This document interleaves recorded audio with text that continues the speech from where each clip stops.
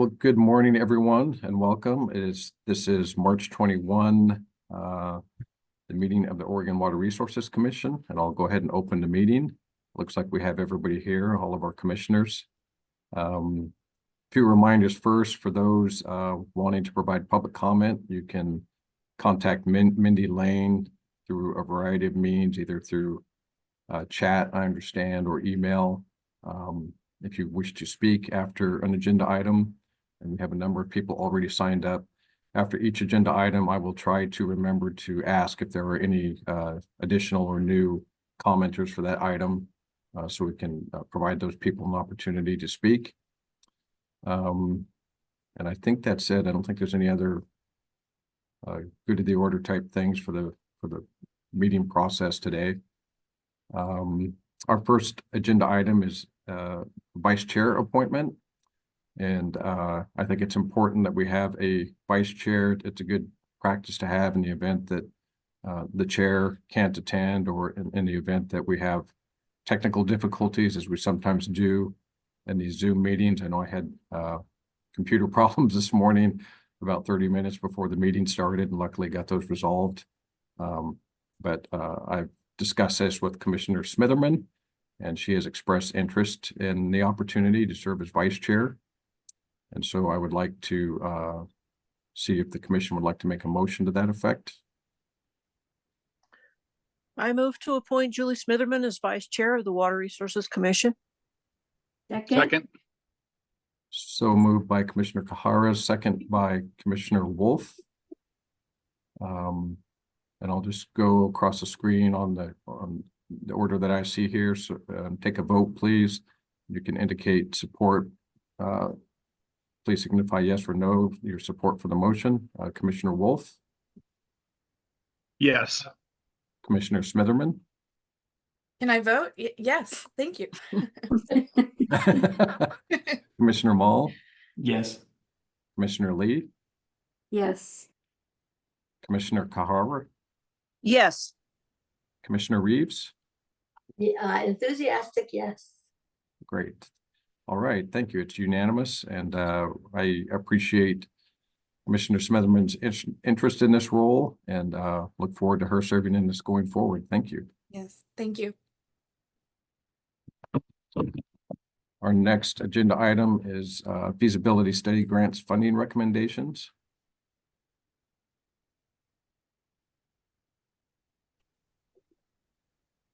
Good morning, Chair Reeves, Vice Chair Smitherman, and members of the commission. I'm Kim Fritz-Ogre, and I'll be presenting with Adair Muth. And Adair, if you could please share our presentation. Yeah, good morning. I'm getting a pop-up that host disabled participant screen sharing. So Mindy, I don't know if you can let me share the PowerPoint.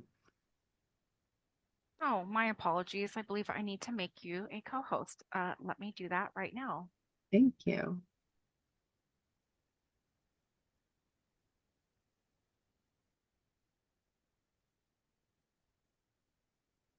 While Mindy is doing that, we can introduce ourselves for the record. Looks like Adair's got it going. So as I mentioned, I'm Kim Fritz-Ogre. I manage the planning, collaboration, and investment section here at the Water Resources Department. And with me is Adair Muth, our grant coordinator, and we are presenting the feasibility funding recommendations and asking the commission to take action in awarding funds. Next slide. Just as a reminder, feasibility study grants is a funding opportunity where folks can apply in order to receive funds to evaluate the feasibility of a water conservation, reuse, or storage project. We offer this funding opportunity annually, typically with a funding application deadline in the fall, and then we come for a funding decision in the spring. When we're talking about a feasibility study, folks can propose to do a number of things. One is that they can propose to investigate to reach a feasibility study goal. So they identify what they are trying to explore in terms of feasibility for their water storage, conservation, or reuse project. It helps them determine if a project is worth pursuing before investing significant dollars in implementation, or at times they can also use it to prepare for implementation. So investigate what designs are feasible. The application review process for this funding opportunity, applicants submit their application by the deadline. OWRD does an eligibility and completeness review before passing those applications on to a review team to further evaluate the applications. That interagency review team first takes a fund or do not fund vote based on a number of criteria, which I'll explain in a moment. They score the applications that are recommended for funding and rank those applications for an initial funding recommendation. Then OWRD posts the funding recommendation for a 30-day public comment period. We consider those comments and come to the commission with a funding recommendation for you to make awards. I mentioned that the review team initially reviews the applications and makes a fund or do not fund vote. When they do so, they are considering, is the proposal actually a feasibility study? So we do not fund in this funding opportunity implementation. That's funded through a different project. And we're also really interested in funding practical investigations into solutions. So if something is pure research and not really a feasibility study about producing some resulting in a project, that is not eligible. Then the ART also asks, is the proposal ready for funding? Is there something that's missing where they're not going to be able to achieve their study goal, or are there insufficient details?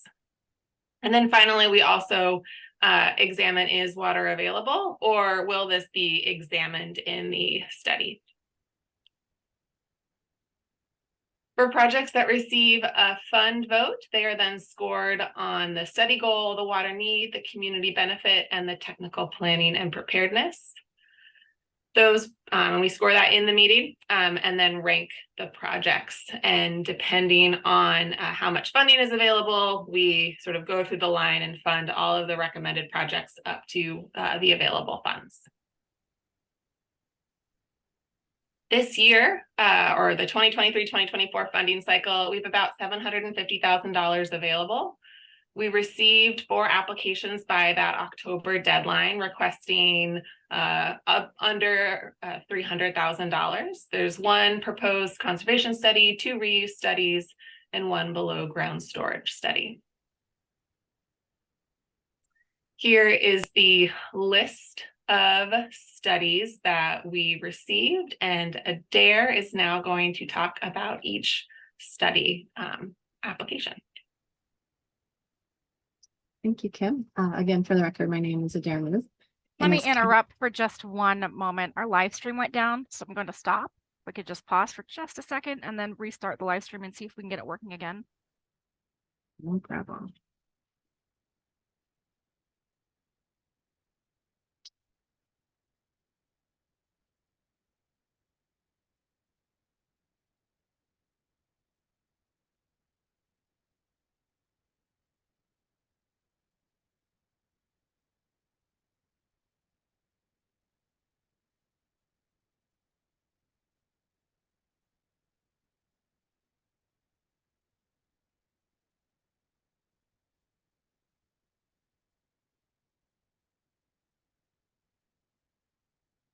Again, so sorry for the interruption. I think we're good again. Thank you. Okay, thanks, Mindy. So as I mentioned earlier, I'm Adair Muth. I'm going to walk through the 4 applications that we received for feasibility study grants. And these are in order by alphabetical by their name. So the first application is the Brophy Ditch Big Butte Creek Water Conservation Project. It is proposed by Trout Unlimited. And this proposed study will evaluate current conditions and water use of Brophy Ditch on the North Fork Big Butte Creek in Jackson County.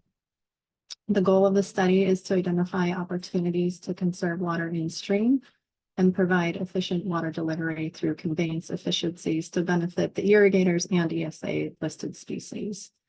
The study will include surveying the ditch and evaluating the amount of conserved water through a seepage study, conducting a water rights assessment, and evaluating crop water requirements. The second study is proposed by the Clackamas Water Environment Services. This is a reuse study that would determine the feasibility of reusing water from the Tri-City Water Resource Recovery Facility. And specifically, the study would determine how much Class A recycled water the Tri-City facility could make available at various times of the year without negatively impacting effluent quality and their NPDES discharge permit. The next project is the Lower Willow Creek Managed Aquifer Recharge Feasibility Study. This is proposed by the Morrow and Gillum Soil and Water Conservation District. And this proposed study would assess the feasibility of developing a managed aquifer recharge project in the Lower Willow Creek Basin area to improve the reliability of groundwater supplies for irrigation. They would investigate the feasibility of constructing MAR facilities on properties along Willow Creek by evaluating the water needs, available lands, hydrogeology, water availability, permitting pathway, and developing the general concept for treatment and infrastructure. And the outcome of the study would be a set of prioritized sites or properties for developing MAR and a preliminary work plan for the next phase of evaluations.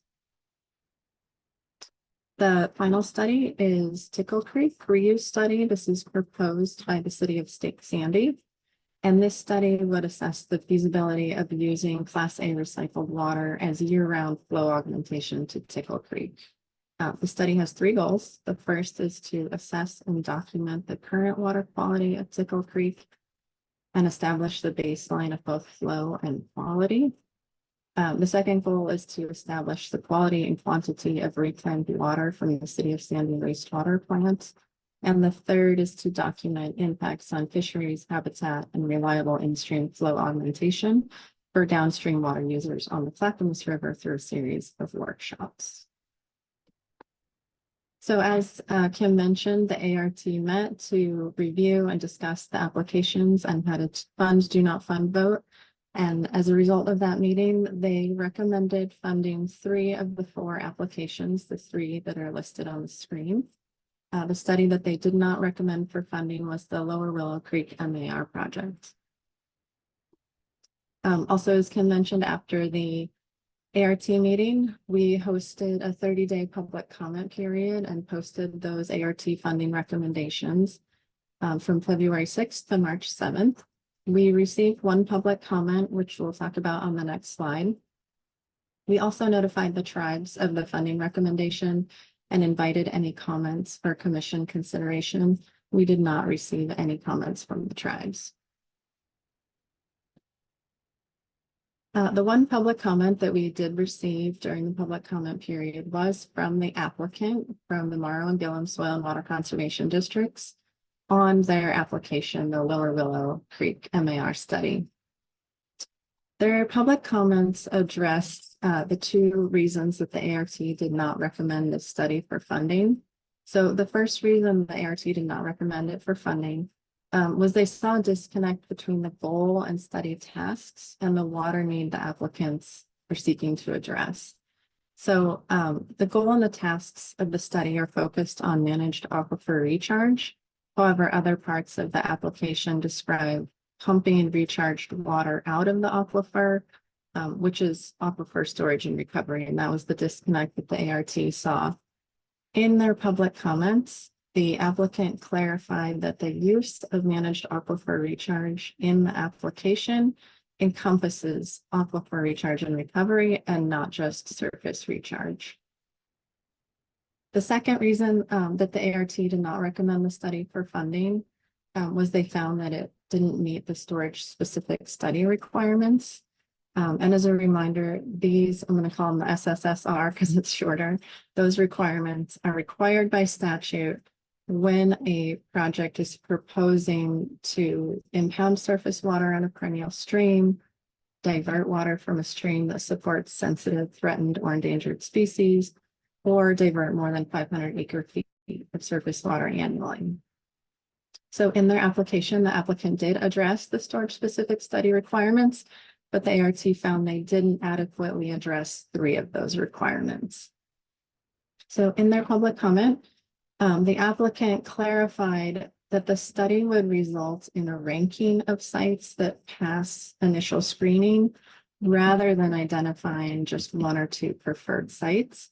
And therefore, these storage-specific study requirements would not be required during this phase of the feasibility study because OWRD does not require these requirements for broad desktop studies that identify several sites.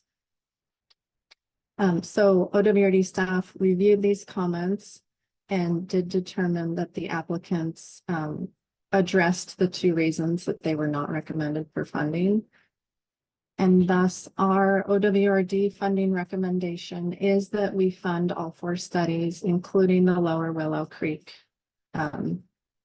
MAR project, again, because we found that in the public comments, they did address those concerns.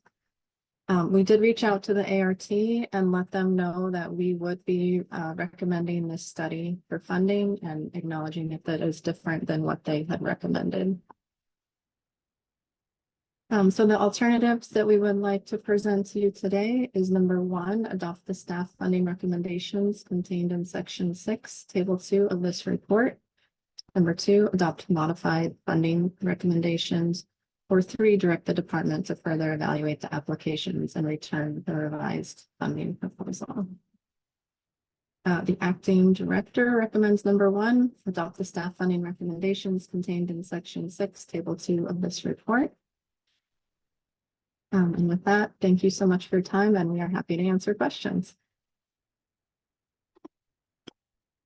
Thank you for the report. It looks like Commissioner Wayne Lee has a question.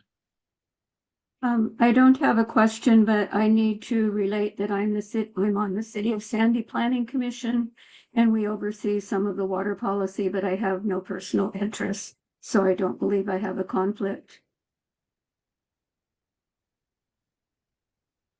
Thank you, Commissioner Lee. Commissioner Smitherman.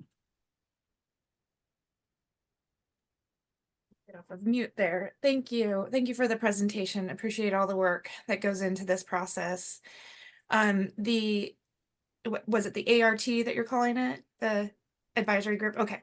Did they get to see the letter that was submitted from Morrow County? Yes, Commissioner Smitherman, thank you for that. We did pass on the letter that the applicant submitted. I'm sorry, the Soil and Water Conservation District. Yeah. Good. So if they were to reassess and do this process over again, that they would also agree that this project should be funded based on the way they address those concerns. Commissioner Smitherman, I might note that we did not ask the ART to reevaluate its decision, so we would be guessing on that, but we did ask if they had any major concerns, and they did not identify any substantive concerns. Okay. Okay. That's great. Thank you. Any other comments or questions? Well, I would like to thank you for the additional work with the district to respond to their comments and bring this forward. So I think that exchange with the stakeholders is very important, and the department's being very responsive, and I appreciate that. Thank you. So I would be happy to entertain a motion if the commission is ready to vote on the agenda item. I'll make a motion to approve. I think the terminology was there on the screen a second ago, if I need to read that.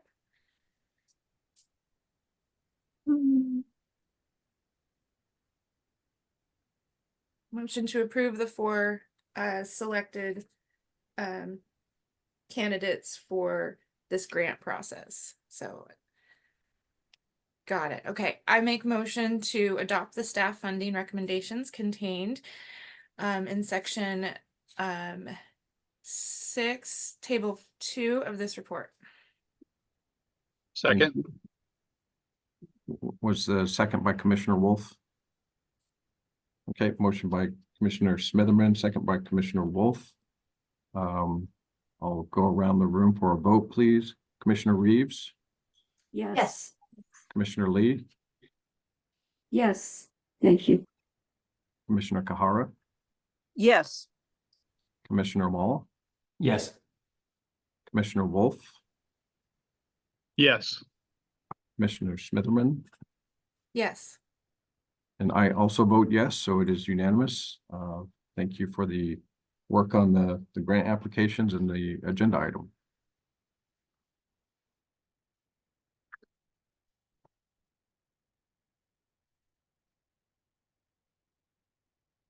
So we'll move to our budget and legislative update from Bryn Hudson. Good morning, everybody. Go ahead and get my screen shared.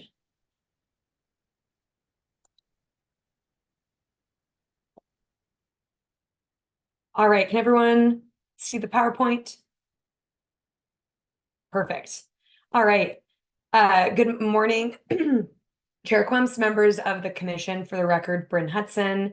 I am the legislative coordinator for the Oregon Water Resources Department. Today, we're going to be giving a brief overview of the budget and legislative happenings from the 2024 legislative session, and then we're going to talk about the work that we are doing on the 2025 legislative and budget development. So that's where we'll spend most of our time today. But we're going to start with a quick overview of the 2024 session, and then we'll jump into the meat of our conversation. So just a quick reminder, we have two different types of legislative sessions in Oregon. During odd numbered of years, we have long legislative sessions that take place over a 6-month time period.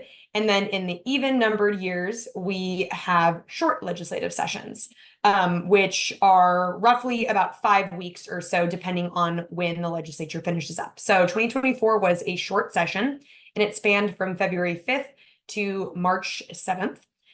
Compared to the long session, there was a limited number of bills that were introduced, about 250. We tracked about 70 of those bills. Attachment 1 of the staff report has a summary of the bills most relevant to the department's work. Today, I will just be covering a very limited number of them in detail, but attachment 1 has more information on a broader range of bills if you're interested. So I'll start with Senate Bill 1567, which was the bill that was front and center for us this session, the most relevant to our work. Senate Bill 1567 directed the department to implement the Walla Walla 2050 strategic plan, which is largely work that we are already actively engaged in. I believe there is going to be an agenda item later today to talk a little bit more about the work that we've been doing on this, so I won't belabor that. I will just note the most important part of this bill provided state agencies the authority to spend money for projects that are located either partially or wholly in the state of Washington if the project implements the 2050 plan and the project benefits Oregon's water resources. So that's kind of a twofold test for whether or not we can fund projects in Washington, but that was the primary policy within that bill, is it provided us that authority. Senate Bill 5701 was the end of session bill. The next several items will really be focused on funding for infrastructure. Infrastructure was a really big focus of the legislature this session, largely focused on water infrastructure related to housing. And so the next few slides will really be focused on that. And that really came in the form of direct appropriations. So a lot of the bills you will see in front of you are comprised of direct appropriations, with the exception of some funding in Senate Bill 5701, which we received $1 million for our well abandonment repair and replacement fund, which is great. So we have $1 million there, recapitalized into that fund. And this bill also contained some technical fixes as well as some additional appropriations for the city of Sotaville. We received a direct appropriation to pass through funding to the city back in 2023. This legislation added a technical fix that we needed in order to help the city actually spend that money. And then in addition, there was $60,000 granted to the city for water hauling through us. So we'll be the pass-through agency there. Again, as I mentioned, direct appropriations for water infrastructure related to housing was a really big focus. So here are two of the most relevant bills that you all might be interested in. Senate Bill 1530 was a bill almost entirely comprised of water and wastewater system projects, most of which went through Business Oregon, about $89 million. We received $1.5 million for a above ground reservoir storage project for the city of Riddle. So we have that direct appropriation to the total of 1.5 million, but the most of it went through Business Oregon.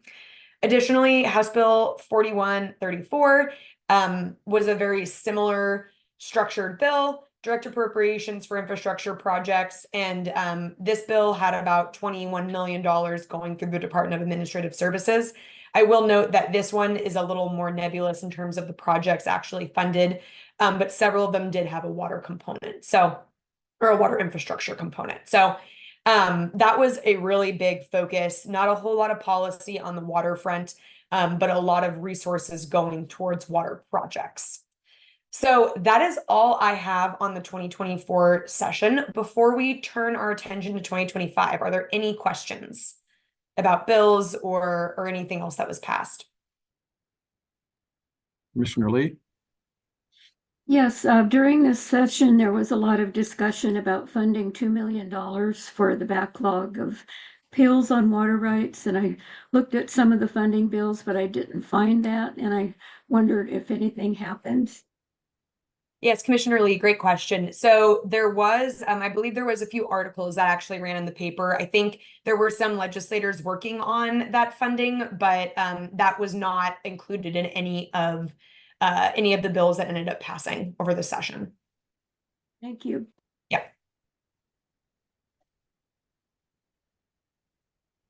Great. Okay. Let's turn our attention to the meat of the discussion, which will be what we're doing to prep for 2025 legislative and budget development. So we're going to do a quick reminder of the budget and legislative development process. I know it's been about 2 years since we went over this last, so a little quick reminder. And then we will get into discussing both legislative concepts that we are considering introducing, as well as some budget issues that we are considering for the 2025 session. So as a quick reminder, the budget essentially takes 3 different iterations. The first is the agency request budget. That morphs into the governor's recommended budget, which then ultimately morphs into the legislatively adopted budget. So the agency request budget, or the ARB, is often developed in early 2024 and is submitted and published at the end of July. We are currently working with the governor's office on policy option packages for the agency ARB. When we say policy option packages, or POPs, what that means is new investments to the agency base budget. The ARB typically serves as essentially an option list or a menu for the governor to consider as she creates her budget. So the GRB, or the governor's recommended budget, is typically published in December and often pulls from a suite of different things. Agency ARBs is one of the things. Governor's priorities, either for each individual agency or more broadly. And then the main distinction between the GRB and the ARB that I always try to remind folks is the governor's recommended budget actually has to be a balanced budget. The ARB is an opportunity for us to just to ask for whatever we think we might need. The GRB actually has to create a balanced budget. So it has to be realistic in terms of how much money there's actually available to spend. So that's a key distinction between the ARB and the GRB as well. Once we have our GRB for the agency, that is the starting point for agency negotiations during the long legislative session in 2025. So at that point, legislative committees review the GRB, they pass legislation, they hold public hearings, and then the legislature ultimately determines and votes on the agency's budget. Emergency board, interim emergency board, and special sessions can also impact the department's budget, but it's important to remember that the legislature has the final say they vote on what the end budget is, and the legislatively adopted budget is what our ultimate budget is. And so what that essentially means is we will not really know what our biennial budget is for 2025, 2027 until probably about spring or early summer of 2025. So that's the timeline you can put on your calendars. Legislative concept timelines are a little more straightforward. So here's just a really general overview of the process and some timelines to be aware of. April 30th is the date by which we will need to submit our legislative concepts to the Department of Administrative Services. When we say LCs or legislative concepts, these are proposed either amendments or additions to Oregon revised statutes. So changes to the law or addition of new laws. And so this April 30th deadline, I want to note, this is not the date that concepts need to be fully baked. It is essentially when we need to submit, if we have legislative language, we can submit that, or if we have placeholder concepts that are conceptual at this point that maybe we don't have language for, we can also submit. It's essentially a signal of what we are working on to DAS. The June-July 2024 timeline, that is actually when we have to submit our placeholder language. So that is really our date that we have to have something baked and submitted to Legislative Council, who are the folks that ultimately end up drafting bills. And so once we hit that deadline and we submit language to Leg Council, between then and September, they are working on drafting bills. And in September, it's usually around mid-September, we receive our drafts of our legislative concepts back, and we typically have about 2 weeks to request any revisions or amendments to that bill language. And so what this timeline doesn't show you is during that drafting period, we are often convening and continuing to work on policy issues with interested groups in that time period. So once we do get that bill back, we can, if there are any amendments that need to be made, we actually have some items queued up that have been vetted with folks who are interested and want to be participating in that policy development. So this timeline doesn't show all the work that continues during that drafting period. And so September is the day that the timeline roughly that we will request any amendments to legislative concepts that have been submitted. And then December 13th is the pre-session filing deadline, which is essentially when bills need to be filed if they are going to be introduced during the January the 2025 legislative session that starts in January. So that's the rough timeline for legislative concept development. And then the sessions when we're in session have kind of their own timelines that bills need to be moving through the building by. But this does not include it in this timeline. So before we get into the meat of legislative concepts and budget issues, I want to bring this slide back up in front of you all. You all saw this at the last commission meeting, and this is more or less the policy option package and legislative concept development considerations that we made when we were brainstorming what items we wanted to prioritize for introduction for the long session. So general considerations, we wanted to ensure that everything was aligned with integrated water resources strategy recommended actions, as well as our strategic plan priorities. We wanted to be realistic with timelines and staff capacity, given all of the new projects and work that we are implementing from both the 2021 session as well as the 2023 session. We wanted to be really cognizant of impacts to diversity, equity, inclusion, and justice, as well as impacts on underserved communities. And then lastly, we wanted to be sure that we were holding concepts that worked to improve core agency functions and deliverables to enhance customer service and outcomes. And so loose framework, but kind of the guiding principles that we tried to use when we were considering all of the different avenues that we could go down for budget development and legislative concept development. So what does that ultimately mean for each of these two buckets? For legislative concepts, we really tried to focus on urgent issues that needed addressing before the end of 2025. Think program sunset dates, revenue gaps, things that cannot wait. For policy option packages, we really wanted to focus on items that fill resource gaps, that sustain progress on existing work, or benefit the development of structures internally that help us build on strong programmatic foundations. So ensuring that we're not leaving any programs behind, we're creating a strong foundation so we continue to grow as an agency and be stable and can grow sustainably. So this brings us to our legislative concepts. So attachment 3 is the item that you will want to be looking at as we are discussing this section right here. So we currently are considering 5 different legislative concepts for the 2025 session. We typically don't run any more than that due to just the work ultimately that it takes to run legislation through the building. 5 is more than enough. So we're going to run through all of these at a pretty high level. We have the 3 bottom ones that are conceptual right now. So we don't have any draft language for you to consider. It's just more, we know the issue that we are trying to address, and we are engaging in discussions with interested parties right now in order to kind of flesh these topics out a little bit more. But we have some draft language on the 2 top items that we will actually go over with you all today and see if you have any thoughts or comments. So I'm going to start with the 3 concepts that are more sticky in nature and that we are working to with policy groups right now to kind of vet and flesh out a little bit more. So these are concepts that you all were kind of briefed on briefly at the last commission meeting, but we are projecting revenue shortfalls in several of our programs that rely on fees.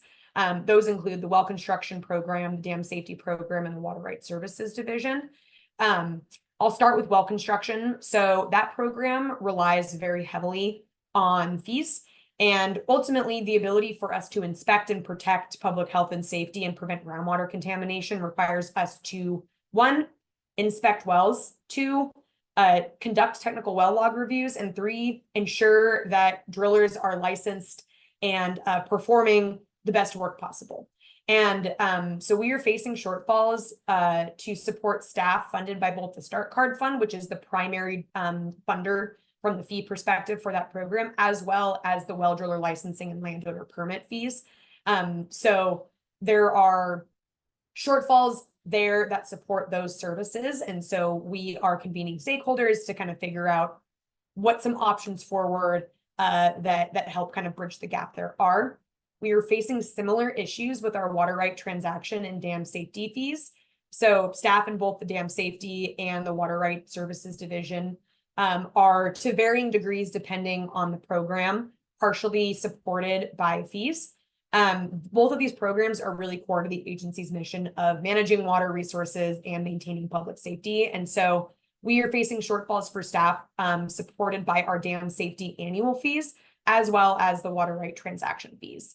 And this is kind of a nice segue into our 3rd concept, where we are engaging in additional policy work with folks, both externally and internally, to brainstorm some ideas to streamline processes and policies related to the water right transaction process. So those of you who have been paying attention know that we are experiencing backlogs in several of our water right programs, including water rights, transfers, protests. And while we acknowledge that some of these backlogs can be, pointed back to inconsistent funding over the years, we also acknowledge that we have an opportunity to streamline processes and policies related to the process, to including looking at changes to statutory language to help streamline the processes, hopefully get at reducing backlogs and reducing processing times, with the understanding that increasing fees or shortfalls in fees are really hard conversations to have with folks, and that we need to do some work internally to see what efficiencies we can do on our end to help unstick the process per se. So those are 3 concepts that we are working on with groups of fee payers, public interest groups, folks who are interested in fees and efficiency work. And so we have a suite of meetings set between March. We had our first meeting last week, but we will continue that work really as long as it needs to take up through the legislative session to work on these concepts and flesh them out a little bit more. Again, as I mentioned, they are conceptual in nature. right now, so we don't have really a whole lot of solutions at this point. This is just kind of the state and the issue that we are presenting to folks as we engage in discussions further. So I want to pause before we move into the more fleshed out and relatively straightforward concepts to see if there are any questions or comments on those three items that I just covered.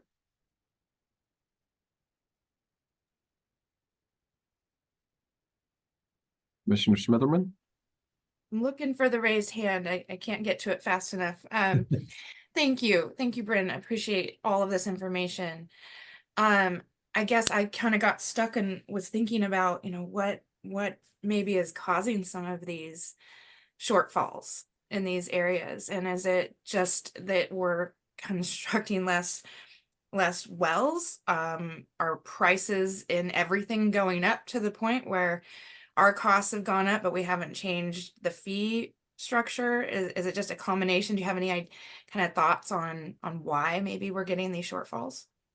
Yeah, Commissioner, that's a really great question. We actually have a 9-page handout. If you would be interested in reviewing more detail, I will give you the quick version. Okay. So it's largely dependent upon the program. However, more broadly, so we engage in conversations around it's largely our dam safety and our water right transactions fees. We do this every 4 years. So we have a cycle that we have historically increased fees every 4 years for those two programs.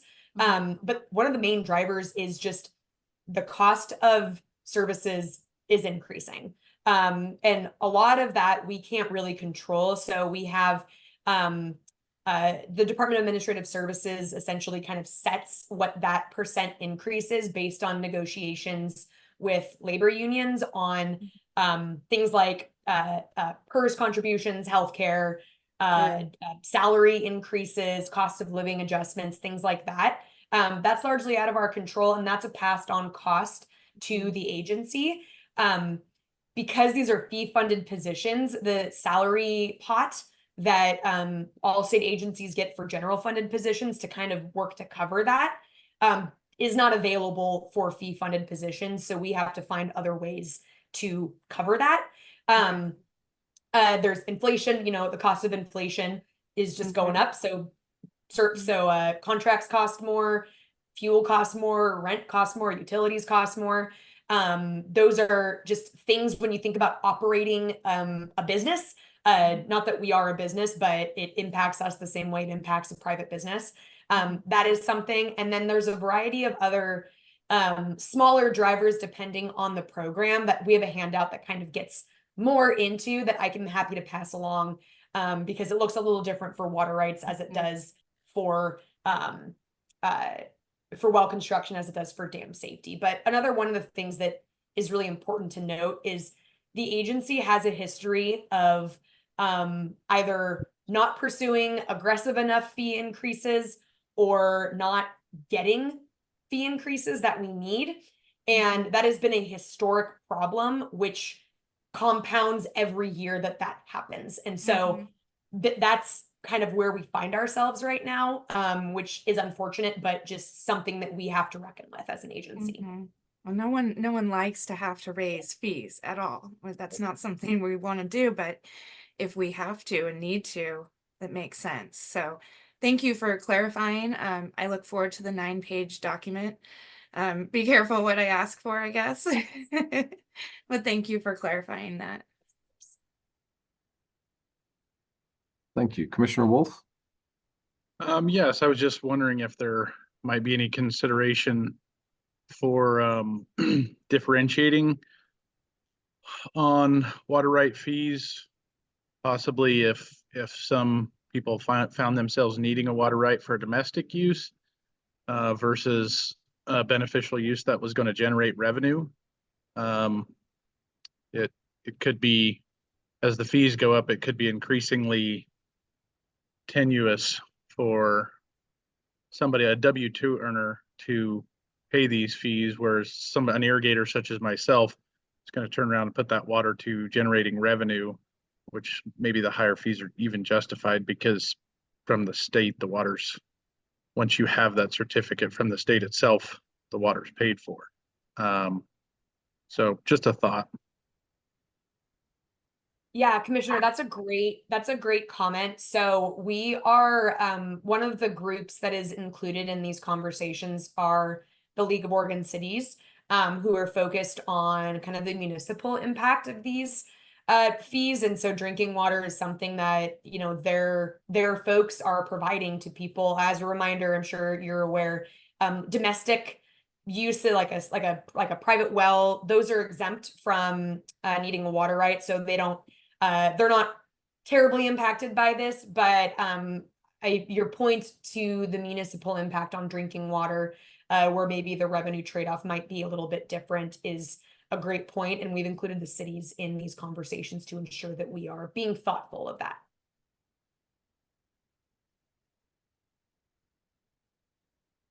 Thank you, Bryn. I have a question before we get too far away from your slide about the considerations or the criteria for kind of developing proposals. Mhm. The first one was consistency with the IWRS.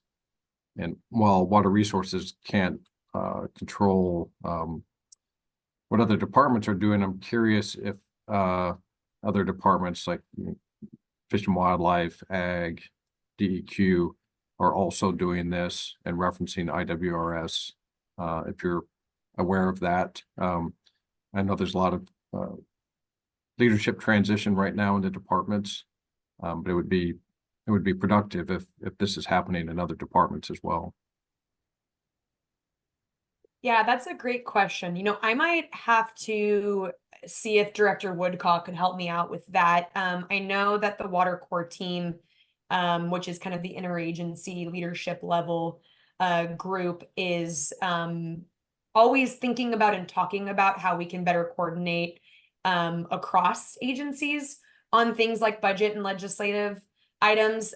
When we talk about our budget in a few slides, this governor's office is doing things a little differently than how the prior administration did in terms of making sure that we are coordinating a little bit better.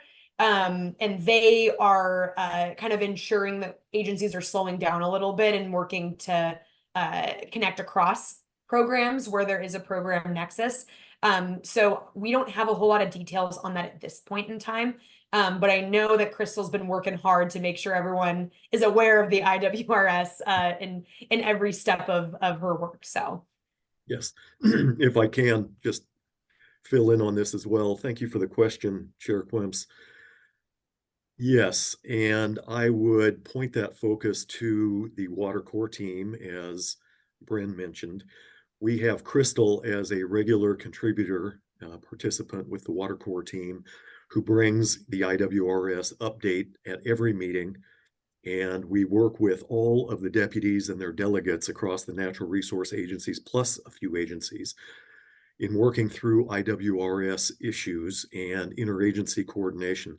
I can't speak to whether in the presentation like Bryn is giving you, do they have a line that says a general consideration is IWRS recommended alignment?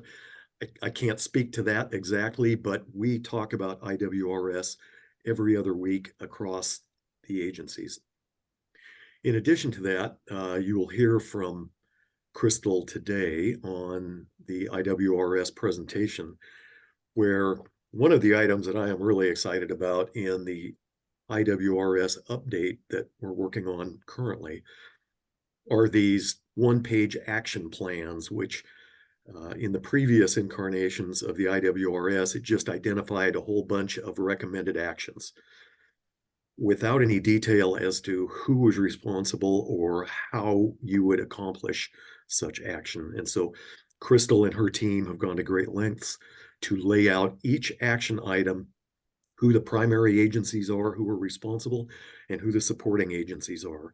And then some examples of how some things might be enacted that would fulfill this recommended action or a portion thereof, and also references and resources to complete this work. So pretty exciting times right now, but I'm going to leave that up to Crystal. Thank you. Thank you. Commissioner Reeves? Thank you. I had a question about the LCs, the general guidance on LCs, which focused on urgent needs that had to be addressed by the end of 2025. And I'm just wondering, I was struck by the urgent needs part. Is that typical for how we go about proposing new concepts? Is urgency, what I'm getting at is whether there's any more long-term, not necessarily has to be addressed right away, but something that we want to see happen. I mean, I guess, in other words, is that urgent issues the entire framework, or is that just a starting point, I guess, for developing LCs? Commissioner Reeves, that's a great question. I think in any other year, you might not see this pop up. However, we are facing revenue shortfalls in several programs, which to call it an urgent issue is maybe a bit alarmist, but you've been around long enough to know what happens when we have revenue shortfalls that we don't fill. And so given that that is happening across several different programs, and that those are really difficult conversations that we have to have with fee payers, because no one likes fee increases. We don't like fee increases. Fee payers don't like it either. And so we acknowledge the amount of time and effort that these conversations are going to take. And for that reason, we're choosing to make this a top priority this go around. I see Raquel popped on the screen, so I'll let her help me out a little bit. Okay, thanks. Chair Quemps, Commissioner Reeves, Bryn is exactly right. There is only so much bandwidth we have to run legislation. And so every biennium, we look at what is sunsetting, what do we qualify as an urgent issue? What is sunsetting? Do we have, our fee bill is generally every 4 years. So in general, there's a revenue shortfall, right? So those are two that kind of fall into that bucket. It could also be that there's an emerging issue that is urgent. And so those generally get put on the list because we can only do so much, right? At the same time, there are instances where certainly it is appropriate to put other legislation on there that is more forward-looking, right? So in 2021, one of our key priorities, am I mixing up sessions? 2023, sorry. One of our key priorities was place-based planning. 2021, one of our key priorities was well construction modernization. 2019, our key priority was dam safety modernization in addition to some of the other work. So we do take on these bigger issues, but our experiences during a fee year, we do need to make sure that we're thinking about the time and bandwidth. In this particular year, I would say the forward-looking issue that we are looking at is the water rights process. And that is in part because it's companion to the revenue shortfalls. And we keep asking for increases, as you understand the reasons why. But often those increases are also coming with a reduction in services, or it can in some cases. That's never a great position to be in when you're saying, I want to charge more for something, and also we're in a position of not providing you with the service that you expect, right? So I see that one is, if we're talking about what's the forward-looking issue that we are looking at, it's that one, and that's going to take up a lot of our time. These shortfalls are significantly larger than they have been in prior biennia that I have worked on our fee bills. So we're seeing this as a pretty significant issue today. One follow-up, if that's okay. Raquel, when you talk about the water rights process, is there something kind of underway or being thought about to take a look at the process with an eye toward modifying it? So we're Chair Quemps, commissioners, that is that part of the legislative concept, which is not currently on the screen. Bryn, can you go back to the There we go. That is, where is it on here? It is labeled placeholder, water right efficiency improvements. So yes, we are looking at it broadly. Do we have details today? No, we don't.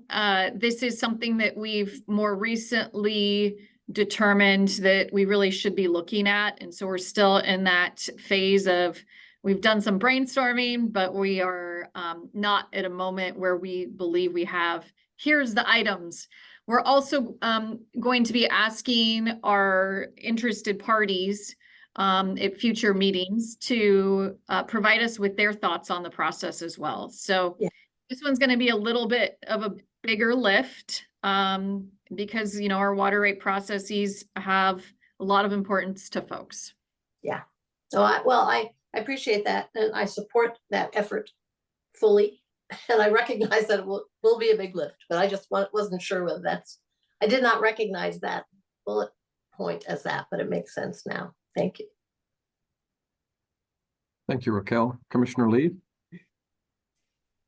Yes, excuse me. In the past, you did some charting that showed, well, what it actually costs for a number of the permitting processes and what the shortfall was. Do you anticipate having a chart like that again?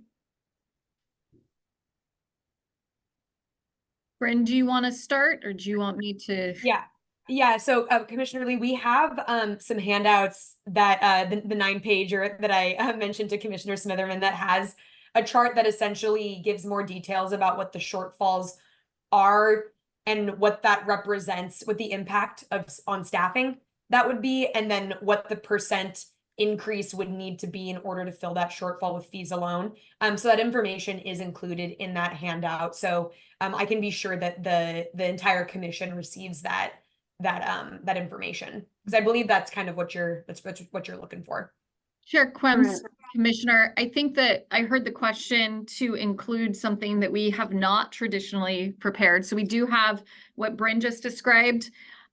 We don't track the hours associated with each water right application or water transaction and have here's how much this cost us to process this application. That is not something that we have.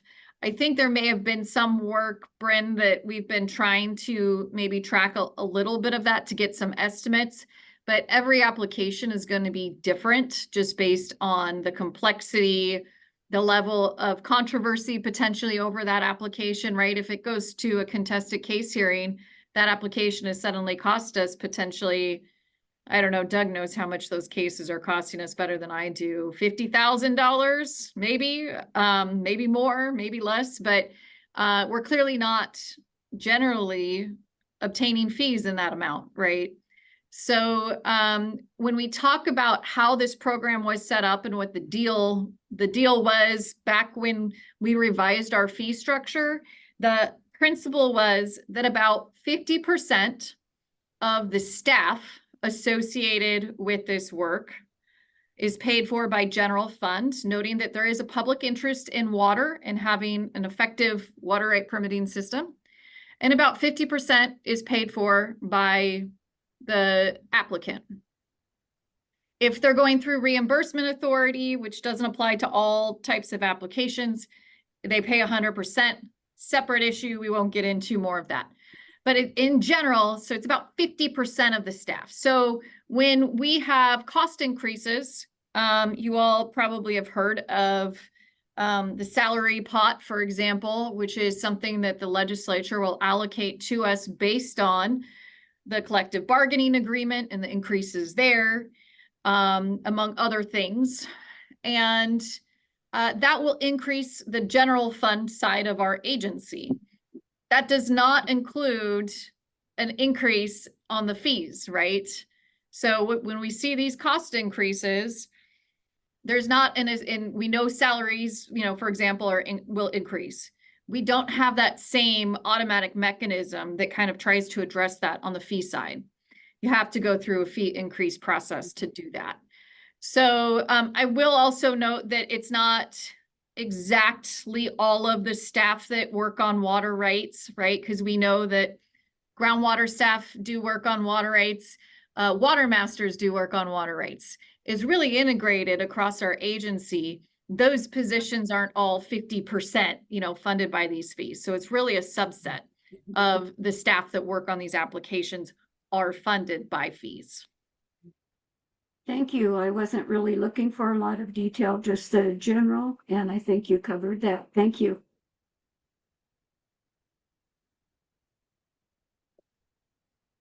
Thank you, Raquel.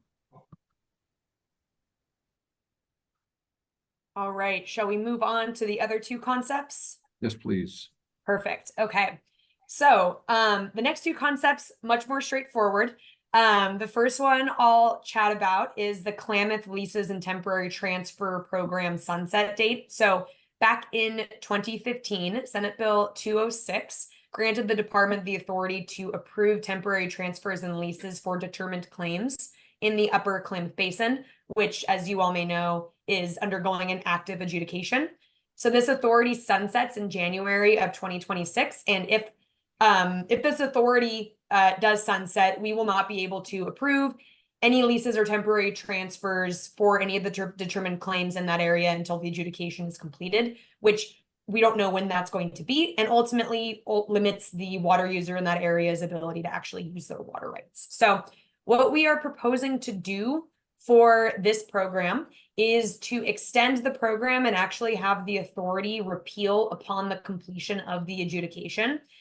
So as you can see in the LC topics handout in attachment 3, I believe it's on page 2 of that attachment, we have some proposed language that repeals the authority upon final determination by decree of the rights to the waters of the Upper Klamath Basin.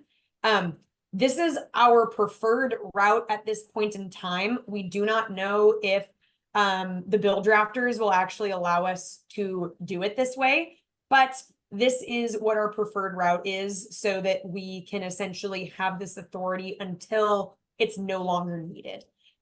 We will revisit if the bill drafters say you can't do it this way, but essentially the spirit of what we are hoping to do will not change.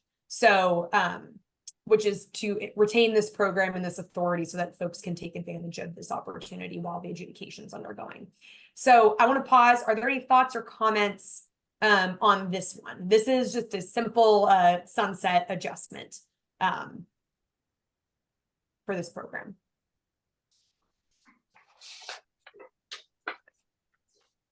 Great. All right. Next one. This is the Harney Conservation Reserve Enhancement Program Other Fund Transfer. So this is a technical adjustment to funds already within the agency-based budget. So it's a little technical from the budget perspective, but we'll start broad first. So the CREP, the Harney Valley CREP program, is a voluntary federal program operated by the Farm Service Agency in partnership with the Water Resources Department that ultimately seeks to improve groundwater conditions in the Harney Basin by incentivizing landowners to voluntarily cancel their water rights within the greater Harney Valley groundwater area of concern. So this is a program that is primarily funded by federal dollars, but there is a state match contribution, and that's what we have within our base budget is that state contribution. So how the program operates is that it provides funding for up to 15 years of payments to landowners who volunteer to cancel their water rights with a goal of enrolling up to 20,000 acres. So as I mentioned, we have this allocation right now to the tune of $500,000 within our base budget, and it is a general fund appropriation.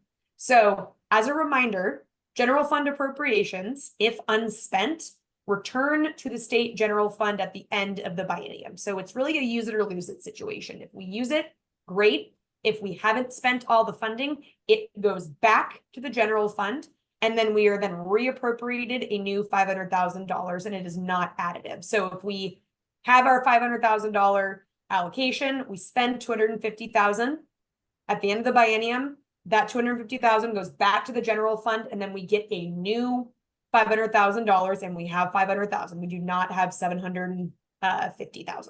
So that's how that works. And so what that general fund allocation and the way that's structured ultimately does is it really pigeonholes the agency and how many folks we can enroll in the program at any given time, because it essentially requires that we do lump sum, those 15-year payments. It really requires that we do a lump sum to landowners when they decide to enroll, because we are asking folks to cancel their water rights. They want to be sure that they get their money. And so what it does is it kind of limits the flexibility of how many people can be enrolled in the program at a given time. And so what the proposed solution inevitably to fix this would be is to do a technical fix within our budget to make it so that the general fund allocation can roll over into an other funds account at the end of the biennium. And so what that would do is it would allow us to retain, if there are unspent funds, it would allow us to retain those funds. And it gives more flexibility so that if someone wants to do a smaller payment over, a couple years rather than the lump sum, or if they wanted a lump sum, they are welcome to do that. But it allows a little more stability and certainty of the funding, and ultimately gives us more flexibility to enroll more folks in the program as there is a desire to. So that's really the technical fix. Our understanding is that we need to do several things within our budget to actually make that happen. But before we get into that technical, those technical items, I do want to know that this is a concept that we are still considering whether or not to introduce, or if we are the appropriate entity to introduce it. Our number one priority with this program is to ensure that the funding is available for landowners who want to use it. And whenever you go to the legislature to monkey around with funds, there is always a risk associated with that. And so we are trying to kind of do a weighing of the pros and cons of pursuing this concept, provided that it is our number one priority to ensure that these resources remain available to folks who want to use them. So that said, we are working closely with the Chief Financial Office as well as the Legislative Fiscal Office to ensure that we understand the technical fixes that need to be made in order to create an other funds account for this funding to roll over. So page 3 of your attachment 3 within the staff report provides some of the technical language that we believe needs to be pursued in order to do this. And so there are really 4 key pieces. The first is that we have to remove the original general fund appropriation from the base budget. We then have to establish a new account that will accept general fund appropriations and then roll over at the end of the biennium into an other funds appropriation or another funds account. We then have to reappropriate that $500,000 general fund into that new account so that it may roll over where it's unspent into other funds. And then because we are making it in other funds, we have to increase our other funds expenditure limitation, basically what our cap is within our budget for other funds, so that we may be able to actually spend those other funds as they're available. So there's quite a few steps to do something that seems relatively simple, but that's just the nature of agency budgets. And so we are working with the more technical folks on this to ensure that we are, if we pursue this, that we are doing so in a manner that is correct and actually does what we want it to do. So are there any, that's all I have on potential legislative concepts before we move into budget. Are there any questions on that concept, any comments, or any of the other ones that we've talked about today?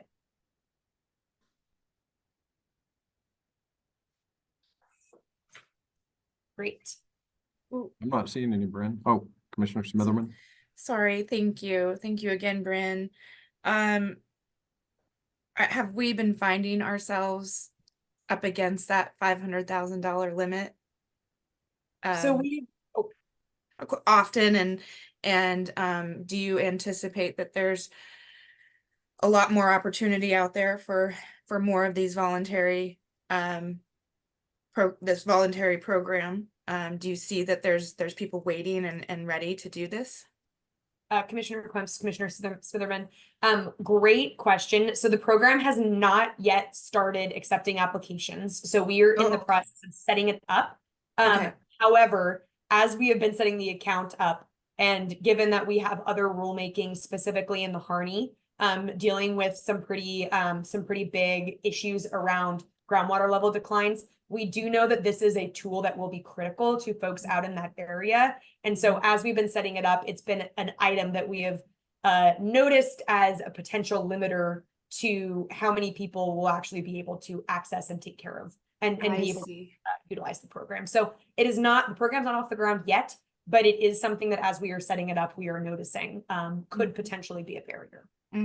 Yeah, and this seems like, as you said, another tool to help the Harney Basin in the struggles that they're going through right now with groundwater. So thank you for clarifying. Thank you, Bryn. Commissioner Malt?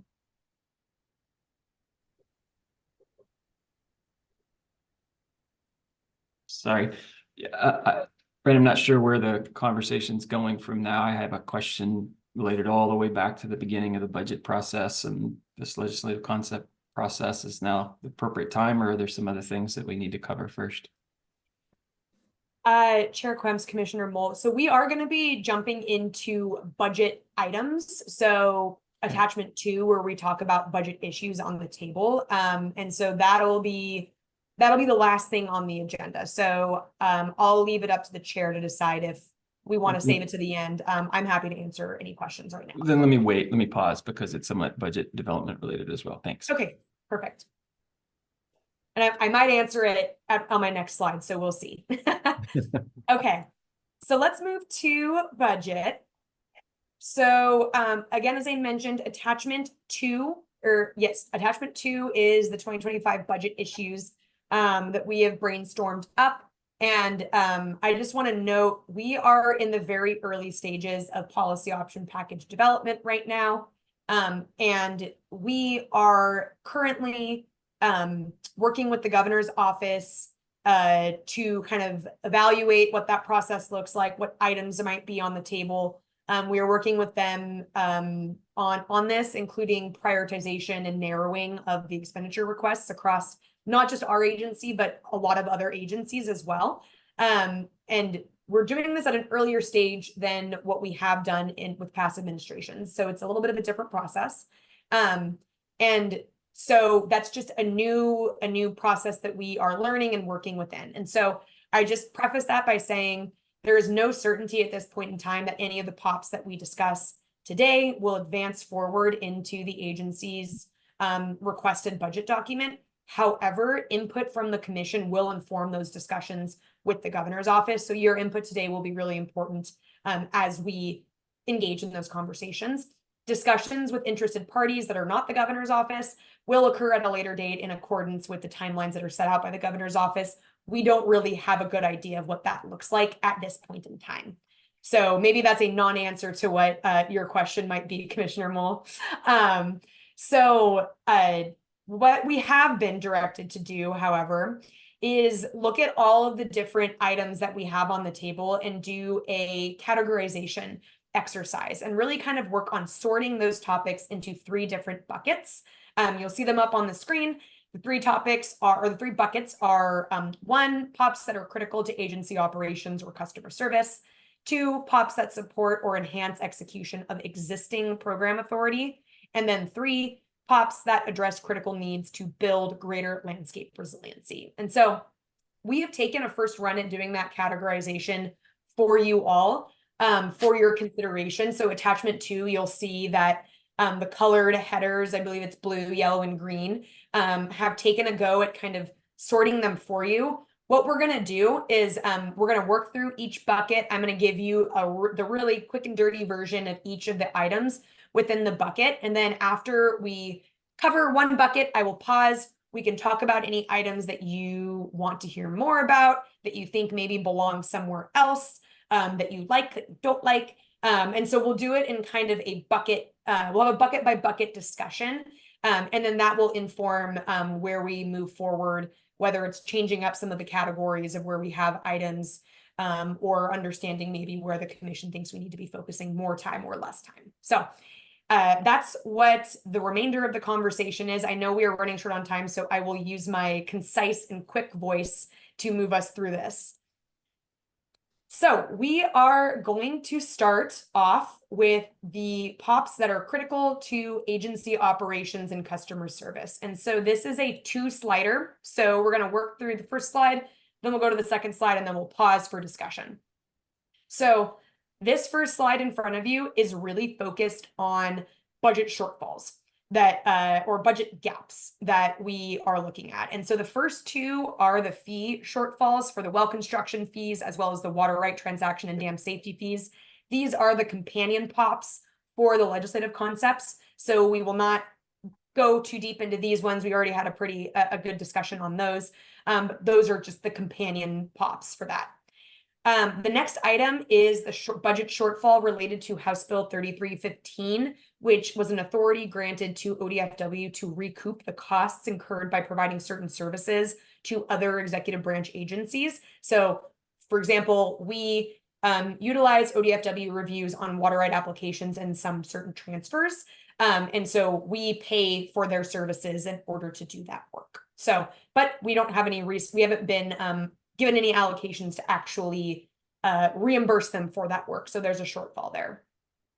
The next item is package 70, which is the fee shortfall reduction package. And this is essentially a placeholder in the event that we are not able to address the revenue shortfall associated with fees. So the reduction package will be needed to offset the costs related to revenue deficiencies should we not be able to get to a solution on the first two items. The next item is state scenic waterway shortfalls. And so the Department of Parks and Recreation currently provides us with funding to work on state scenic waterways via contract. And similar to other costs of services, that contract has not kept up with the actual cost to employ those folks. And so there is a budget gap there to pay for the staff related to scenic waterway work. And then the last item on this page is an internal audit function. So the Water Resources Department is required per the Department of Administrative Services rules to have an internal auditing function. The Watershed Enhancement Board is in the same boat as us. And we have been notified that we need to essentially get resources to actually have this person on staff. Both agencies have obtained waivers in the past while attempting to get resources to do this work, but have been unsuccessful. But this is an item that we are working with OWEB on in hopes that we could get a joint position to serve in-house as an internal audit function for both agencies. But we have been unsuccessful in the past in getting those resources. But so that's what that one is. This is the second part. I'm going to move at a really high level on these ones as to not belabor anything or break anyone's brains with too much information.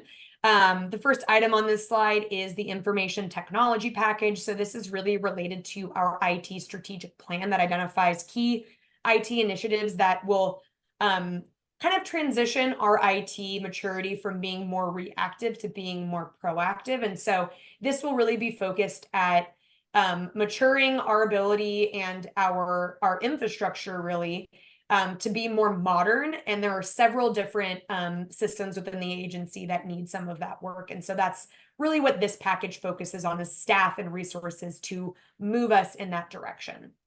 The next item is environmental justice and equity work through communications. So we have been working over the last several years to be more proactive about integrating DEI and EJ practices across programs, including within communication in terms of ensuring that we have appropriate languages, formats, accessibility that's appropriate and impactful for specific communities. That work takes resources that we have not historically had. The next item is related to human resources and workplace safety. So workload and responsibilities within the human resources section of our agency have significantly increased over the last biennium, both with hiring nearly 100 new positions, new expectations from the governor, as well as just ensuring that we are doing good employee retention as well. And a lot of that work has fallen on the position that is also in charge of ensuring workplace safety. And given that we have a lot of new employees, a lot of which are now in the field, it's really important that we are appropriating staffing resources and time to ensure that we have good workplace safety policies as well as resources for staff, especially with the emerging kind of news that agencies across the board, not just WRD, are experiencing increased safety concerns vocalized by staff, specifically those in the field. The next item is a web coordinator. So currently we don't have a primary staff person in charge of maintaining our website. That creates accessibility issues. We've received feedback also that our website's difficult to navigate and that the information is not accessible. And so it'd be really great to have some resources to remediate that issue. Next, we have the director's office structure. This one's pretty straightforward. Essentially, how we have our agency structured is that you have a division administrator for every single division under this 2 deputy director structure. As it stands right now, the deputy director of strategy and administration is also serving as the administrator of the director's office, which is about the same size as other divisions. And so this is creating less timely attention to matters that need support from higher level staff. And so this is really an issue that needs to be worked on to ensure that we are growing with and our management with the growing of staff as well.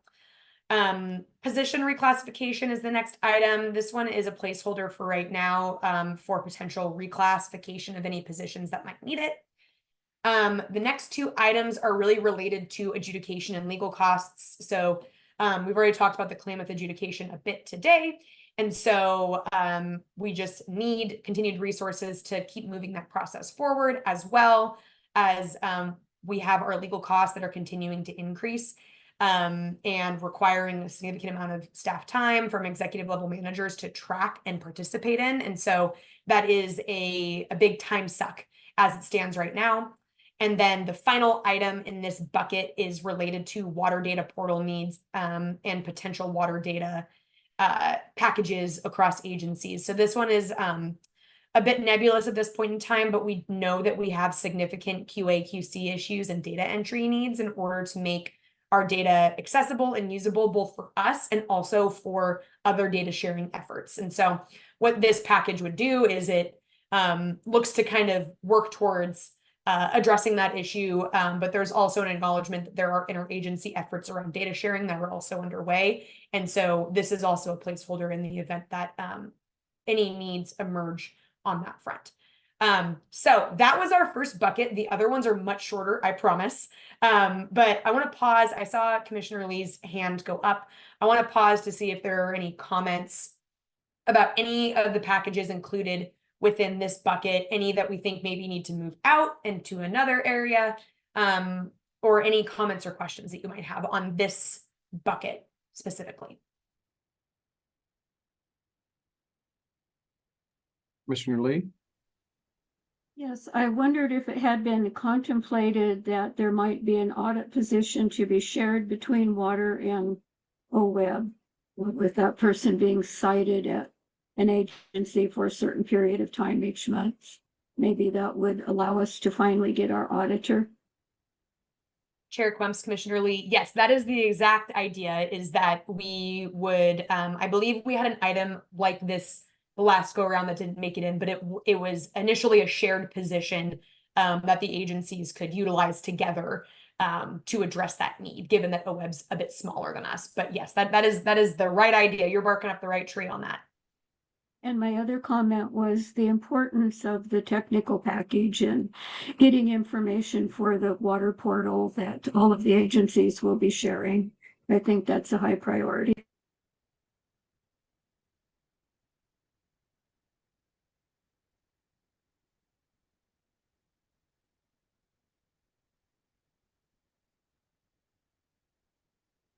Anything else on this bucket?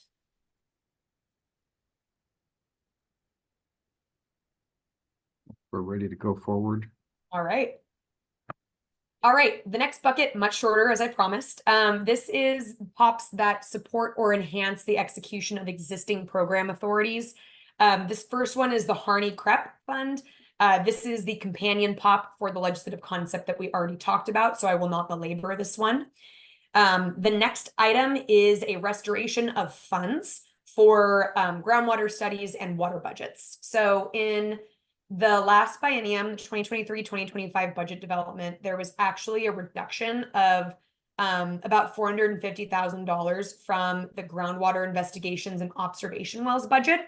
And this funding really focused on the public engagement for communities side for the data that's being developed. And so what this has done is it's created a gap in allowing for resources for us to more effectively engage the public. And so this package would suggest that we would like to restore those funds to the base budget. The next item is an item that we've actually already touched on, is the protest backlog reduction. So this is kind of a long-standing topic that we are seeking to address. We did receive some general fund appropriations for the 21-23 biennium to reduce the protest backlog. And as a result of that funding, a record number of protests were actually resolved. However, that funding was not then recapitalized, but we did receive some ARPA, some American Rescue Plan Act federal dollars to continue that work partially through this biennium, just at a lower level. And so we have been able to kind of continue that work, but we have reduced staff working on this. And we are also seeing that DOJ and OAH costs that we do pay for are things that we need to tackle as well. And so essentially, this is just a budget gap that if we don't receive additional funds, the backlog reduction effort slows down, essentially. So I will pause. This is all I have in this bucket. Are there any thoughts or comments on these items?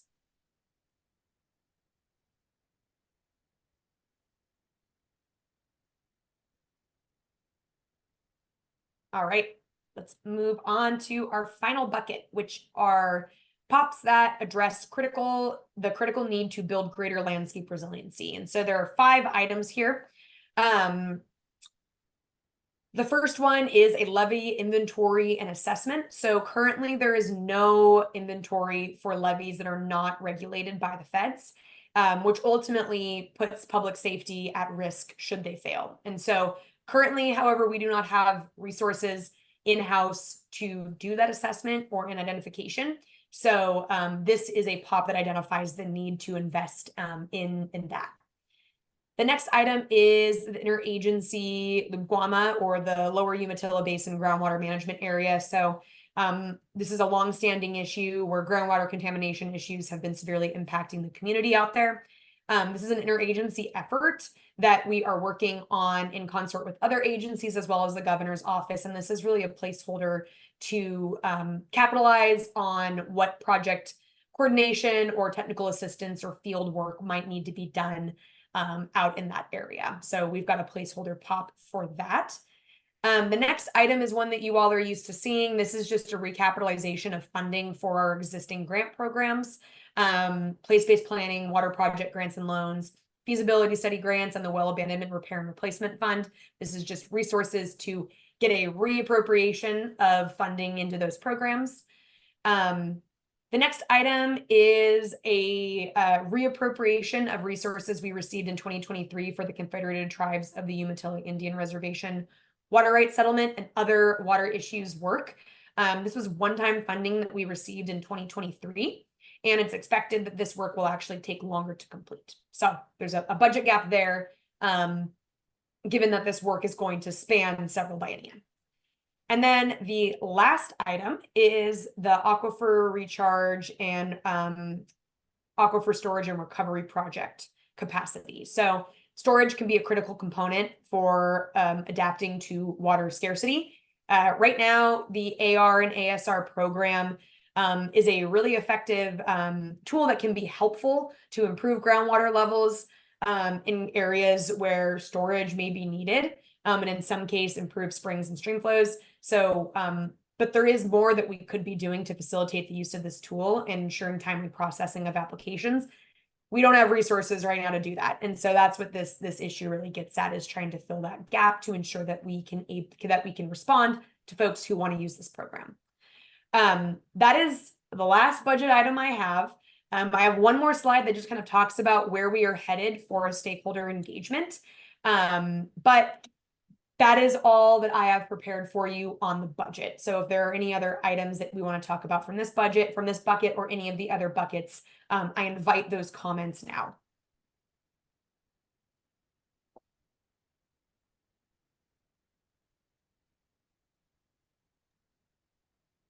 Commissioner Mull? Yeah, thanks, Bryn.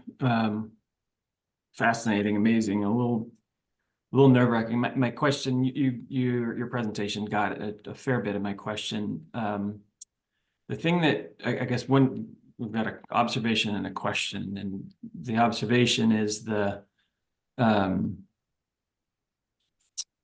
maybe it's an observation recommendation. The comments both you and Raquel made around bandwidth relative to legislative work as budget, and it's somewhat inseparable, I know, is pretty concerning given how much we're relying both on the boost that's happened to Eau Verde staffing over the last few years, as well as what's being laid out in the draft integrated water resources strategy. Because to me, that seems like a real pinch point, that there are so many things that are going to be influenced by convincing the governor's office of the primacy of these water-related issues and convincing the legislature the same. And so I guess my recommendation to these packets is that director's office restructuring, I think, really needs to be elevated. And getting the resources continuing, and I know there's been some growth, but continuing to get the resources that the director's office needs to really drive and advocate on behalf of these things. Even if they're, it leads me to the question, the new budget, the new governor's office approach to the budgeting. I can't read between the lines as to whether or not this is the governor's office sort of taking control of things and therefore shutting the door earlier on some of this, and therefore we need that much more advocacy early in the process, or if it is a way for the governor's office to understand things earlier in the process and therefore be more supportive. Maybe that's not even an answerable question. Maybe that's all just observation, but thanks. Yeah, Chair Quimps, Commissioner Mull, I think on your second point of the new process, I definitely think it is the latter. Definitely not that they're trying to shut the door earlier. I think it's an effort to increase understanding more on the front end, so that if there is an opportunity to be strategic, if there are emerging issues for us that might be, complemented over at DEQ, that potentially we didn't notice, the governor's office could, make that connection or make that bridge or elevate certain opportunities that can leverage each other. And so that's not to say that that is what is, going to happen specifically between our two agencies. But it is my reflection of that is that the governor's office is hoping to understand earlier, to be more proactive and less reactive when it comes to crafting the GRB.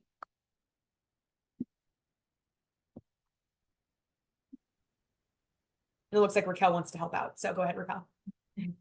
Chair Quimps, commissioners, I think that when we talk about the budget process, for a long time, the budget process has been agencies put forward a ton of concepts. We spend a good, 6+ months developing them. And then maybe one or two, in recent years, it's been more, but one or two of those budget packages move forward, right? And I think what we have seen both with a new CFO at DAS, as well as with the change in administration, is agencies spend a lot of time and resources doing that budget development process. And that process has not substantially changed, in my understanding, is in decades. It hasn't substantially changed in the time that I've been in state government, which has been over 10 years. So all processes, I think, are always, there's always an opportunity to improve them, right, over time. And I think what some of the changes are trying to do are to not have agencies spend so much time it is known that we are going to only be able to fund $2 million worth of asks. Don't have the agencies put forward $100 million worth of asks. Let's make sure that we're using our time, effectively. So I say that's an example. That is not an example that anyone has used, by the way, on me. So these are my words, not other folks' words. But my perception is there is a bit of a trying to have efficient and effective government, and also to be partners in this process as we move forward. Because in the past, what would happen is the agency submits their budget. Last biennium, we had 20 POPs, which took so much of Bryn and my time and Lisa's time. It was a lot of POPs. I don't think we've ever had that many POPs. It was so many. And then we went through what's called the budget appeal process, right? And so this is a process where we would sit down with the governor's office and with DAS, and the CFO analysts would basically recommend none of our POPs. So that's what happened the last time, is none of our POPs, I think, were recommended, or maybe one or two were. And we, then it would explain what our priorities were and why. And then maybe as they were developing the budget, some of those other POPs would get added back in, right? So I think they're trying to do more upfront, in part to help everyone be more efficient. And I bring this up to you all because I do want to note that I do think, and I don't know if Doug, Lisa, or Bryn have other information to indicate otherwise. I did not attend the budget kickoff meeting last week, but I would expect that this list that we have today is going to be a smaller list that we submit for our agency request budget. And that is in part us working in partnership with the governor's office, as well as, hearing the input from you all and hearing the input from interested parties. But I would not assume that this list that we have today is the list that gets submitted as part of agency request budget. I would expect it to be smaller. And I'm happy for that, by the way, because it takes a lot of work to do every single one of these POPs, right? Yeah, that's good. That's helpful, both of you. I guess it just reaffirms something I think perhaps I'm making an assumption was behind Commissioner Reeves' earlier question about this difference between the urgent needs, more strategic needs, and I guess it's a difficult situation you're in, because with things that where you're running out of time or have limited commitments to making sure they continue is critical. But I do feel like in this, if that's the case, that looking at this list and really trying to focus on the longer term strategic initiatives may help there. And if there's a way that the commission can help with that, I'm happy to participate. Thank you, Chair Mull, or excuse me, Commissioner Mull.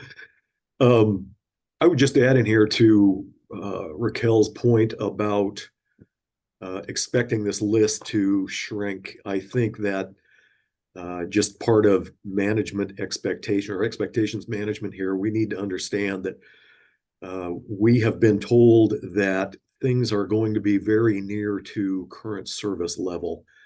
And so agencies, don't be thinking that there's going to be continued inflation in programs.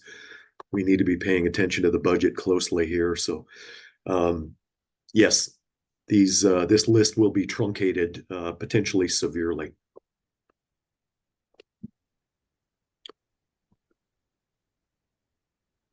All right, I've got one more slide. I know I am 3 minutes over. Oh, saw another hand go up.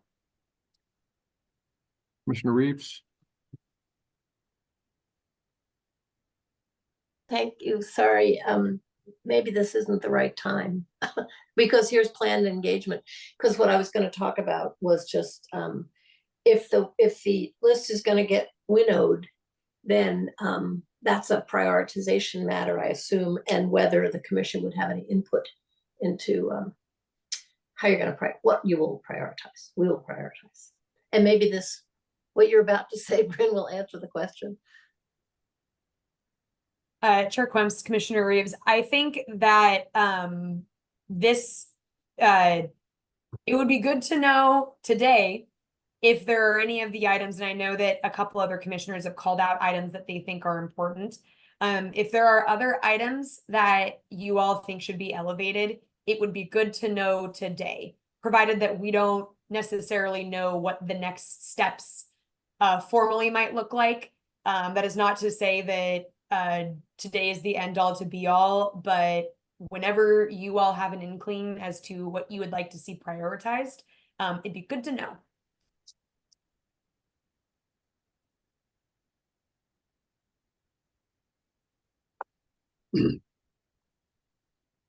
And just to back to some of Bryn's earlier presentation, our budget shortfalls are a priority for the agency because that is going to be, that's making up a gap for work that we are already undertaking. And with those shortfalls in place, that severely impacts our program. Thank you, Doug. Commissioner Smitherman? Thank you, Chair Quemps. And on that point, Doug, we don't want to have to decrease services. Level of service is what I heard earlier. And so I agree that the funding is very important, the shortfall there. Also think that there's a lot to be said for the Harney Conservation Reserve Enhancement Fund. And also the restoration of funds for funding groundwater studies. Those are a couple of things that jumped out at me. Honestly, you know, there's so many good things here. I know we want to do all of this work and there's a lot to be done. But if you have to prioritize, obviously the shortfalls and the legal fees and then the legal backlog, I think is something to focus on. It'd be nice to have a web coordinator. It really would. I don't know if we can share that service with another agency.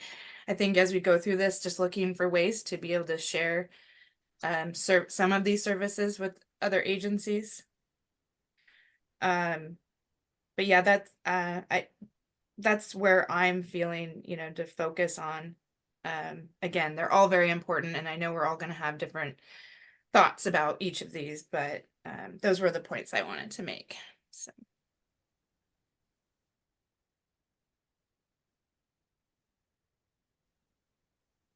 Thank you. And Bryn, did you want to wrap up on the schedule? Yes, thank you. Yep, this is my last slide. So this is what we have scheduled right now between today and June in terms of planned engagement. I will note that we had 2 kickoff meetings last Wednesday on March 13th, both for our legislative sub-work groups to discuss the shortfalls and efficiencies, as well as a broader public kickoff meeting. And so we've got 2 more of those broader public meetings set for April 9th and May 7th. And then we have 4 more smaller, for folks who are interested, legislative work groups slated for April, May, and June. I will note that we fully understand and anticipate that we will likely need to continue those conversations past June, but this is what we have scheduled right now. But we will likely continue that engagement beyond that June 7th date. So that is all I have for you today, as I am 10 minutes over. But I really appreciate the conversation and the feedback that I've received from you all today. It's always very, very helpful and great to chat with you. And thank you, Bryn, for a great report. I know we have at least one public commenter on this, Kimberly Priestley from Water Watch. If Kimberly can get ready, and I don't know if there's any others that have signed up since, but we'll begin with Kimberly, please. Good morning, Chair Quamps, members of the commission. Thank you very much for the opportunity to comment on the department's legislative placeholders. That's what our focus will be. I also wanted to thank Bryn for her excellent presentation, as always. We're just going to focus our comments on two items, the water right processing concept and then CREP. As far as water right processing, as a bit of background, for nearly 4 decades, WaterWatch has monitored all allocation and reallocation decisions of the department. In that time, we have been involved in virtually every type of permitting process, including but not limited to those governing water right applications, extensions of time, transfers, permit amendments, consent to injury, hydro conversions, and others. We were also part of the targeted stakeholder work group that negotiated and drafted the current permitting statutes back in 1996. That group met over many months. As to the placeholder relating to permitting, WaterWatch does believe that there are some improvements that could be made to the state's water right processes, from applications through contested cases. In other words, we are supportive of the state's attention to this. That said, we do have concerns with the state's current pathway of designing a bill to address this. We are attending both the larger budget ledge group work group and also the fee group work group, which is where the discussions on this are subsumed. We don't think that those are the right venues for this important discussion. You know, as we heard in the comments earlier, this will be a very heavy lift. So as we move forward, we have some key points we would ask the state to consider. First, water right processing procedures are very important to providing opportunities for public input and engagement on important natural resource issues. Second, water right processing procedures should not be changed without significant opportunities for stakeholder input and collaboration.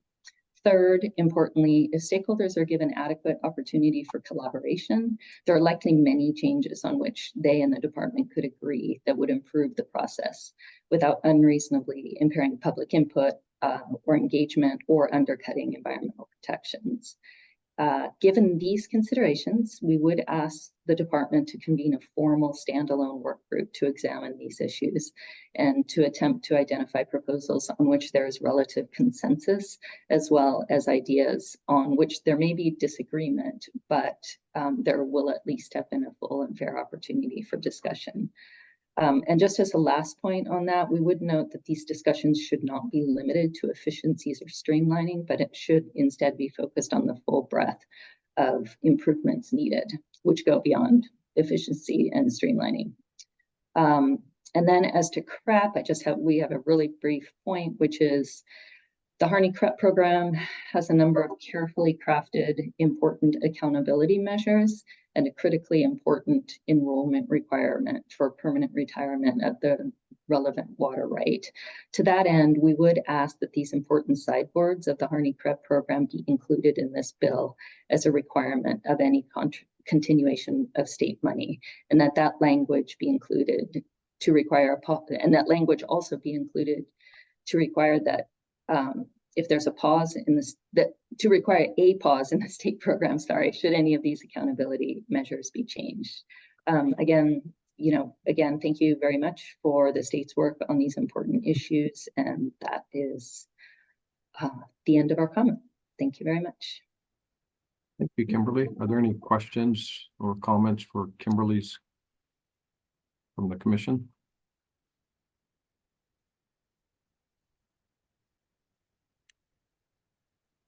No? Okay, thank you, Kimberly. Well, I think that is all for that agenda item, and I think we'll move on to the director's report. Thank you, Chair Quemps. We're going to have a bit of a modified director's report today.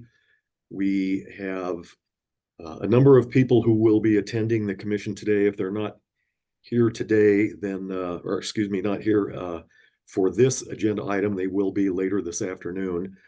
And so what I would like to do very quickly is I would like to request that Cameron Greenwood of the department give just a very short presentation on drought conditions. And then we're going to transition from there over to some Harney Basin issues. And we have former Commissioner Steve Grasty here to make a presentation or address the commission today. And so that will follow this drought report. So Cameron, if you wouldn't mind sharing. Not at all. Thank you. Okay, I'm assuming everyone can see my screen at this point. Yes. Wonderful. So good morning, Chair Quemps and Commissioners. My name is Cameron Greenwood, a hydrologist with the department, and I will be presenting a short update on drought conditions in Oregon. The figure on the right is a pair of maps from the U.S. Drought Monitor, which depicts the severity of drought conditions as a range of colors, with warmer colors indicating higher drought intensity. These figures show drought coverage in Oregon at the beginning of the water year and recent conditions as of March 19th. These figures, this water year began with 53% of Oregon in moderate to extreme drought, or D1 to D3. As we can see, there have been notable improvements since the beginning of the water year. Snowpack did begin later than previous years, but recovered as the result of 3 significant atmospheric river events in early December, early January, and late February into March. As a result of these atmospheric events and near to above average precipitation for most of the state, currently just over 8% of Oregon is in moderate drought, or D1.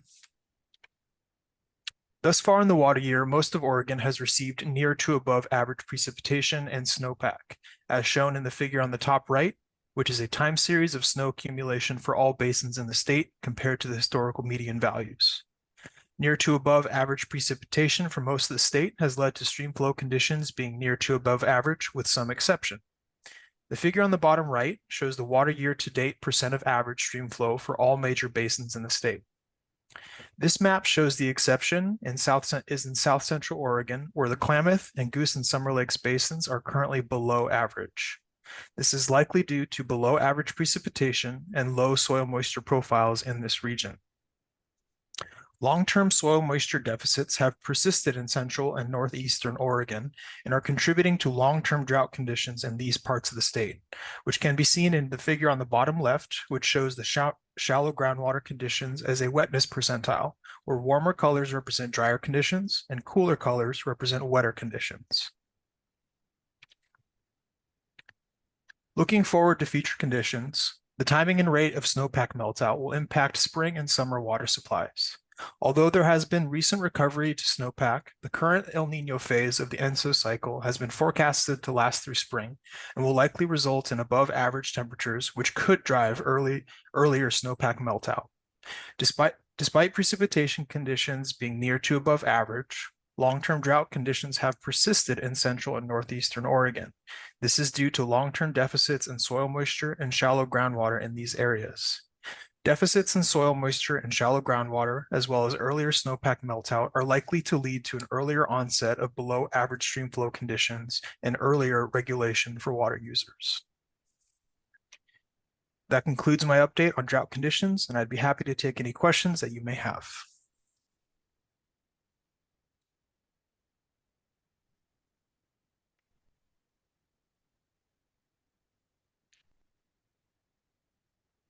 Not seeing, oh, Julie? Commissioner Smitherman. I just wanted to say thank you for your report. I appreciate that. Love to see the improvement, but I know we still have more to go for getting back. So thank you for the report. It's my pleasure. Thank you.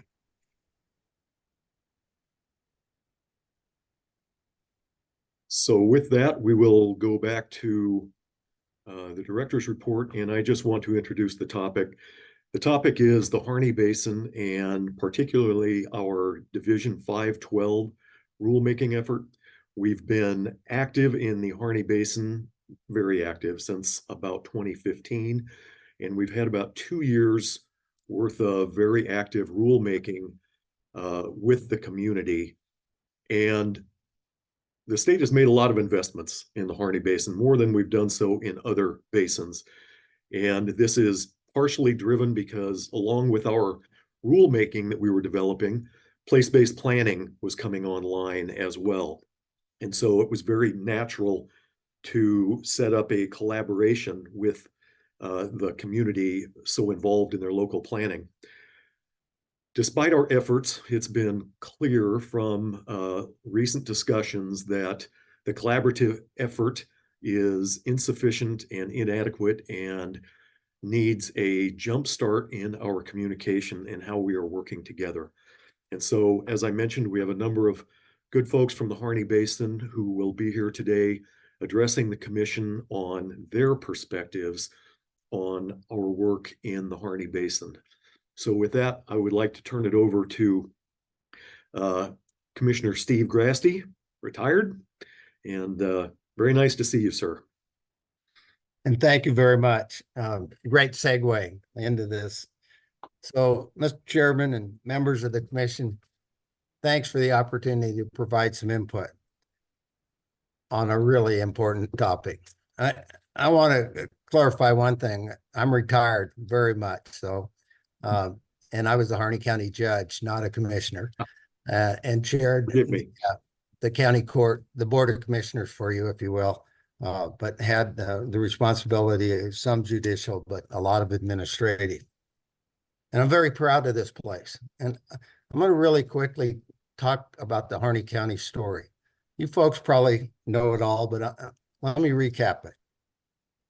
Statewide and nationally, this county is known for its success and collaboration on really difficult topics. The Steens Mountain Cooperative Management and Protection Act is one of the examples. Sage grouse not getting listed.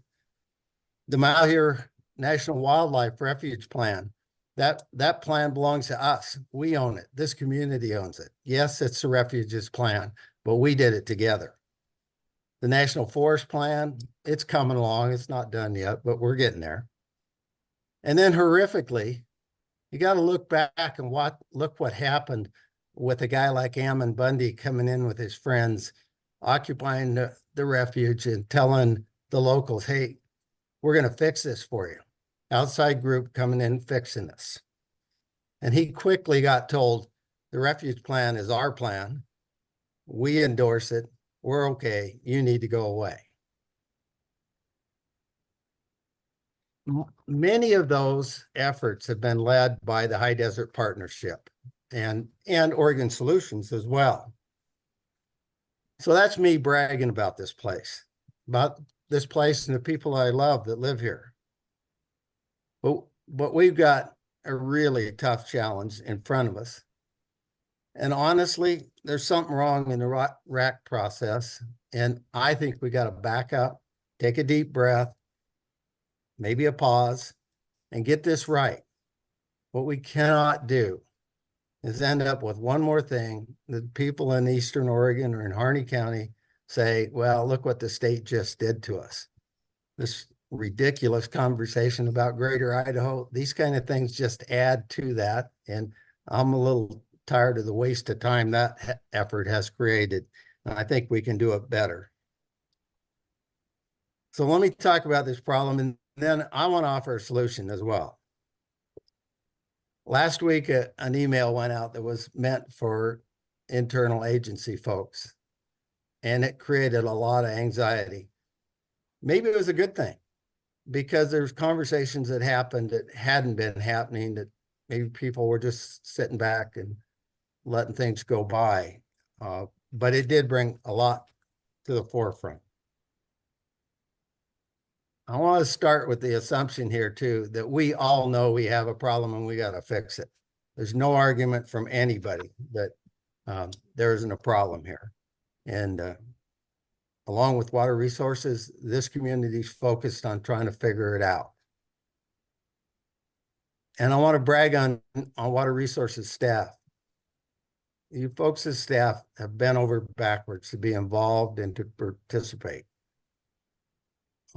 And I don't think staff's the problem, or something they've dropped on their part. It's just we haven't got the right communication done all the way around as even after all this time as we've gotten here.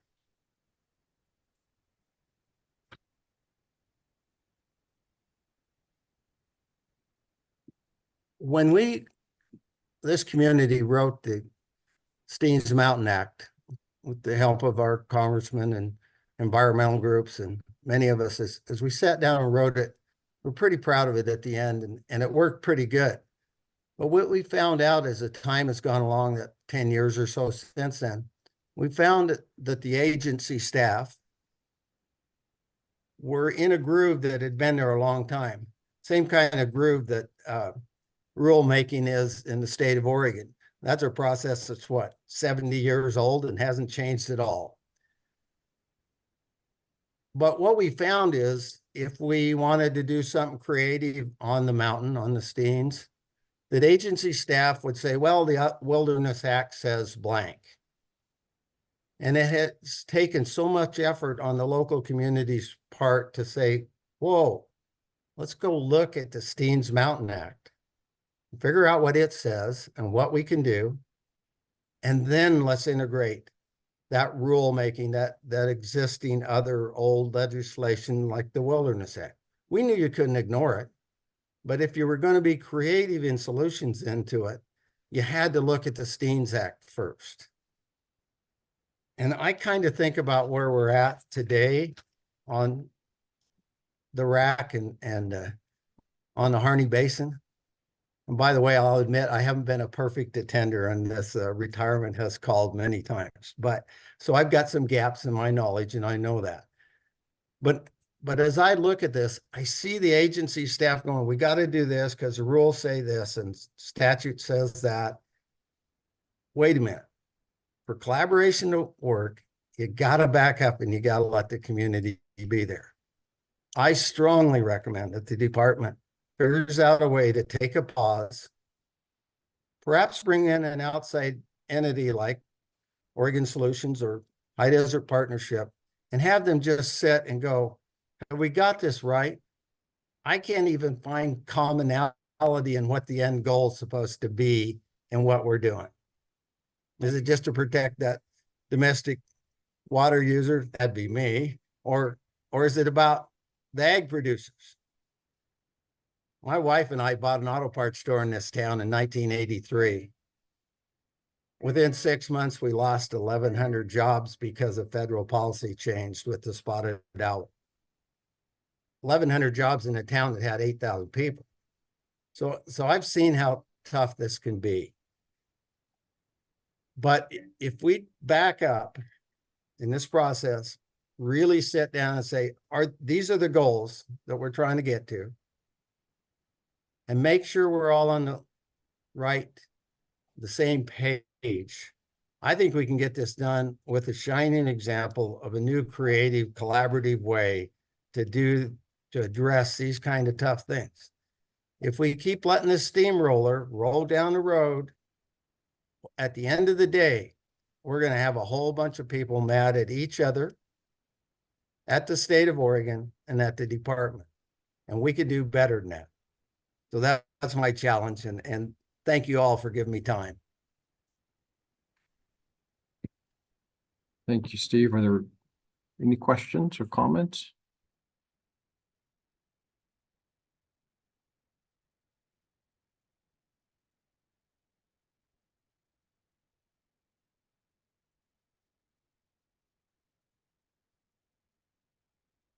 I'm not seeing any other questions or requests for comments at this time. I understand we will have several people commenting at the end of the day during the public comment period.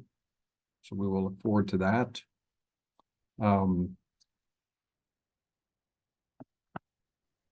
Doug, with the time we have available, did you want to speak to any other components of the report? I do not. We are actually at the end of the period, so I think we can stop there, but I would very much like to thank Judge Grasty for taking the time to come and speak to us today. Much appreciated. Yes, thank you. Okay, then I think we will break for lunch, and we're scheduled to resume at 1 o'clock.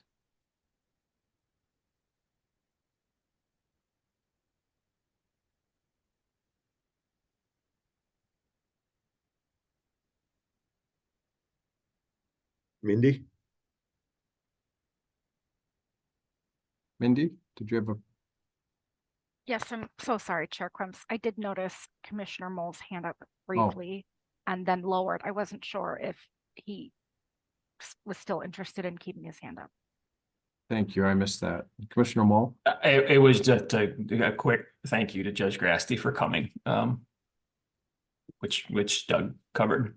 I think that we've said it before. I think I've said it before that I've surprised people here in the Willamette Valley when they've asked me about how hopeful I feel about resolving some of these wicked problems. I've used the Harney Basin example many times as why I'm hopeful. And so I appreciate the continued deliberation on this and happy to be a part of it. Thanks. Thank you, Commissioner Mole. Okay, we will break for lunch. Thank you.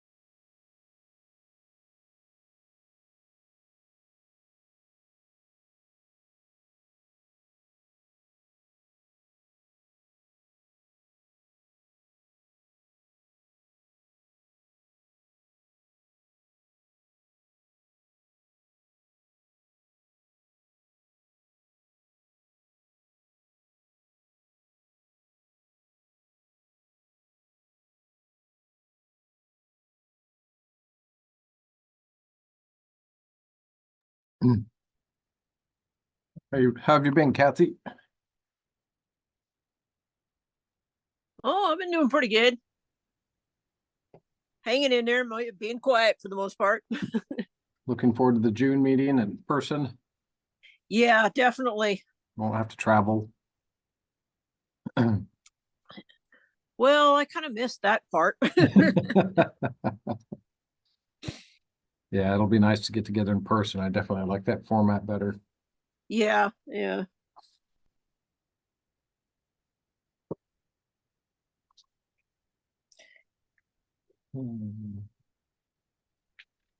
Yeah, and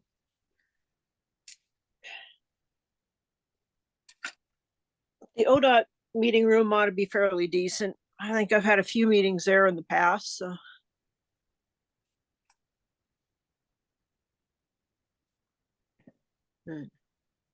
I've never been there. I'm kind of surprised we're not getting responses. It must be busy. Yeah, well, this is such a tourist town Yeah.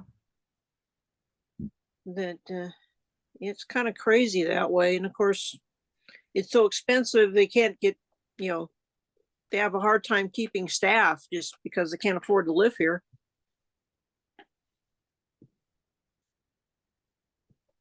Hey, Mindy, I see your hand up. I see we're recording. How's it going? Yes, I just wanted to chime in to Chair Quimps and Commissioner Kahara's conversation. We have been getting some responses good. from venues in Bend. However, some of the responses have been they're either not available or it's extremely expensive. So we, in addition to not getting some other responses, I just wanted to clarify that that we weren't Okay. getting any at all. We're getting Let's say that'd be a little mixed. surprising. So, Mindy, the YouTube is working and we're live streaming again. Is that correct? That is correct. Great. Awesome. It looks like we are then ready to go.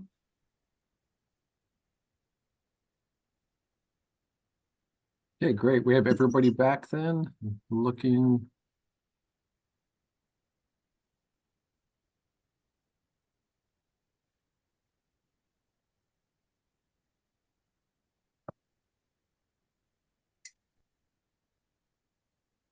I don't see Commissioner Mall yet, but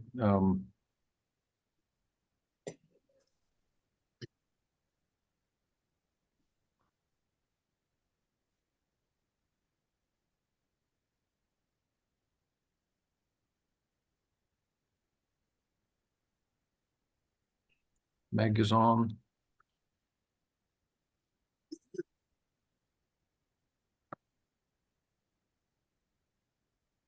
Well, let's go ahead and reconvene then. Looks like we have next up on the agenda Division 205 and 240 well construction welding requirements, a proposed rule adoption.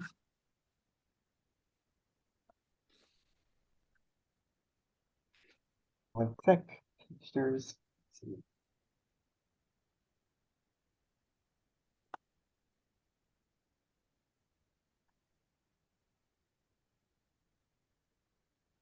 You guys all see my screen? Yes. Yes. Okay, great. Thank you, commissioners. For the record, my name is Kelly Mines. I am one of the water policy analysts / rule writers and coordinators for the department. And I'm going to go ahead and pass it over to my partner here who will be helping me today. Good afternoon, Chair Quimps, Commissioners, Chris Berg. I'm the manager of the well construction section here at the department. And we're here today to ask you to review and pass Vision 205 and 240 well construction changes in regard to welding in order to get a driller's license. And this is kind of a cleanup, some cleanup bill changes based on House Bill 2145 from 2021. We discussed this last June, when we brought forth other rulemaking, that this may be coming to you this year. So here we are. So can you go ahead and advance it, Kelly? Go ahead to the next slide. So House Bill 2145 was passed in 2021. It was a pretty extensive bill that modernized our well construction program. It included things such as additional data requirements on StarCard's well reports. It added mandatory e-filing requirements for forms effective in July of 2024. So we're currently working on those changes. It added 100% well report reviews by the agency on all well reports submitted. And that was effective in July of 2022. And then it also added welding proficiency requirements in order for a driller to get licensed. One problem with that we discovered during rulemaking was that the department issues one license. And with that one license, you can get endorsements for either monitoring wells or water supply wells. So although during rulemaking, we discovered that, that was going to be a problem for monitoring well drillers who don't really do a lot of welding. But we didn't have a choice because the one license language was in the bill. And so in order to get any license, you had to provide evidence of welding proficiency. Go ahead and advance it, Kelly. So OGWA worked with the legislature in 2023 on House Bill 3343 to give the department the discretion to determine which types of wells would require evidence of welding proficiency when getting licensed. And it was written that way because they couldn't give us the discretion to determine which type of license, since we issued one license. But we could base it on the types of wells. And the department supported that bill, and we committed to bringing rule changes forward if that passed to try and correct that problem. And we're following through with that. And so what we're doing here is modifying the rules to be consistent with industry practices. Go ahead, Kelly. Okay, so there's really just some minor changes. In 692-40-0065, which is the monitoring well licensing rules, we're removing the requirement to provide evidence of welding proficiency to get the license, right? That's basically the whole point to the bill. So we're removing that requirement to be more in line with industry practices. Okay, next slide. This is the Division 205 licensing, which is water supply wells. When we wrote the rules before, we added in the monitoring well licensing standards and water well licensing standards that if you provide evidence of welding proficiency with one license, like for instance, a water well, and then you later obtained a monitoring well license, you didn't need to again provide that evidence of experience because you've already done it with the other license or endorsement.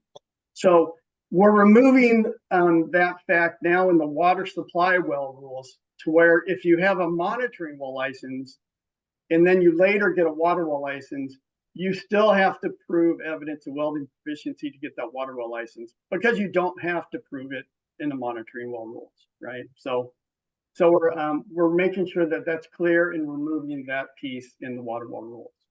Next slide. And then this is going back to the monitoring well rules.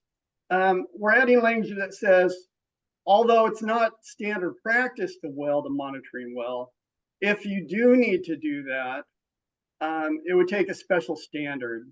And that's because we don't have evidence of welding proficiency. So we want to make sure that if there is welding that's required, that it's done by an individual that's qualified. So we're just making that clear in the rules. And it should resolve any problems because although it's not common, it does occasionally happen. So we're just making sure that that's addressed. So go ahead, Kelly. Okay, thank you. Thank you, Chris. For any questions for Chris first? I might be stepping on Chair Crimp's shoes there by asking the questions, but okay. So we're going to go ahead and I'm going to take you the rest of the way and get you explain kind of what the rulemaking timeline was. This, as Chris said, this is a fairly straightforward rulemaking, just removing of some language. And so it was a fairly quick rulemaking process. We had one rack starting from the left here on the screen. We had one rack on November 2nd, 2023.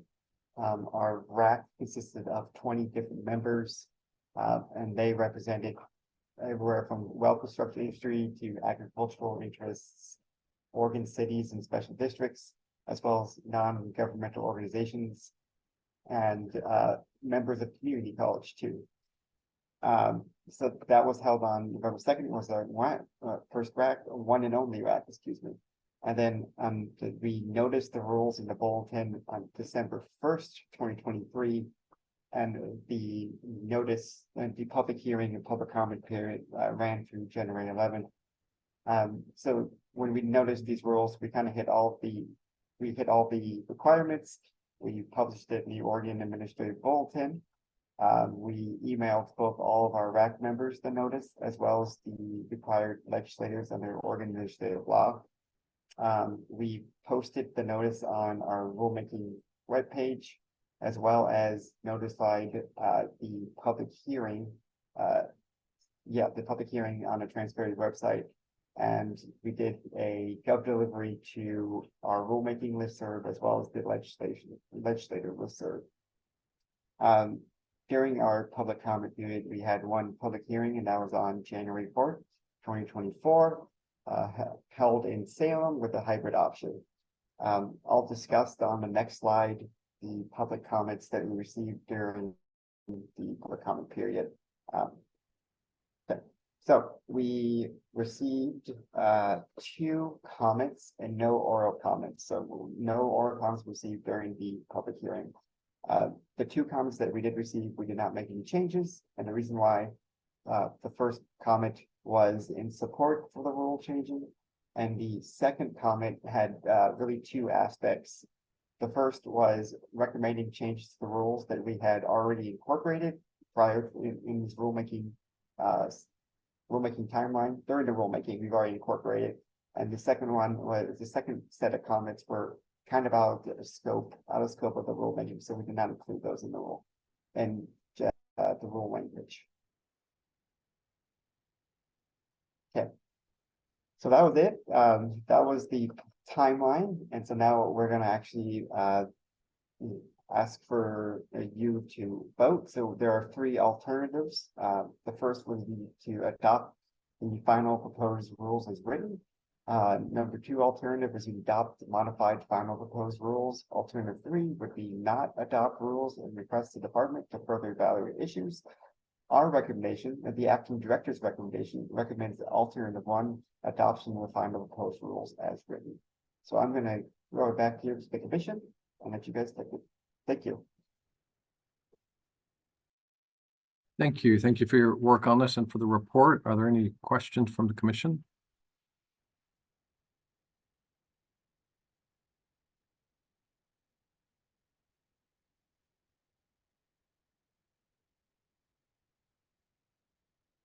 Okay, seeing no questions, is the commission ready for a motion?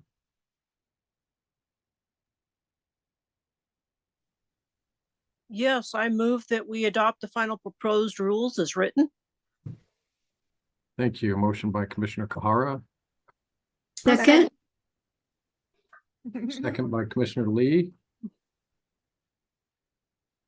Okay, we'll do the vote now. Commissioner Reeves, Yes. Commissioner Lee, Yes. Commissioner Kahara, Yes. Commissioner Mall, Yes. Commissioner Wolf, Yes. and Commissioner Smitherman. Yes. And I vote yes as well, so motion passes unanimously. Thank you again for the report and the work on this subject. Thank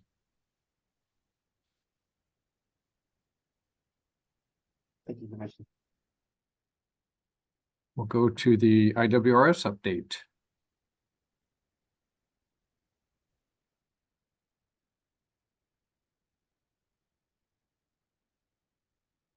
Can folks hear me? Yes, we can. Perfect. All right. Excellent. Thank you so much. I need to share my screen, so give me a second just to do that.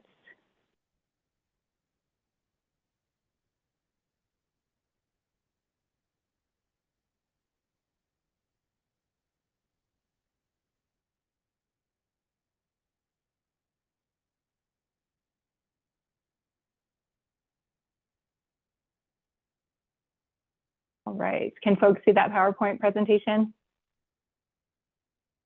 Your slide showing? Excellent. All right.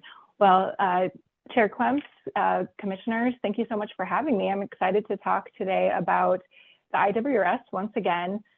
This agenda item will go through, we'll be talking about a few of the attachments that you received and then talking about the first draft that's currently out for public review. So let's just dive right into it here. I will just briefly cover the timeline for the project, and then we'll go over the two attachments that you had and talk about those and see if you had any input. So those two attachments were the vision and call to action. That was attachment 1. And then the draft framework was attachment 2. And then we will discuss anything that folks want to cover on the draft, the first draft that we have out for release that was not included in your packet because it is about 200 pages. But hopefully you have had a chance to view it from the Water Resources Department website. And then we'll just have time at the end for general questions and discussion as well. So first, just to give everyone a reminder on the schedule for this project, we spent a good portion of 2023 doing our public outreach and engagement.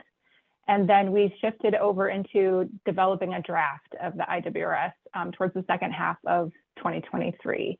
That carried over into the beginning of the new year.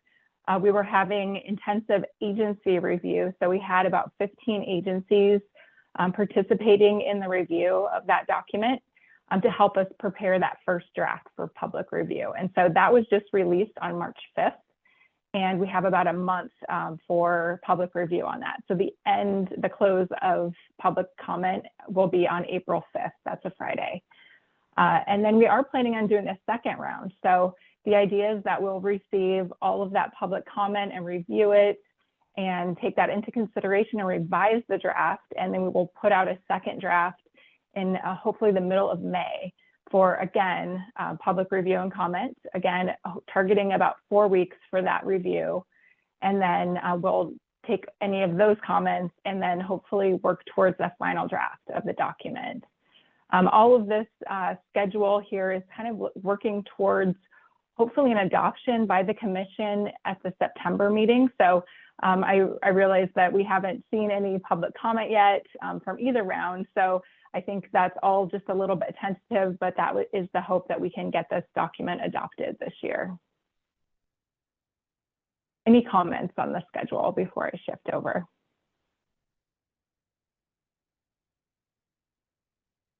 All right, so let's shift modes here into some of the materials that I provided for the commission. So attachment 1 is hopefully familiar. This is, I think, the second or third iteration we've had of this document where we're highlighting just very high level some challenges across the state. Of course, this is not intended to be covering every issue that folks have, but just really at a high level, what are major challenges, and then developing a vision for where we want to go.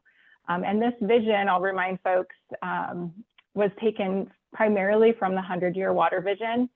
And that provided the foundation for this. And the commission has provided some comments there to edit that in the last 2 rounds. I see that there's a hand up from Raquel. Yes, Crystal, thank you. Can you go back to the scheduling slide? Sure. So I just want to note for folks, Chair Klemps and commissioners, that I'm anticipating that this deadline is, or this timeline is actually going to shift to December. So, and that's in part because we've been having some conversations this week about making sure that the commission has sufficient time to digest information and to also provide edits to the document, should there be a desire.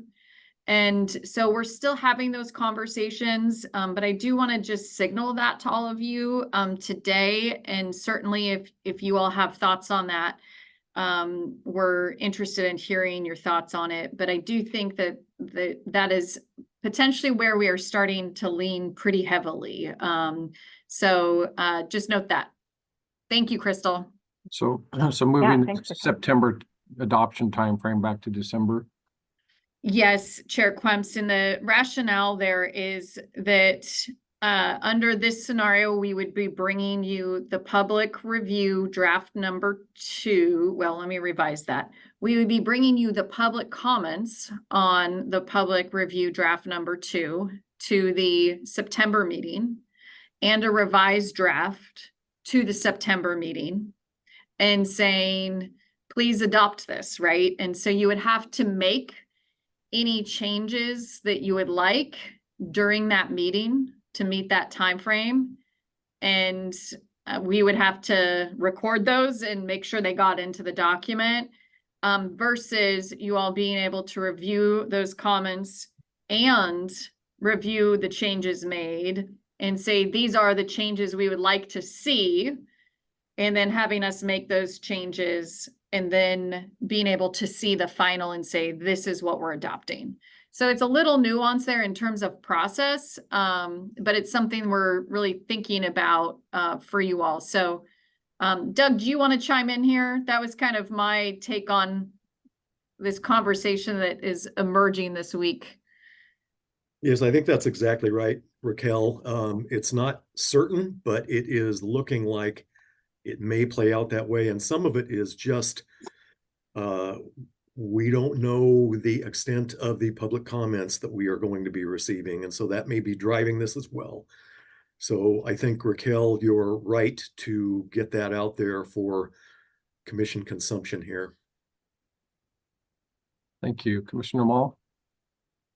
Yeah, just in response to that, Raquel, would you anticipate then that if the commission make changes that it would go out for another round of public review, or does that sort of put us in the final editor's driver's seat?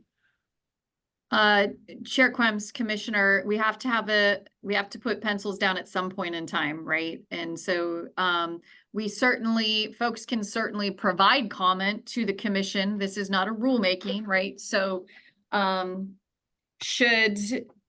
we would post, the draft, and certainly folks can provide that to the commission. Just note that at some point you will be making changes on the fly, right? And that could potentially be the case, and that's okay. But we would like to wrap this up so we can work on implementation, right? So I'm really hoping that December would be the last day, right? Got it. Okay. I think it's kind of on us also to be making comments along the way within the public review process timeframe to maybe not have to do so much in that September time. So Yeah. conceivably it could still get reviewed and adopted in September. You're just saying maybe not. Well, Chair Quempson, Commissioner, I do want to make sure that we're fully, that you all are fully able to digest those public comments, right? And don't feel rushed in that process. It may very well be that, we get a very manageable set of comments, right? And that it's possible to do it in September. I just want to leave that flexibility for folks and start to get you all to think about it. Because realistically, it may be that December is the better date, just to make sure you all have time to digest that and provide us with appropriate direction as to where you want to go. And we also, so I see Meg has a hand up too. Sorry, I do. Thank you. This is probably out there or in our materials somewhere and I'm missing it, but what is the public review going to look like? Are we expecting just written comments, or will you have some kind of public forums for this, during this, between now and June, I guess? Yes, Chair Quems, the commissioners, at this point, we don't have any planned events. And so it is really just folks submitting comments via 3 methods. We do have a survey route that they can go as well, but yes, we aren't planning on having any open houses or anything like that at this point. Okay, I'm not advocating for something different. I just wasn't sure what you were gonna be doing there. And one other question about, I'm wondering whether, I may be the only commissioner that thinks this, but I'm wondering whether we could see at the June meeting or what kind of comments you're getting from this, this effort to bring in public review. Yes, thank you, Chair Crumps Commission. Yes, I can tell you just generally how the schedule is working, that since that first round of public review is closing on the 5th of April, that after that point, I will be packaging up all of the responses that we got from the public, and then that would be the material that you're receiving for your June preparation, essentially the June meeting. So yes, and also discussing how we've approached those and how we've decided to attend to those. So at the June meeting, essentially the second version would be out unless, barring some really unforeseen changes that are being asked for from that first round of public review. So, and theoretically that second version would be out.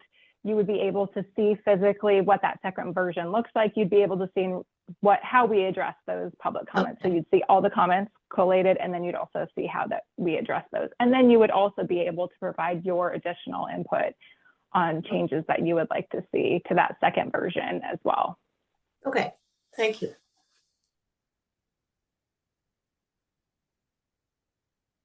Right, any other questions? I'm not seeing any more hands there.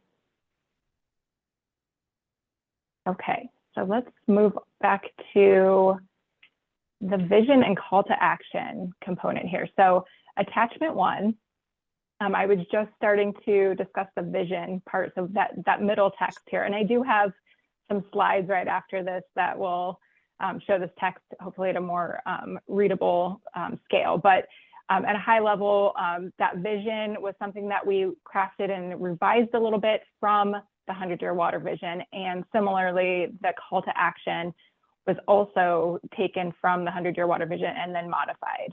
And so on this sheet here, we decided to include some of the very high level framework essentially of the IWRS on the right-hand side there. So seeing those big 4 buckets of actions that we have and providing high level statements about why we need those actions. So in the next slide here, I've just provided that more of a zoomed in version of the text of the vision. And I've highlighted in blue here the words that we've modified from the 100-year water vision based on input that I received from the commission to really more reflect kind of more current input. So I'd like to open it up to the commission here to see if there are additional changes that anyone wants to see, or if there's something that we need to talk through here.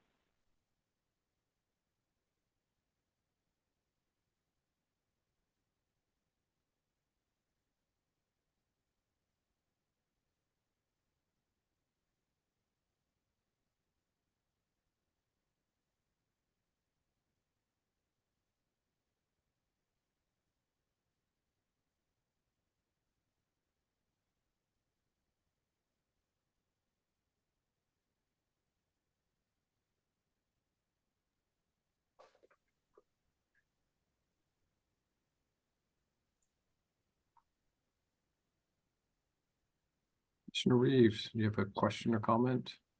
I do, and I'm embarrassed to admit that I'm not sure, we may have asked for this, but but in the blueprint, in the section starting with partnerships and planning, did that used to say management and stewardship, or stewardship and management? And if it did, and did we ask for it to come out? Is that how that happened? That's so yes, Chair Crumps, members of the commission, the history of that was that these words, the ones in blue, are directly reflecting the categories that we have, the categories of actions from the IWRS. And we had a discussion during our November meeting to change the title of that fourth chapter from, it was called Management and Stewardship, and the commission had kind of collected around the idea that stewardship was, you know, what's really the difference between the two of them, and the commission was leaning more towards stewardship as being the single term that everyone preferred.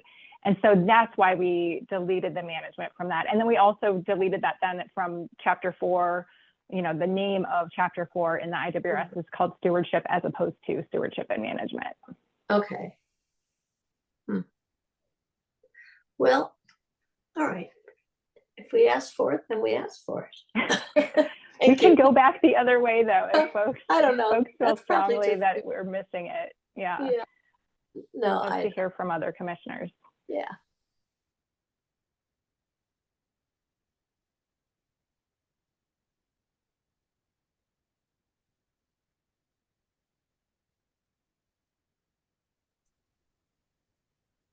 Commissioner Hara? Yeah, I just want to say that I wasn't at the November meeting, but I like the way this reads now. It pretty much encompasses what we're after, I think.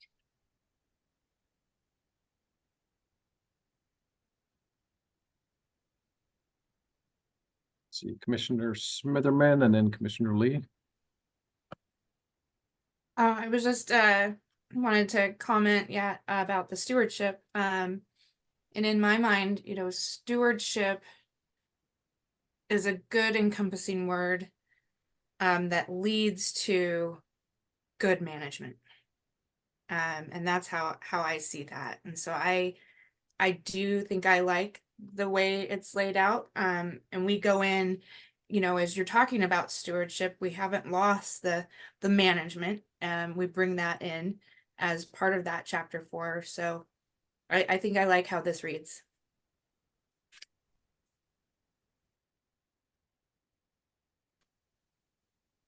And I was just going to chime in also to say that I really like this version.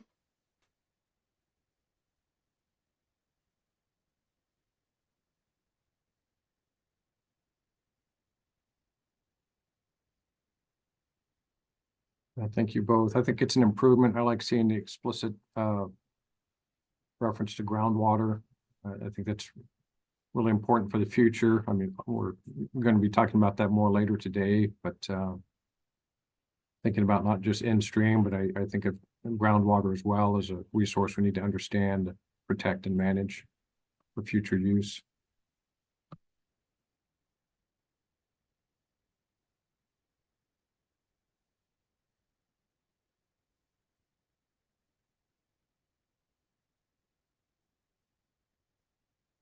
Right, I'm not seeing any more hands there. So I appreciate the input. I feel like we did really pack a lot into the single vision. There's a lot of words here, but I feel like it is pretty dense and really, I think, encapsulates a lot of what we've been talking about over the last, 6 months plus here.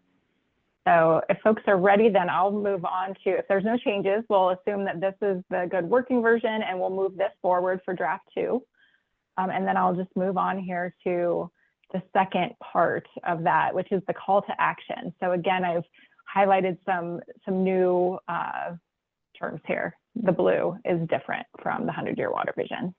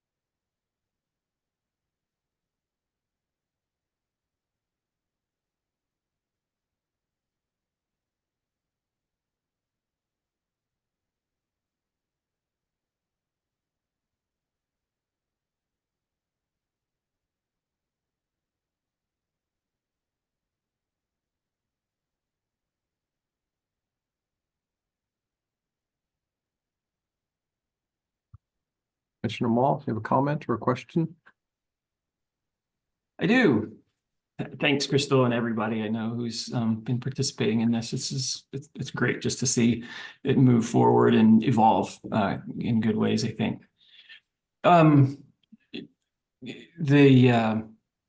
just sort of jumping ahead to diving into the full 200+ page document itself. We're covering so much, and there are so many vested interests in water that it almost comes across. I mean, right now it's a compendium. It's the handbook of water for Oregon. And I've said before, I think that the one-pagers are a good step in the direction of having something that's more actionable. And I'll look forward to talking more about that. But with that as a backdrop, and I do like there's more of a sense of urgency and a recognition right up front that Oregon faces. We are in a challenging time. And I guess I would like to see in the call to action something that mirrored that a little more. That, you know, this is an 8-year plan, is my memory now, that this is to be updated every 8 years. And that's 4 legislative sessions that are going to come and go quickly. And we have a really highly prioritized list of things that really need to be done to address these things. And I think in that call to action, I mean, just from the editing approach, that if you can remove something and everything is still okay, then you should probably remove it. Those last couple sentences at the end, I think you could remove it and still have the same call to action. But I would say instead of those last couple, I mean, those are general planning sort of language things. But to reiterate the critical period that we're in, that we have an 8-year period where, and I don't know how specific to get, but if you think about the things Chair Quimps mentioned, the groundwater issues we're dealing with, surface water, snowpack decline. I don't know how specific to get, but something that reinforced that in this call to action, this isn't just a, hey, we all need to get together and collaborate. This is, we're in a critical period, and within this 8-year period, there are specific steps that need to be taken, or something that again just reflected that urgency. Sorry, I keep repeating myself.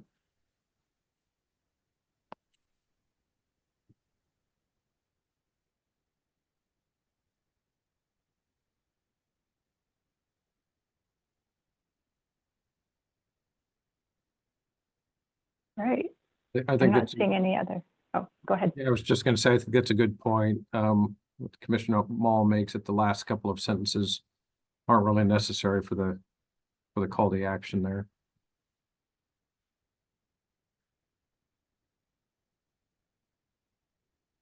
Chair Crumps, members of the commission, or other commissioner members also feeling that we could delete those 2 sentences and maybe either replace it with something or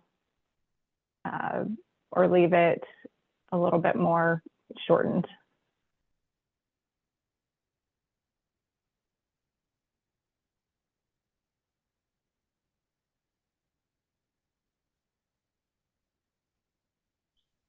Can I just jump in here? Yeah. Okay. I agree with that comment about the last 2 sentences, but I do think a kind of final point that links in this document's role in this is important. And I'm not coming up with the last sentence is kind of I think an attempt at that, but it's kind of, maybe there's a way to punch it up a little bit. I don't know.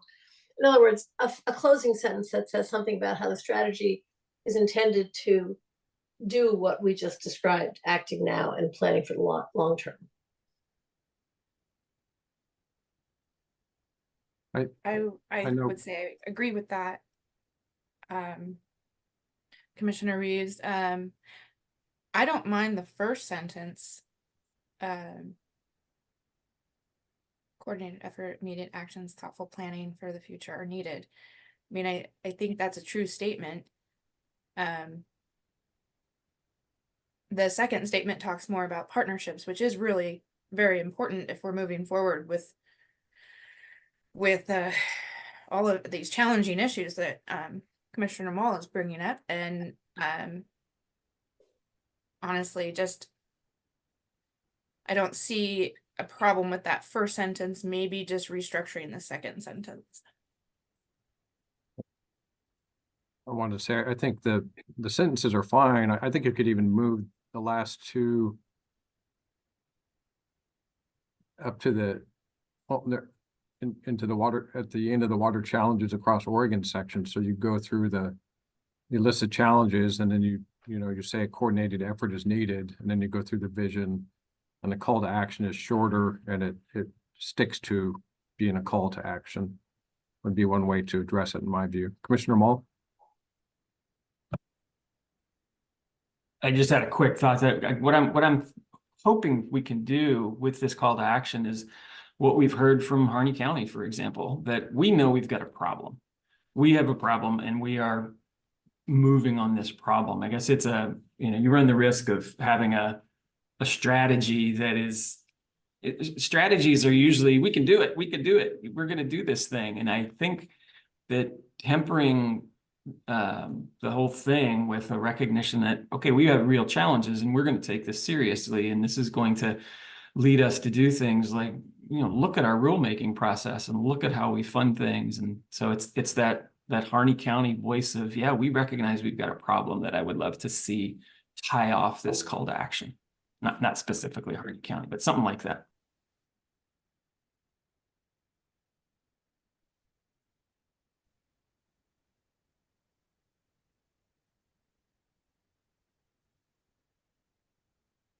And just as an aside, on the photo montage on the cover of the current draft, I feel kind of the same way, that we've got this photo montage that sort of promises everything to everybody. It's all going to be great. Part of me feels like, I think we need something that says, hey, we have work to do here. And I don't know what that is, but.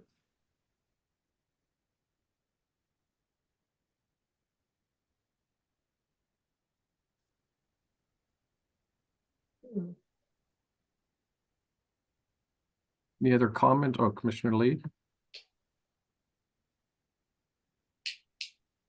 Yes, I was thinking that what we might be able to do is to, where did I see the wording now? To create a foundation for coordinated action and funding and put it up just past long-term in the first sentence. And then continue that sentence.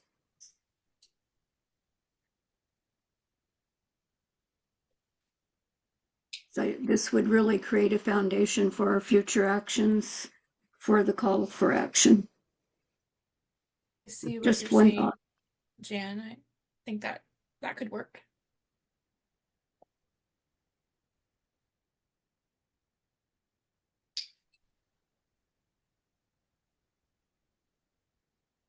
Any opposition from other commissioners on that move there to take this last section here and move it up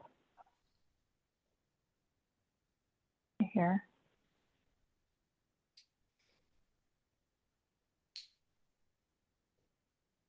I think Jan Lee's suggestion is a really good one, because it cuts down, my first read through this was, wow, that's kind of redundant. We're talking about coordination. Well, if we say that once up the top and drop those last sentences, I think that tightens the whole thing up a lot more.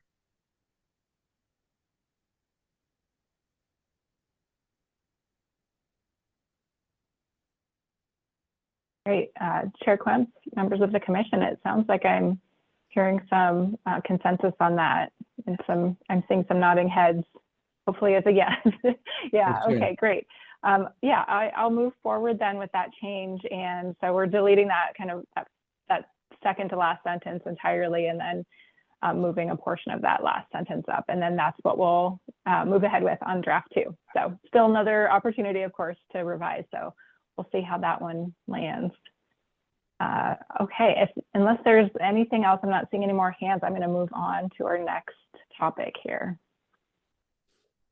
So that's the attachment 2 that everyone received. So that is the framework itself.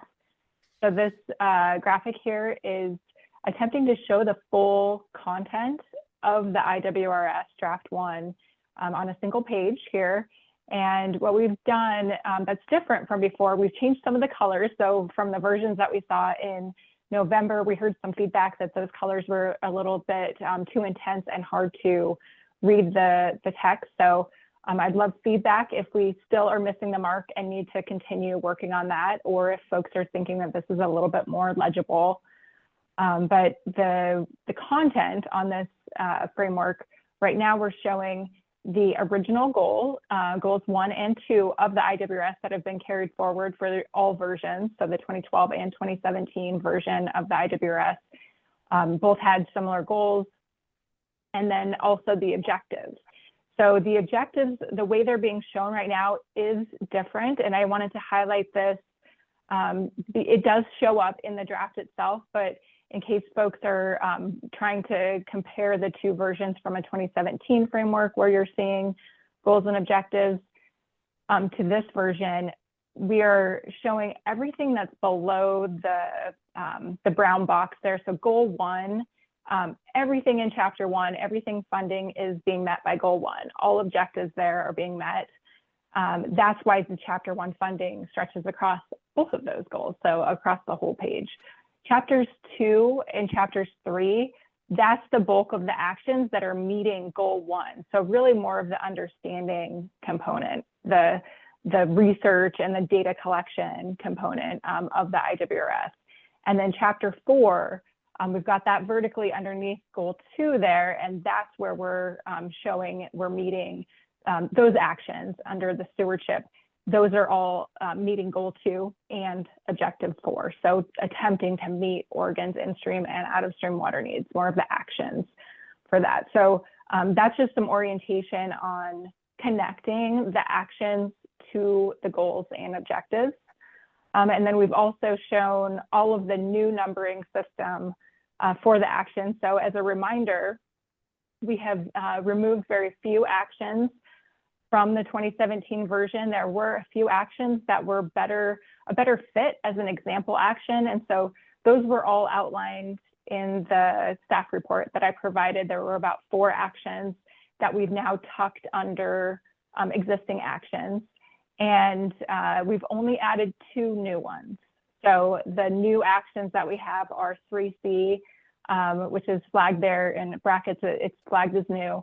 Lead meaningful community engagement, that's a new one. And then the second new one we have is to develop in-stream and ecosystem water demand forecasts. I did want to make a note on where that second one came from. So that is a change from what we had presented in November. And the reason that one showed up is that you'll notice that we do have a separate action for producing out-of-stream water demand forecasts. And so the call for an in-stream, so a parallel need there to address that need for in-stream and ecosystem needs was formally an example action tucked underneath another action. We felt like it was appropriate to elevate it to action level status so that there is more of a quality there and a parallel ask for that information for a demand forecast, because really that's what we need to include in our demand forecast, is both sides of the coin there, both in-stream demand, but also out-of-stream demand as well. Any commission comments on that particular topic? I just wanted to flag that action for folks.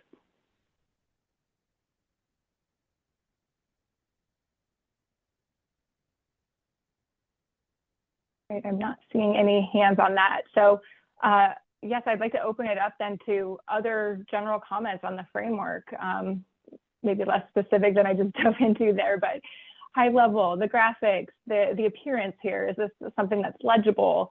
Is it easy to understand how the actions relate to the goals and objectives? Are the colors we used appropriate? Or just anything that you want to provide feedback on, I'd love to hear it. So Crystal, I think it's an improvement and the links are pretty clear. in the way they're aligned with the aligning the funding with both goals and the partnerships and planning and data analysis, goal 1, stewardship with goal 2. A couple things I think about when I look at this. I don't see the term, I don't find it with a search. I don't see the term floodplain. And for example, in healthy ecosystems, it's still, we're talking about protect and restore in-stream habitat. You know, based on research and restoration efforts of the last 20 years, we know we need to restore as much of the floodplain itself as we can, and allow for those surface and groundwater dynamics and not just in-stream habitat. And if you think about topics like planning and preparing for flood events and then improving watershed health, then floodplain has to be a term that shows up to kind of link to those issues and help address them, I think. And I'll have to look in the document itself and do a search and see how often it shows up, but I think that could be an improvement. Yeah, thank you, Chair Quimps. Excuse me, the Action 10A, specifically in the narrative, floodplain does show up extensively. We've got a description in there about the importance of floodplain and restoring the floodplain. We have dedicated specific narrative exactly to that important method there of both restoration, but then also as a method to improve natural storage. So while it doesn't show up as a key word here under 10A or under healthy ecosystems, it is talked about in the narrative. And then again, specifically as an example action under under Action 10A, and I believe also under 10B, we do have some mention of it as well. So that's the level. So in the document itself, the 200-page document, you will definitely see reference to it. And so in those one-pagers, again, we're just bringing up the utility of those one-pagers because we packed in all those example actions onto that one sheet. That also is going to be a place that you could quickly see the word floodplain associated with that action.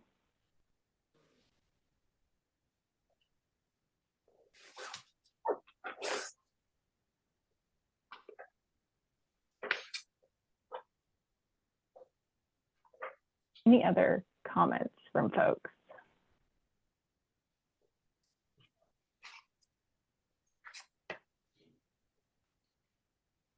Commissioner Smitherman? Yes, thank you, Crystal. I am able to read this better, so thank you. I like how it's been organized. You know, I think that on the first version, you kind of had some rounded boxes, you know, and I do think that still looks good if you wanted to reincorporate the kind of rounded out, you know, as far as formatting goes. But I think it's an improvement. I think it looks good. So thank you. Thank you.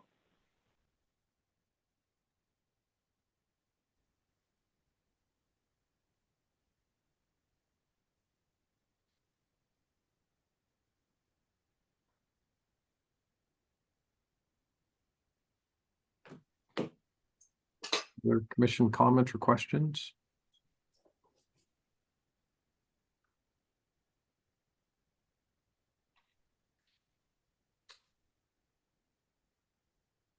Just one comment on the readability. I like the way this is laid out. The colors are good. I'm glad you did a dark font on a lighter background.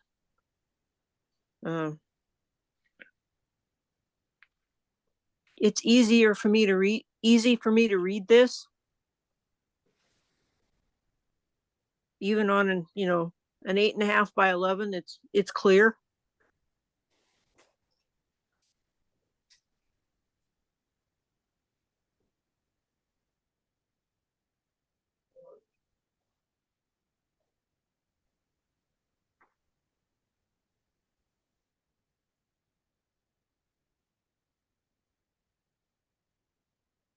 Great. That sounds like we've hit an improvement here with our graphic style to improve legibility.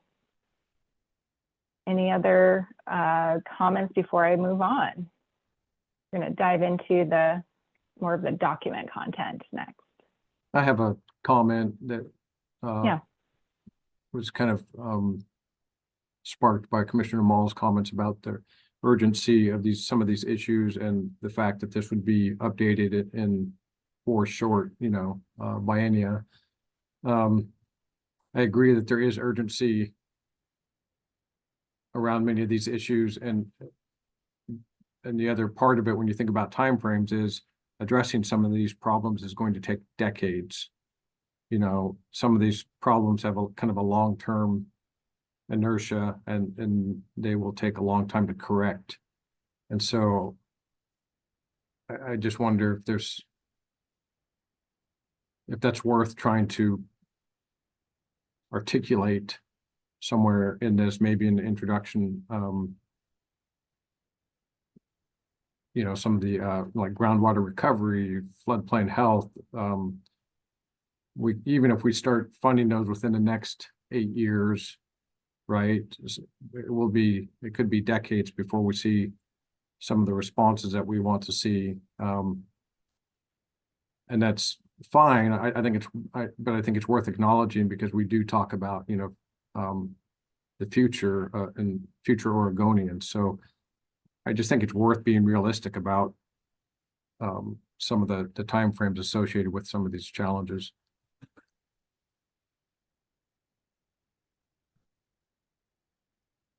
Chair Quemps, members of the commission, thank you very much for that comment. The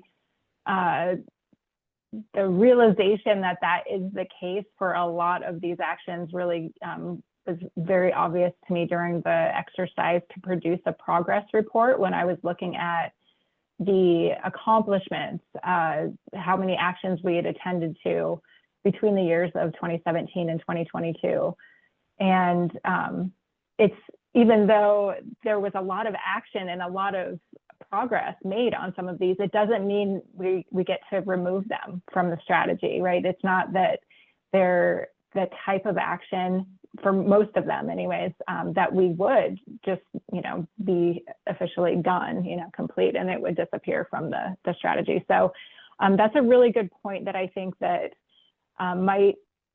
it makes me think that there's a couple of ways to address that. I think we do have some high-level discussion kind of at the beginning of the document, but I think there could be ways that reality can be woven into the narrative for each action, where there is a scenario specific, like the one that comes to mind specifically is the action 7B, conducting additional groundwater basin studies. Those are very long-term projects. They take a long time to take from funding and inception to completion, and just giving that sense of timeline for the reader, I think, would be really helpful, and not assume that it's just know that some of these things take a long time. So thank you for that comment.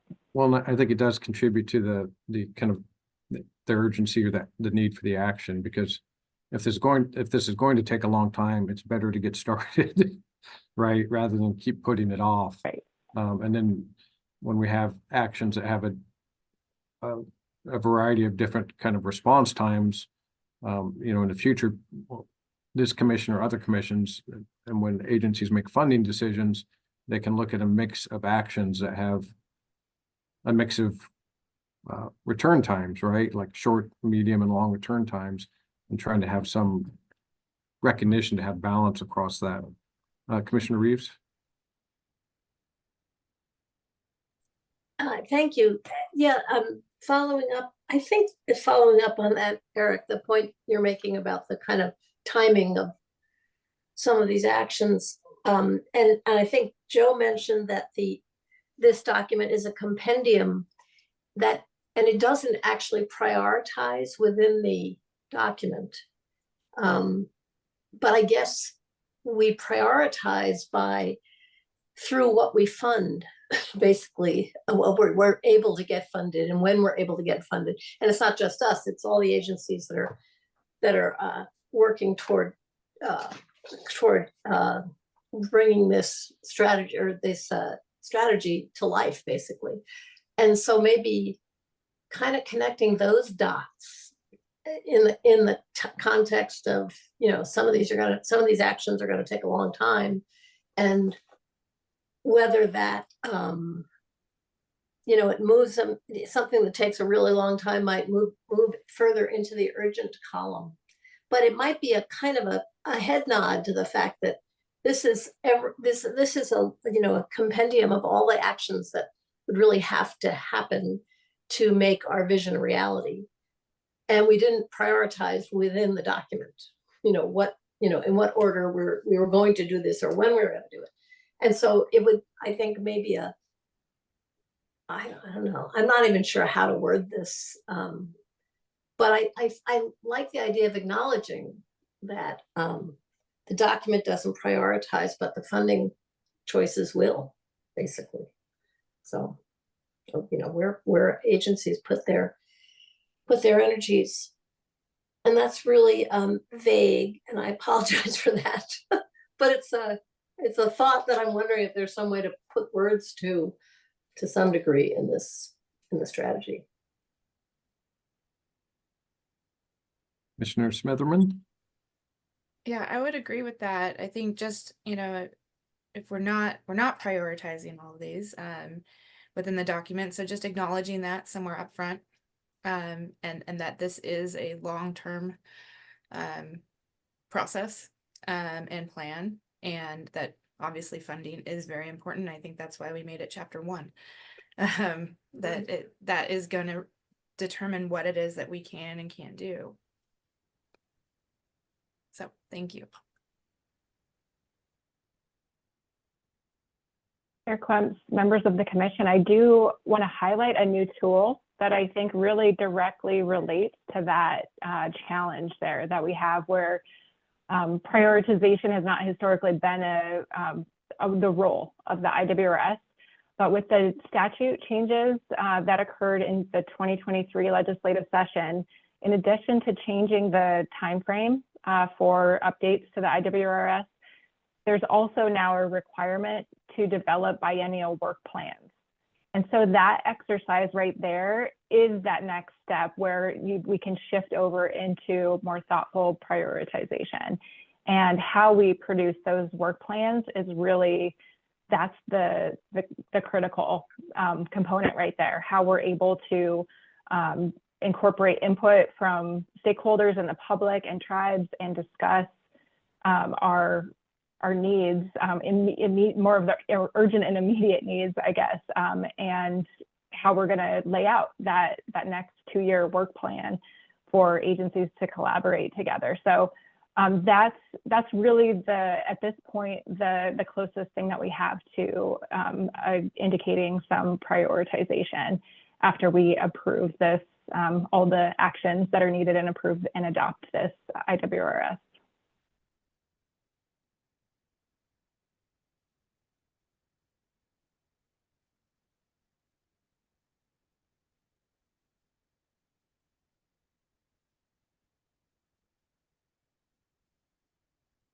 You're muted.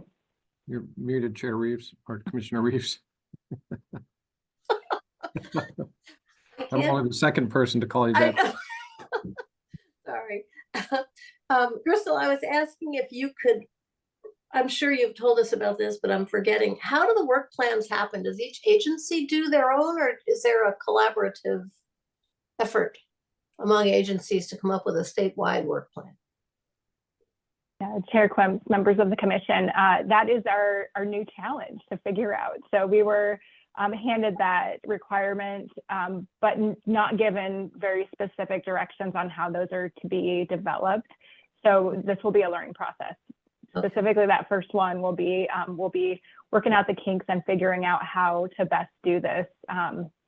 Ideally, it is a little awkward that we're finishing this IWRS after a lot of the budgeting process has happened, but because we have some more cycles to go through, ideally that work planning exercise would happen right about now in an even year and get agencies on the same page about what actions they are collaborating on so that their budget requests can reflect that cohesive, coordinated action that they're working on together. So that's the ultimate goal, but all of the nuts and bolts about how we do that have yet to be worked out because we have never done that before. Thank you.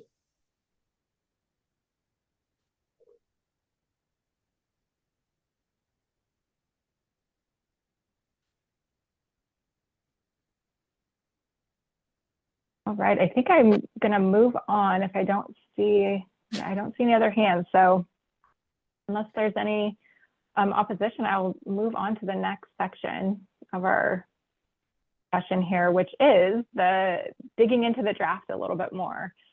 So we're not gonna go through every action and that level of detail, but I did wanna just give an opportunity to talk a little bit more about some of the big moves that we made in individual chapters. So as a reminder, right now we do have this first version. So draft 1 is available for public review and comment until April 5th. After that window, we will be, the IWRS project team will be getting back together and figuring out how to best incorporate those comments and then develop a second draft and hopefully release that in the middle of May. So now I was just going to walk through some of the high level pieces of information and just highlight what we've changed and some decisions that we made on this version. So if folks are wanting to kind of hear some rationale about how things evolved from the 2017 version. So the first thing I wanted to mention is the document from the 2017 version. A really big move is changing it into a two-part document, and part 1 really being the context for the strategy and really giving the reader a description of a lot of the different roles that everyone plays in water from a governance perspective. The statute for the IWRS does require that we describe the roles of these individual players. So that's hopefully a helpful piece for people who are maybe not familiar with all of the individual agencies. We've got a lot of agencies that have really important water responsibilities. And then something else that is not new, but is expanded. We've outlined the laws and regulations that are really driving a lot. They're really providing the framework for a lot of the recommendations. And the decision to do that was, in the 2017 and 2012 versions of the document, there historically was in the first chapter, a section about laws and regulations, but it was very brief and it didn't go into many of the details that were then relevant for multiple actions later on in the strategy. And so we found that as an opportunity to cut down a little bit on narrative later on in the document. Instead of explaining how something works from a legal perspective 2 or 3 times underneath individual actions, we've then moved that explanation to the laws and regulations. And so folks can go back to that as kind of think about the part 1 as more of a reference for folks. And then moving on to really the bulk of what the document is are the strategy actions. So we've now called that part 2. And so part 2 is divided into the 4 separate chapters here. So I'll just go through a few big moves that we made to change things from the 2017. So Commissioner Smitherman had identified the funding one here as being a big thing here that we've changed. So funding was historically at the very end of the document, and just something that we had heard so much about, specifically the 100-year water vision was really elevating the fact that we really need to focus on these strategic investments, and just everything that's happened since 2017 has really elevated the need to double down on our investments in water. And so it felt right to move that to the beginning, because really all of the funding actions that existed in the 2017 version were really touching upon everything that you had already read about in the document. So we've moved that to the beginning, and we did streamline 3 of the actions. We pushed them into one because they were really just covering different parts of what we think about when we talk about funding different water projects. Sometimes there's planning associated with it. Sometimes there's the need for a feasibility study. And sometimes there's on the ground implementation infrastructure, for example, that would be needed. And so we've put the needs for funding all three of those things, the planning, the feasibility studies, and the project implementation, all into one action. So that's currently our third action there under funding. Any comments from the commission on that first chapter or that funding piece?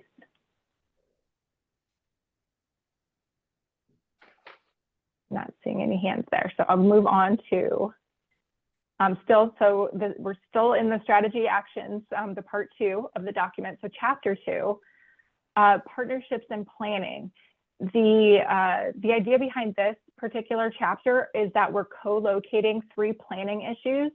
So I want to elevate the fact that they're not, one of them is not new. We've got, all 3 of them are not new. We've got local and regional planning actions, which used to be called place-based efforts in the 2017 version. We've got land use planning, which used to be called water and land use in the 2017 version. However, all of the content of that narrative was really focused on land use planning specifically.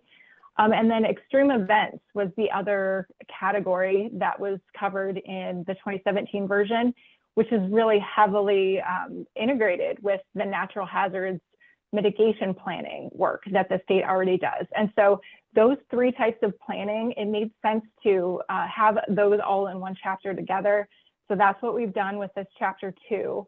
And then also I just wanted to flag that this is one of the few chapters that did receive a new action. So all of the actions in chapter 2 are just simply kind of moving around the building blocks, as you will, of the planning related actions that already existed. We did also create a new critical issue there, and that was the coordination, collaboration and coordination action. We created that new critical issue, but we didn't need all new actions underneath it. We moved some existing actions there because we just kept hearing so often the need for coordination. We heard it in all of our public engagement in 2023. We heard it very loud and clear in the 100-year water vision as well. So it really made sense that we moved some actions from, they were split between the place-based planning and another planning action from the 2017, move those all together so that we can really see what are we doing regarding coordination. So that's, I think, a big move that I wanted to elevate there. Anything from the commission on chapter 2?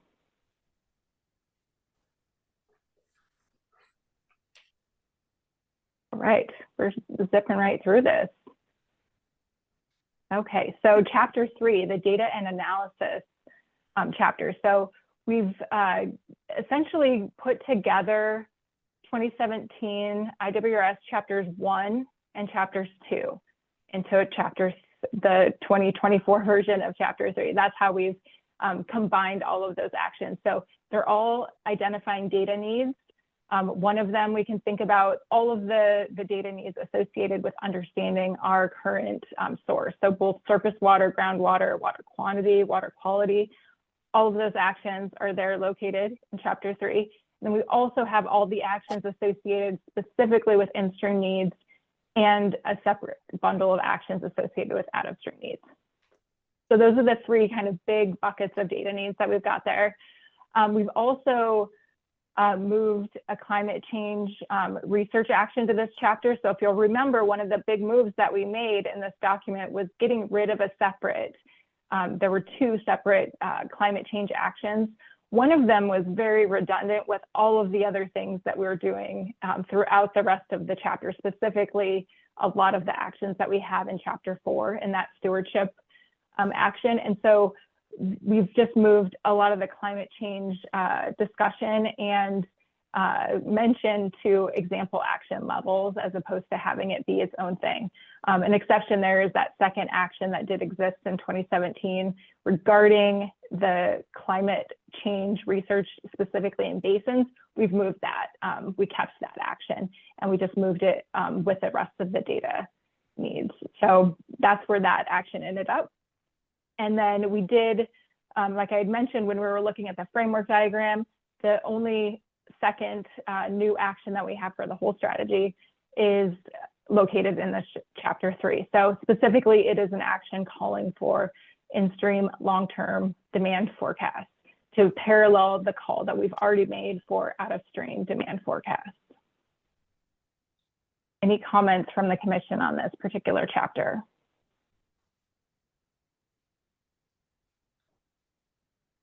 Okay, moving right along.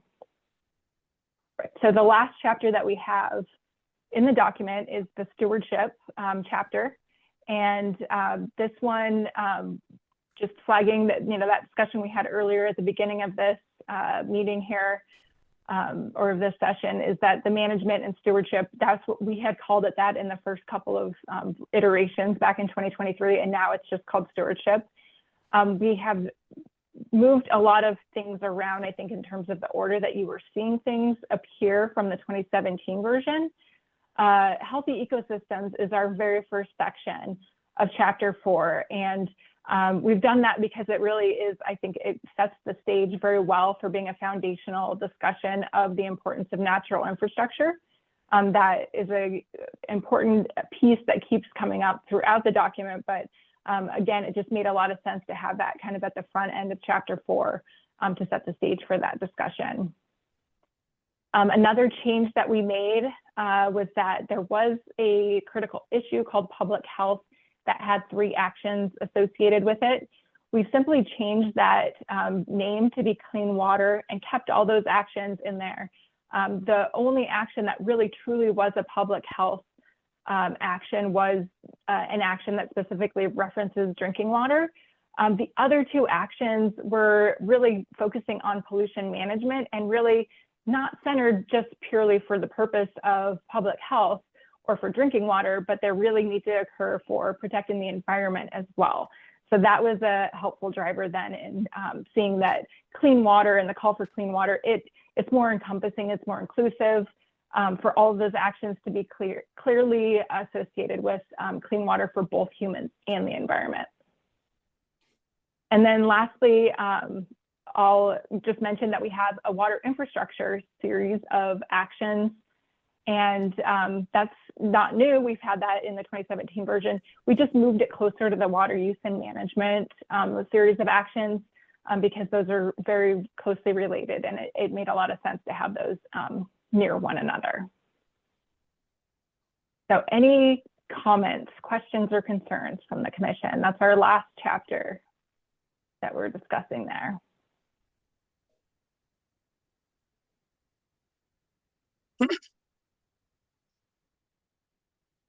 Right, not seeing any hands from the commission. So then we can go on to the last detail essentially that I wanted to cover and flag for folks. This is something, of course, we've been discussing at multiple meetings, commission meetings, the addition, the new feature that we have in this IWRS versus any other version. So the addition of action summaries. We've taken every one of the 47 IWRS actions, given them their own single page.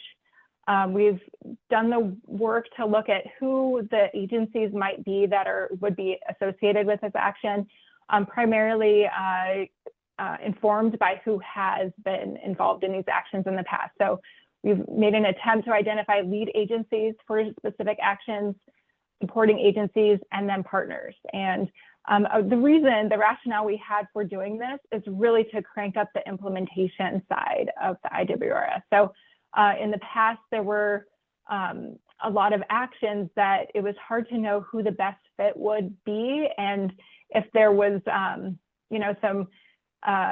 some questions about who that would be and where the responsibility might lie or the appropriate entity to do that action, I feel like that can maybe take away from the drive to implement that. So I think this is a helpful piece for folks to see, for agencies to see themselves associated with some of these actions to help kind of cue them into, oh, a program that they currently offer is highly linked to this action. So that's the hope there, is that we're kind of identifying all the partners that can be at the table to start working on this action.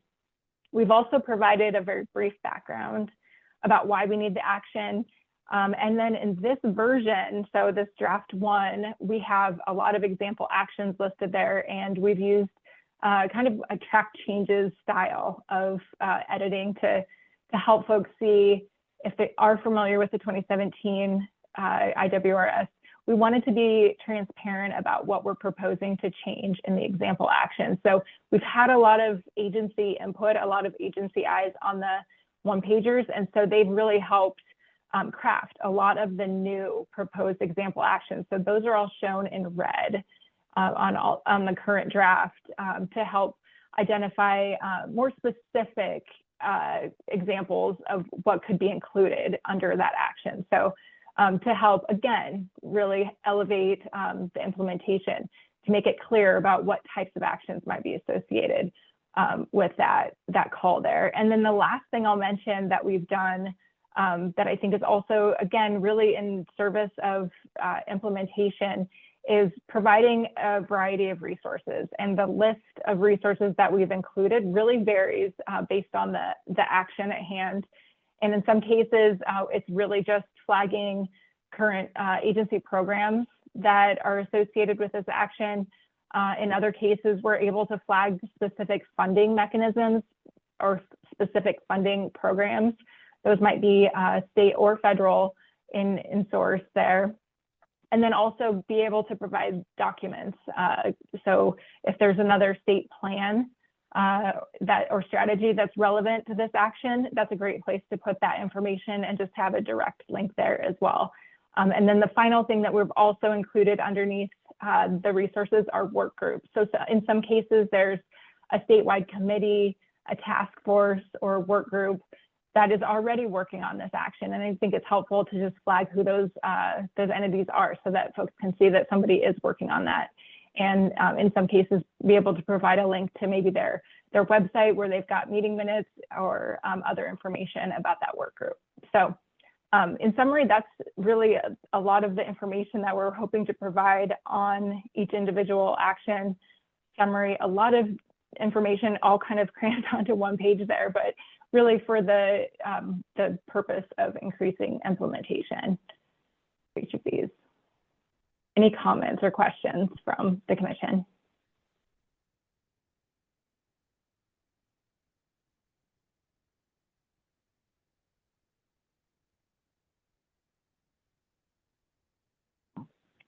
One thing sorry, go I ahead. had thought that I like these, and I wonder if it would be productive in the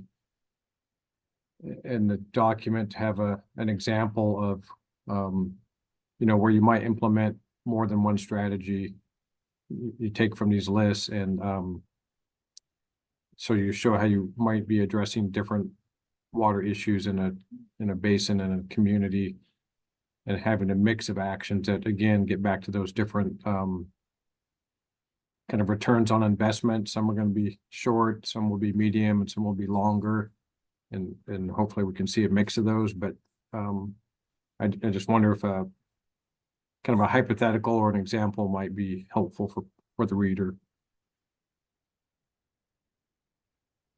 Yeah, so Chair Clems, just to make sure I understand that, maybe take an example, a real life project, like maybe, a specific location in Oregon, and then list out all of the actions the IWRS actions that apply to that particular project. Is that what you're saying? Well, maybe showing several bundled recommended actions is what I'm thinking. I've seen in a lot of cases, just because I'm now familiar with seeing a lot of, both policy and specific projects, for example, direct funding from the legislature on certain projects. Often we are flagging, OWRD is flagging the IWRS recommended action that aligns with those particular projects. And it is interesting to see that often there are multiple actions that align with that. For example, almost any project that we're talking about. So for example, let's just say a large scale floodplain restoration project. It's going to have a funding action associated with it. And then it's going to have probably several other actions, definitely something from the healthy ecosystems component. If it is addressing some in-stream issues, it could include action 10B. If it's addressing invasive species, it could have action 10D. It could have a restoration project could have multiple IWRS actions associated with it. But it sounds like maybe you're suggesting that we show a few different types of projects, a few different flavors there. So not just giving one example like a restoration project, but maybe choosing a natural infrastructure project or a gray infrastructure project and kind of showing how those fit into all of these actions. Does that sound, am Yeah. I getting that right?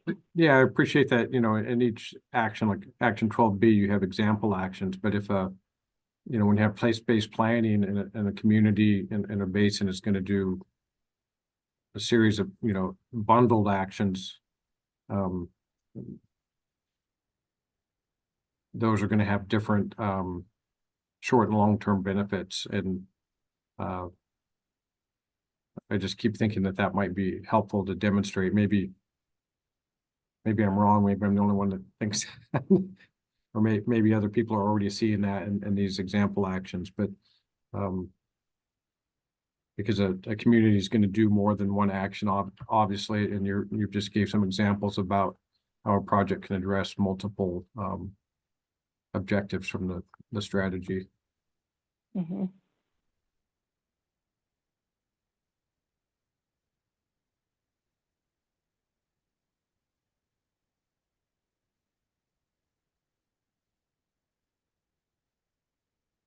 Commissioner Smitherman? You're muted. You're on mute. Of course I am. I said thank you, Chair Quims, and thank you, Crystal. So I'm as I'm going through the table of contents and looking at where everything is laid out, and I'm looking through the chapters, and at the end of each chapter is where the action items are, right? The summary sheets. So The summary it's at sheets, yes. each section, yeah, not Has- each chapter, but each section.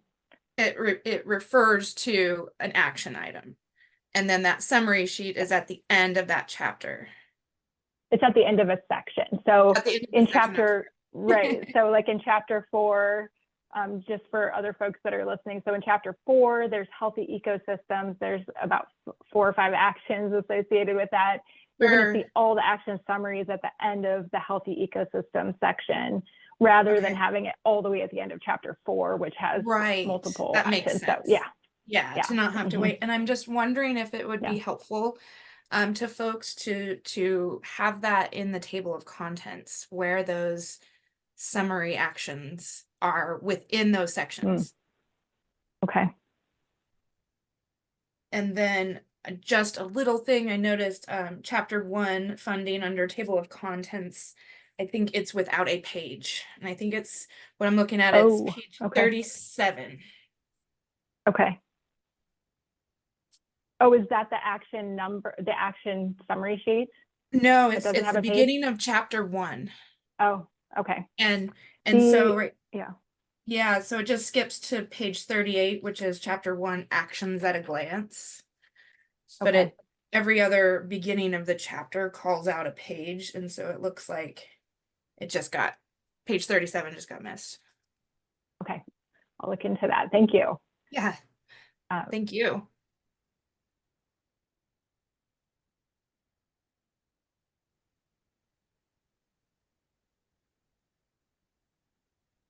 Chair Quims. Yes. I would just like to reiterate how important these action summaries are. These are the pages that have been missing out of the previous versions of the IWRS. The previous versions went to extensive lengths through the advisory groups and the other agencies in compiling all of the actions that are out there that we can be working on and making progress. But As I mentioned before, nowhere did it summarize how to get there. It was just a called out action item. And I just want to acknowledge Crystal and all of her team and all of the partners who have weighed in on this, the good work of summarizing these, because this is the roadmap here. This is the piece that really helps us advance these action items. So well done, Crystal. Thank you.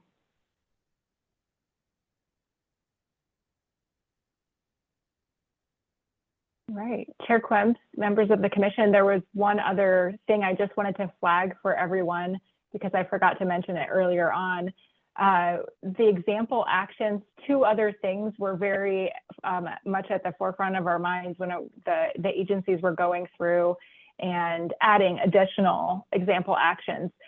One was identifying climate-specific example actions, and the other was equity and environmental justice specific actions. So if you'll remember, a much older iteration of these action summaries, maybe back in September, maybe even November, it still had a separate example action list that was specific to equity and environmental justice. And based on commission input, we've now folded those up into the full list of example actions. So you'll generally find those as for this draft version as red, elevated as red because they're new example actions. So really trying to have that filter on as we're looking through all of these actions. How can we make sure that we're addressing climate specifically and also equity and environmental justice concerns?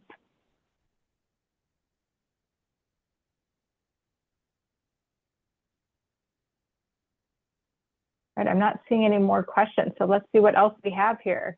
That is really it. Oh, we have a comment here. Commissioner Mall.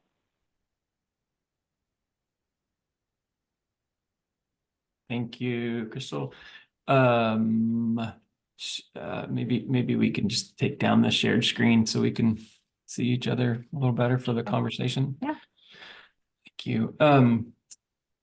I agree with Doug that I see great value in the one sheets. I'd like in the remaining months to see what we can do to so I'm trying to imagine how they're going to get used. And one of the things we talked about last time was, well, this is the kind of thing you could pull out and work with a legislator on, or you could pull out and work with a cross agency team or something like that. And if I do that, they become still very intentional and less, they're statements of good intention, good broad intention.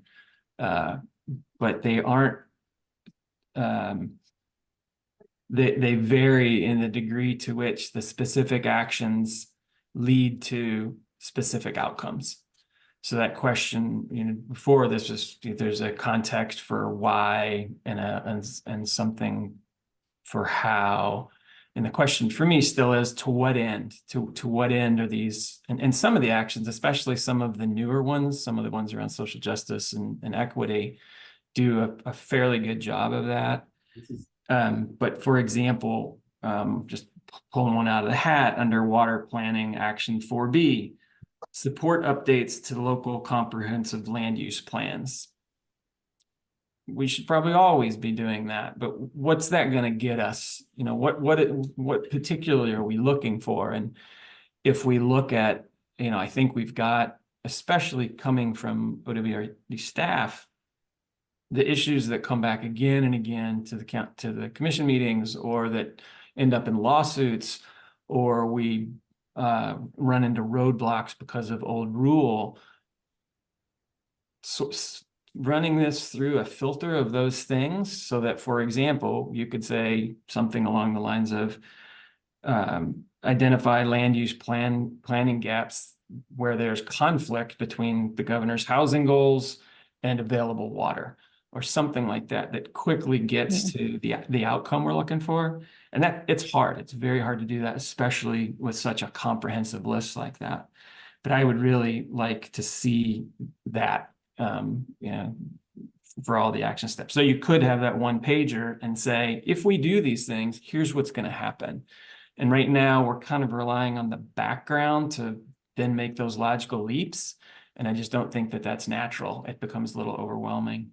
That's one thing. And the other thing overall is I still feel, I think I expressed this before, that we have a tendency to want to give all of the context first. And so, you got to go through, 40, 50 pages of here's the setting before you get to, again, my bias of what a strategic plan is. It's something that says, here are actions we're going to take. And I would, probably flip it around and say there's a big context section as an appendix at the end, but vision and commitments, actions, and have that right up front. Otherwise, as a reader, I think you can get exhausted and overwhelmed by trying to understand all of the context. Thanks. Thank you, Chair Clemps. Commissioners, other input? Commissioner Lee, and then Raquel, you wanted to add something? Yes, I have some agreement with Joe in that I would like to see actions more accentuated. As I was reading through the whole thing, I noticed that in some of the sections, like where it lists out all the federal agencies and all the state agencies, if perhaps those would be appendixes to cut down a little on the content. But that was just my thinking. I don't know if others feel the same way.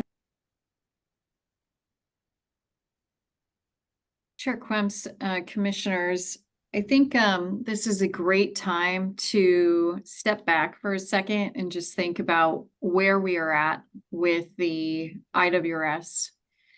And so we know what drafts we had before, right? And we are in a bit of a period of transition with this current draft. What we've heard from folks and what I just heard from Commissioner Mull is the document's long, right? And in the comments in that case were more about there's all this context and background up front.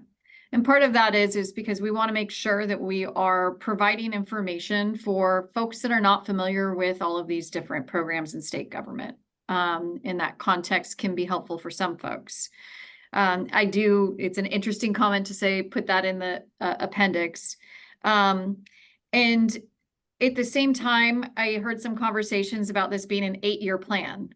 Well, this is really, when we talk about the IWRS or when we've talked about it in the past, it's more, it's an even higher level document than 8 years. Yes, it's required to be updated every 8 years, but in practice, it's been written to be more of a kind of 50-year document. I would suggest we actually think about it on 100 years, because from my standpoint, I would like us to move a lot of the water vision work into the IWRS. We heard the importance from some folks about really thinking further than 50 years. Some of the tribes, or maybe all of the tribes, had mentioned 7 generations, right? And that was something that when we talked about the water vision was really important to folks of really thinking to the future. The challenge that poses, though, which is what I'm hearing from some of you, is that when you're talking that long, your actions are potentially going to be a little bit higher level and a little more vague, right? Because we don't necessarily know exactly, we can't list out exactly every single thing that we're going to do, in part because then you'd have probably a 500-page document, right? And that's where we're in this transition phase of saying, it would be really helpful if you could find the recommended actions, right? And who does them, and just on one page, right? Because right now you have to flip through the IWRS and then you have to look at a little box and then you only know just a little bit of that information, right? And so that's how this transitioned a bit. And those one-pagers then could be used by agencies as they are developing these work plans, right? And those work plans would have those very specific, I'm betting some of you are trying to move towards SMART goals, right? And those would be those actions that the agencies are actually going to be working on within this shorter time frame. What that time frame is, I think we're going to have some discussions on that, because on the one hand, agencies are working on strategic plans. You all, once we have a new director, will be involved in that development of the strategic plan for the agency. Under the governor's expectations, those are to be 3-year plans. A lot of agencies do 5-year plans. And so I've seen some of them doing their work on them, and some have ones that are already adopted that are a 5-year plan. But under the governor's expectations, they're 3-year plans. And so as we're working on that, that's where I anticipate we will have very specific actions, and the templates and instructions from the governor's office on our strategic plan require us to actually identify actions that the agency is going to take. And so it does start to move from, yes, you have some of your high level goals, but it's also very much what are the actions. So I bring this up to all of you. I'll also note, while we're in this period of transition, right, we just changed the statute because we recognized also the importance of the work plans, and I think other folks have as well, and that's why the statute is now what it is. But we're shifting towards this direction. And in this transition phase, I think the question for folks is, we've been trying to keep things is similar, not make too many changes all at once, right? And that was kind of what was set out at the beginning of this process. And so I've heard from some of the interested parties that they're concerned about the changes and being too big. And so we're just trying, I just want to put that on your radar to think about as we go through and change. We're trying to keep a lot of these examples, right, similar to what was in the prior IWRS, adding some new ones, obviously, to address the areas that we have identified. But if we do go through that process of making them even more concrete and specific, just note that those are some additional changes that may generate some concerns at this point in time. So something to think about as we go through this, and also thinking about what level is this document operating at. If we want to change that over time, or in this one, if that's maybe what I'm hearing, just think about what that looks like for us from changing those sheets and the specific actions there, and then tracking them through. So hopefully that's some helpful context, and will help you all help us figure out how we continue to move this document forward. Thank you.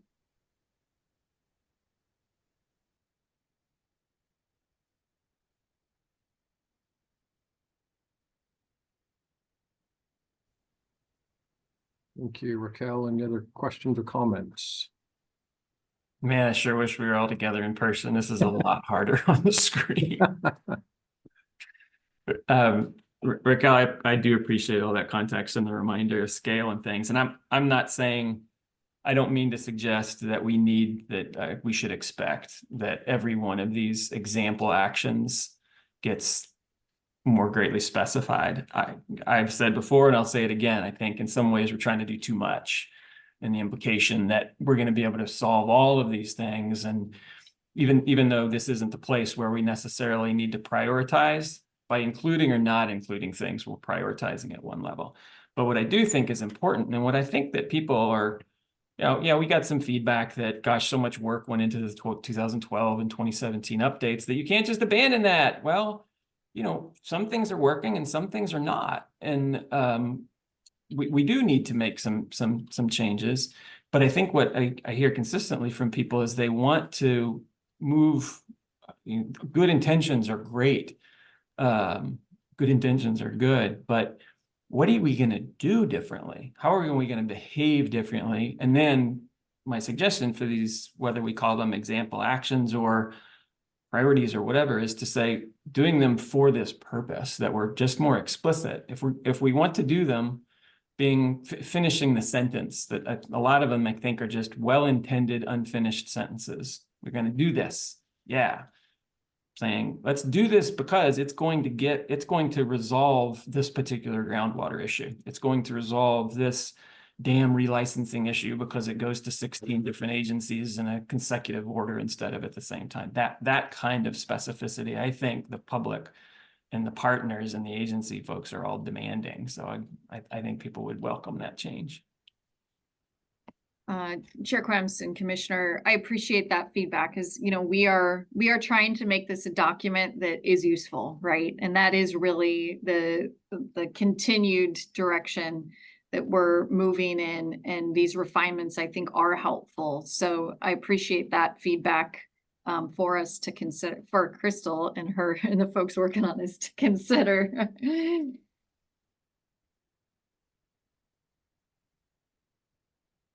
Yeah, I think there's the challenge of making changes that are kind of evolutionary so that people still see something of the prior versions in them, right? And not just revolutionary, but also that the changes are improvements. They're not just changes for the sake of change. And I think those are important things to be mindful of. And I think Crystal's doing a great job. So thank you. I think we better go to public comment. We have a few people that wanted to speak on the subject. Kimberly Priestley from Water Watch, and then after that, I'll go to Christopher Hall. We had one other signed up that we haven't seen yet, but we'll begin with those two, please. I seem to be having problems with my video, so I'll just go ahead. Chair Quamps, members of the commission, thank you very much for the opportunity to comment on the state's integrated water resources strategy update. We will be submitting extensive written comments, but at this point, I'm still wading through the document, so we'll hold our comprehensive comments for that. Today, I'm just going to offer some of our high-level observations. Before doing that, I will note that WaterWatch did offer verbal testimony consistent with comments I am offering today at the June and September meetings, as well as written comments at the November meeting. Given that those concerns still stand, we are here today to reiterate and maybe put a finer point to them. First, let's start with what we support. There are a number of new recommended actions that we support. Many of these are related to climate change, data, water quality, equity, and ecosystem initiatives. We will call these out by name in our written comments, but did want to note today that we do appreciate the department's expansion of select action items and support their inclusion. This was the original intent represented to stakeholders as to the scope of the update, so we really appreciate the state's attention here. That said, despite support for many of the new action items, we do have a number of concerns with the update as a whole. First, while we have raised this before and risk continuing to shout into the wind, I did want to note again that we have serious concerns with a whole-scale restructuring of the IWRS. It's not that we don't think some reorganization is in order, we do. For example, we feel strongly that management and development should be divorced, with each having their own subheading, as they are entirely different subjects. Right now, they are meshed into one, which really makes no sense. However, this is not the kind of change or reorganization that we are seeing in this document. What we are seeing is a change in ordering titles and subheadings in a manner that, in our minds, strips away the clear story of the intended outcome of the strategy to both understand and meet Oregon's in-stream and out-of-stream needs. Critical guideposts that were present in the 2012 and 2017 versions have been removed, and key issues have been stripped from headings or subheadings. Climate change is a good example. While the 2024 version includes a number of additional actions related to climate change, which we very much support, the 2024 version removes the standalone subsection devoted to climate change that was purposefully added to the 2017 version. What this means is there is no heading or subheading or chapter to let the reader know that this is a critical and urgent issue in the state's eyes. This void carries over into the framework.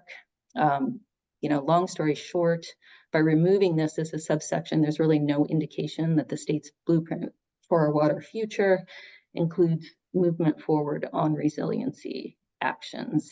Similarly, the table of contents, which serves as an introduction to those new to the strategy, and is really the most basic form of communicating what is in a document, does not use the word climate change at all. This to us seems a glaring omission.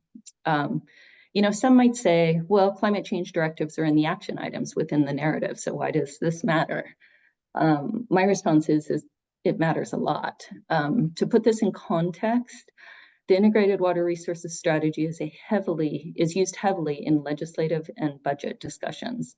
Our observation is that legislators rely heavily on the one-page framework for the synopsis of what is in the document, rather than the actual document. It's the one-page framework we have seen on legislators' walls and/or referred to in hearings and meetings. Long story short, inclusion of key topics and guideposts in chapter and subchapter headings, which are then captured in the one-page framework, are critically important. Climate change is just one example, but I feel it's emblematic of the problems we are seeing throughout. Secondly, also related to the change in structure, we have concerns with the elevation of planning and partnerships in this document to a full chapter, one of 4 chapters. Yes, we agree, planning and partnerships have a role in moving Oregon towards a sustainable water future, but it's only one tool of many. Despite that, there is now a full chapter dedicated to planning and partnerships, including collaboration as a subset. The major concern in elevating this one issue, which used to sit as one tool of many under meeting in-stream and out-of-stream needs, is that other critical tools such as water management, regulation, enforcement, and the like are not given the same gravitas. As of now, management only shares a recommended action subsection with water development subsumed under the new title, stewardship. This really doesn't cut it. Rigorous water management is critical to a sustainable water future. It needs to, in our minds, it needs to be front and center of any water strategy. So, our request here is that the state either remove planning and partnership as a full chapter and return it to its previous spot, along with other actions to move forward on meeting in-stream and out-of-stream needs, or in the alternative, add new chapters to the document that would elevate other important work, including a new chapter titled Water Management, that includes actions such as enforcement and regulation. To keep as is, in our mind, creates a bias in approach and could undercut the use and/or funding of important state tools. It could also stymie action forward on modernization of existing laws and regulations to better protect our surface and groundwater resources. We do have a number of recommendations here, but again, I'll put those in our written comments. Third, the 2024 version relies on a number of new documents, such as the 2023 Secretary of State Advisory Report and the 100-Year Water Vision to back some of the major changes proposed in the update, including adding a whole new chapter, one of 4, on planning and partnerships. While we don't object to the reference to these documents per se, we do have concerns that the 2024 version seems to be picking and choosing amongst the many findings and/or directives in these documents to support initiatives they want in the strategy. Other directives or observations are ignored. There are many examples here, but again, I will save that for written comment.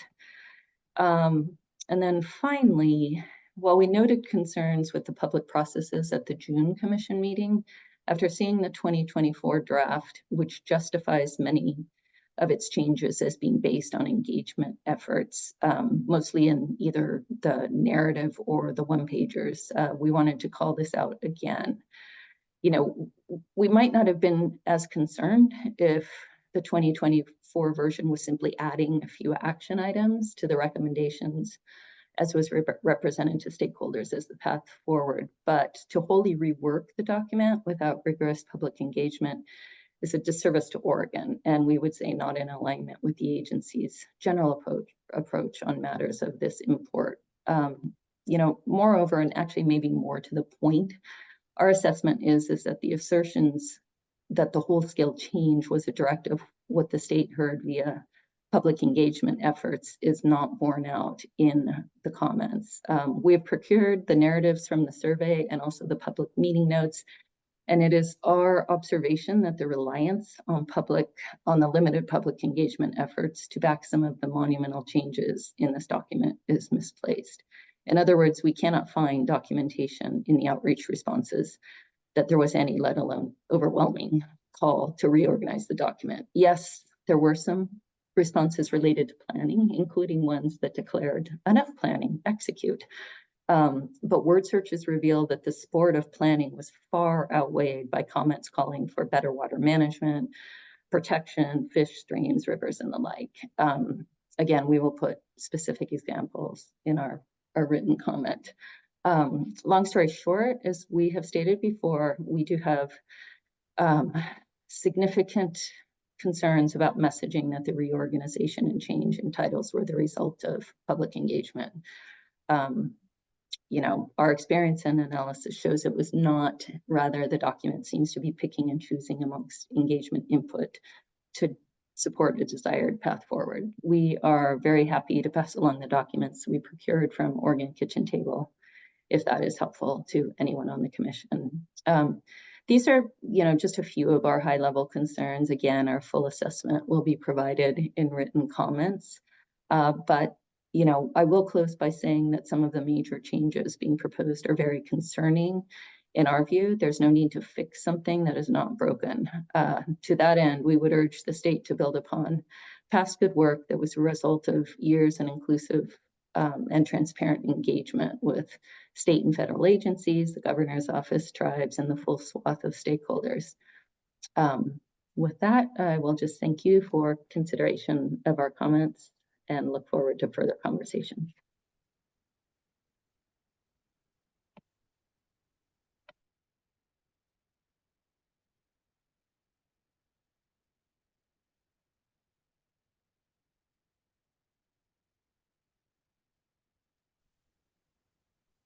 Eric, you're muted.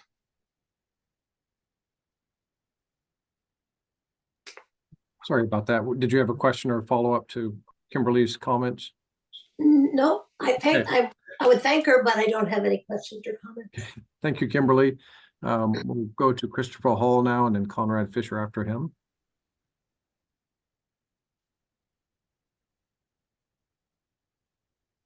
Thank you, Chair Quemps and Vice Chair Smitherman and commissioners. I appreciate the opportunity to speak. For the record, my name is Christopher Hall, Executive Director of Water League.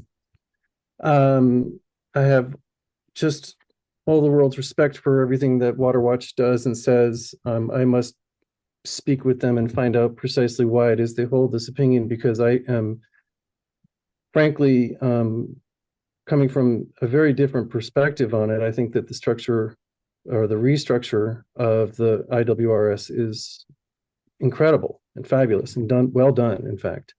I seem to be drawn to the restructure in many ways that I look forward to explaining in comments that are written that I cannot get into today, but intuitively, it seems to be a work of genius, but that's my opinion. There are so many things I would like to share about the IWRS that I can't do today, so I'm just going to pick one thing. This is a critique. So much of what I think about the IWRS is very positive, so don't allow this one point to suggest that I am not in full support of it. There is a comment that says declining groundwater levels and low stream flows are also raising concerns about the ability for the state to take on additional development and growth. Well, I don't believe that the governor's call for more housing and the need to be able to build more housing structures is a threat to the water resources of the state. In fact, I think it's a false equivalency that the water use must be limited for future residential and municipal development, because those uses are such a tiny fraction compared to the large scale of water use irrigation uses. We know that irrigation uses 78% of all the diverted water in the state of Oregon. And it's an order of magnitude more than municipal use. The governor's call for additional housing should not be confounded by irrigation overpumping And I think that we should look into the reasons why that would be the case, why people would be confounding the two, conflating them. An increase in population in Oregon does not increase the domestic or municipal water use by any level that could ever compare to the volume of water that's already being used by irrigators. And why you might wonder is because 40% of Oregon's irrigated agriculture exports leave the state, and then another 40% go out to foreign nations. So only 20% of what we produce in the state stays in the state. Oregon's population and irrigation water use have never been coupled together in any meaningful way over the past 70 years. Whether there's 2 million or 4 million or 6 million people in the state, the vast amount of water use by irrigation wouldn't increase while the domestic and municipal uses inch up their tiny little increments. So much water is used for irrigation to benefit others outside the state. We call that virtual water exports. That no amount of the expected in-state population growth will ever meaningfully impact Oregon's water sources the way export crops do. It's unreasonable, in my view, to say that future development and economic growth must be restricted alongside irrigation water, or because irrigation water has impaired the future water right potential for other more economic uses. Should lawns be restricted in areas with declining groundwater? Absolutely. If the city of Bend wants to get more water, groundwater resources, they probably should not be permitting people to have lawns. Should apartments and condos be restricted in cities? Absolutely not. And I hope that the IWRS will be able to embody this value. I have a number of other comments I won't get into, but I just wanted to highlight that one particular issue and to applaud the work the Water Resources Department has done. And thank you very much. Thank you very much for your comments. Any questions or comments for Christopher? If not, we'll move to Conrad Fisher, please. Hi, thank you. I'm Conrad Fisher with Water Climate Trust. My home is the Klamath Basin, so I work on both California and Oregon water policy issues. The underlying goal of the organization for which I work, and my goal, and I believe the goal of the authors of this report, is to achieve an outcome where there's enough in-stream flows sufficient to prevent endangered species, to support recovery of endangered species, and to satisfy tribal beneficial uses of in-stream flows. They're recognized in California more so than Oregon, but these two essential outcomes, I think, should be stated very clearly, even more clearly than they are: endangered species recovery and satisfying tribal beneficial uses of in-stream flows. Assuming that is a goal, the most successful way to achieve that, the most viable path, is to establish in-stream flow requirements that are consistent with those goals.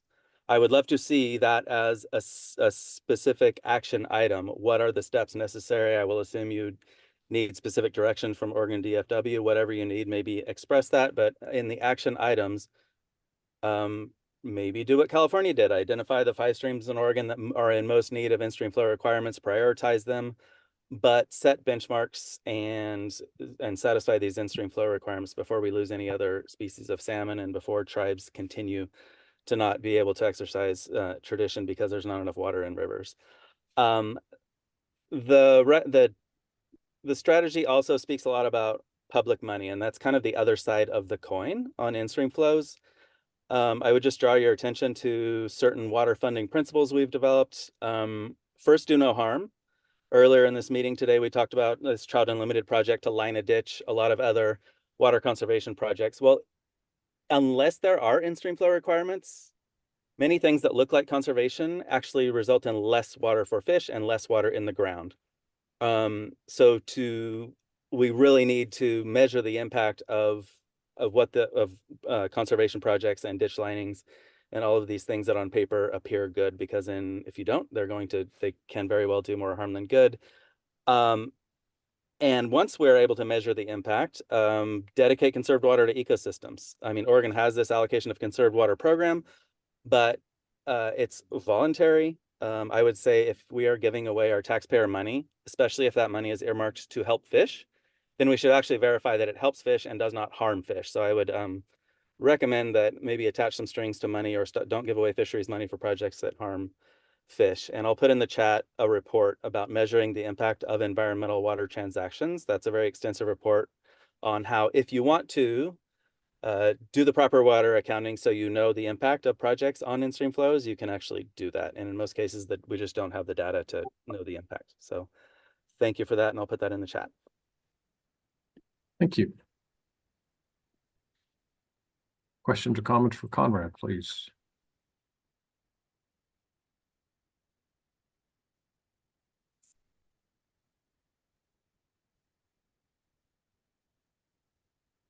Okay, we were scheduled for a break at 2:45. Director Woodcock, do we have time for at least a 5-minute break and maybe get to the next agenda item after that? Yes, we do. Sorry, I was having trouble coming off mute.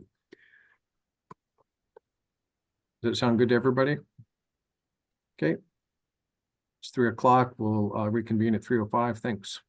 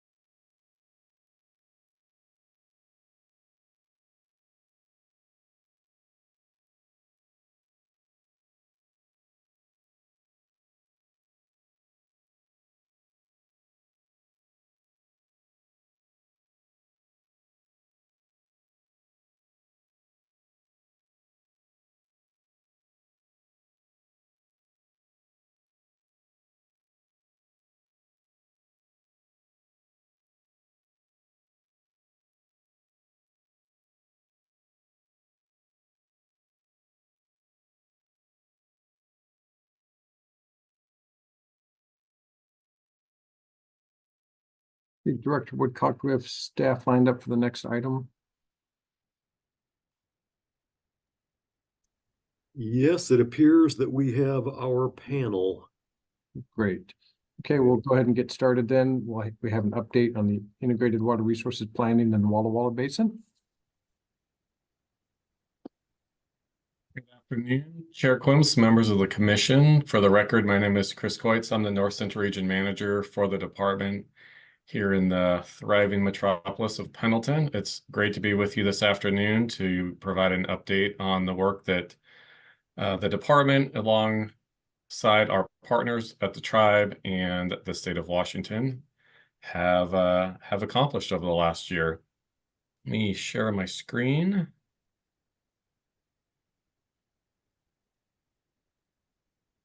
And then find everybody again.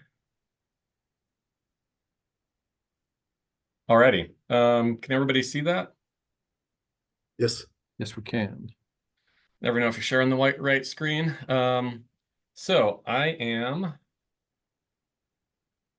very happy to be joined by my fellow panel members this afternoon, and I will let them introduce themselves in the order on the screen. So Mr. Kiono.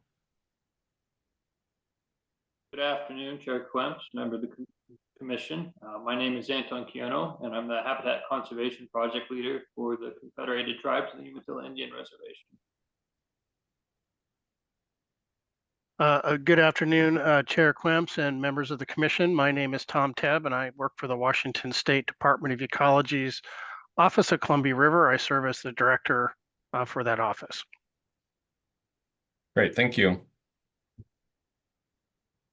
So a little overview of our discussion today. We're going to provide a brief overview and history of the Walla Walla Basin, discuss briefly some past water planning activities that looking back about 20 years in the basin, and then talk about the work that we've done in the last 5 or so years in developing this 30-year strategic vision and plan for the basin. Touch briefly on our role as the 3 sovereign governments who have a water management responsibility in the basin, and then the Walla Walla Basin Advisory Committee.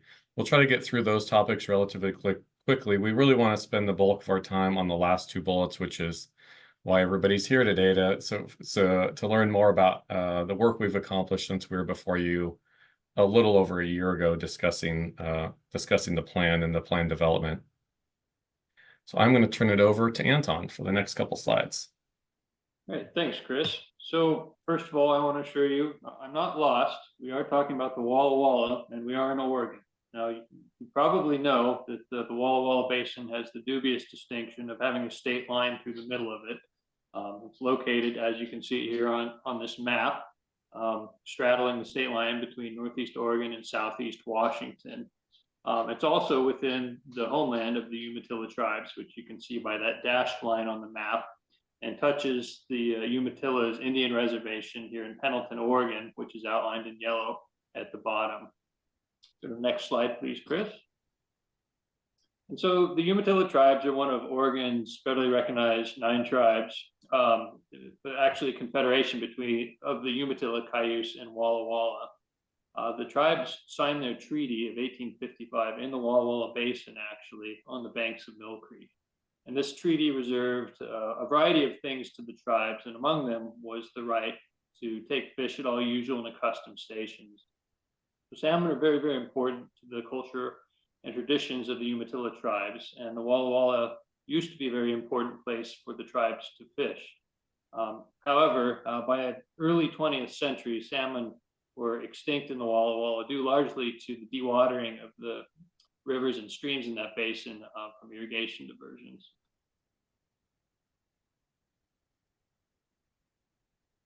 And on to you, Chris. All right, so just a real brief history here on some other water planning activities that have occurred in the basin over the last 20 years or so that have got us to the point where we are today. So there have been 2 previous kind of significant water planning initiatives. The first being a U.S. Army Corps feasibility study that kicked off in 2002. This was shortly after a stipulated agreement from the U.S. Fish and Wildlife Service, with 3 significant irrigation districts in the basin, 2 in Oregon, 1 in Washington. The change in water management as it resulted from the stipulated agreement brought upon the basin the need to try to figure out how to manage water in a different way. That study ended up not providing a recommendation due to the fact that at the time there was not a mechanism for Oregon and Washington to work together in a comprehensive sense on how to manage water resources in the basin. The Walla Walla Watershed Management Partnership was kind of next in line. There's a longer history around the partnership. This was born out of a legislative requirement and as a pilot process with the kind of stated goal of trying to figure out how to manage water resources in a more efficient way, and looking at water supply alternatives. Ran into the same issue. If that state line was really becoming an encumbrance on the comprehensive water planning in the basin. And that leads us to the last bullet here, the Walla Walla Water 2050 plan. Once again, a legislative requirement from the state of Washington, but Director Tebb and other colleagues of Tom's in the state of Washington acknowledged that if this plan was going to be successful, it really needed to be a comprehensive basin-wide approach, and thus was born the Walla Walla 2050 plan. That is the plan that we are in the process of implementing. The plan was finalized and adopted in 2021. Implementation began in 2022. We were before you, as I mentioned, in 2023, providing an update. So most of what we talk about in the context of implementation has happened in the last year or so. Now I'm going to turn it over to Director Tebb for the next couple slides. Thank you, Chris. And again, thank you for the opportunity to be here today. You know, we're really excited about this work. The Office of Columbia River was created out of the need for solving problems and working on comprehensive water resource solutions in the Mid-Columbia Basin. And of course, one of the major tributaries to the Columbia River is the Walla Walla system.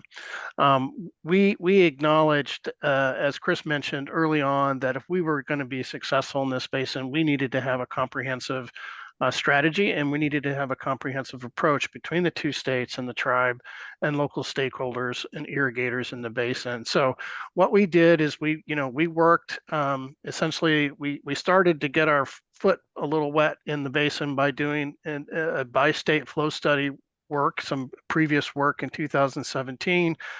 I think folks saw some of the work we were doing elsewhere in the Yakima Basin and the Icicle Creek watershed in other places in Washington, and thought, you know, this notion of what you all have been talking about this afternoon of integrated water resource strategies and employing them in a collaborative, comprehensive way with the community was the way to go. And so we started working, as Chris mentioned, back in 2019 through 2020, 21 to kind of land the partnership, which was a locally led effort, but 2, to kind of move that process and use the basis and some of the collaborations and foundation of that process to build on the Walla Walla 2050 process.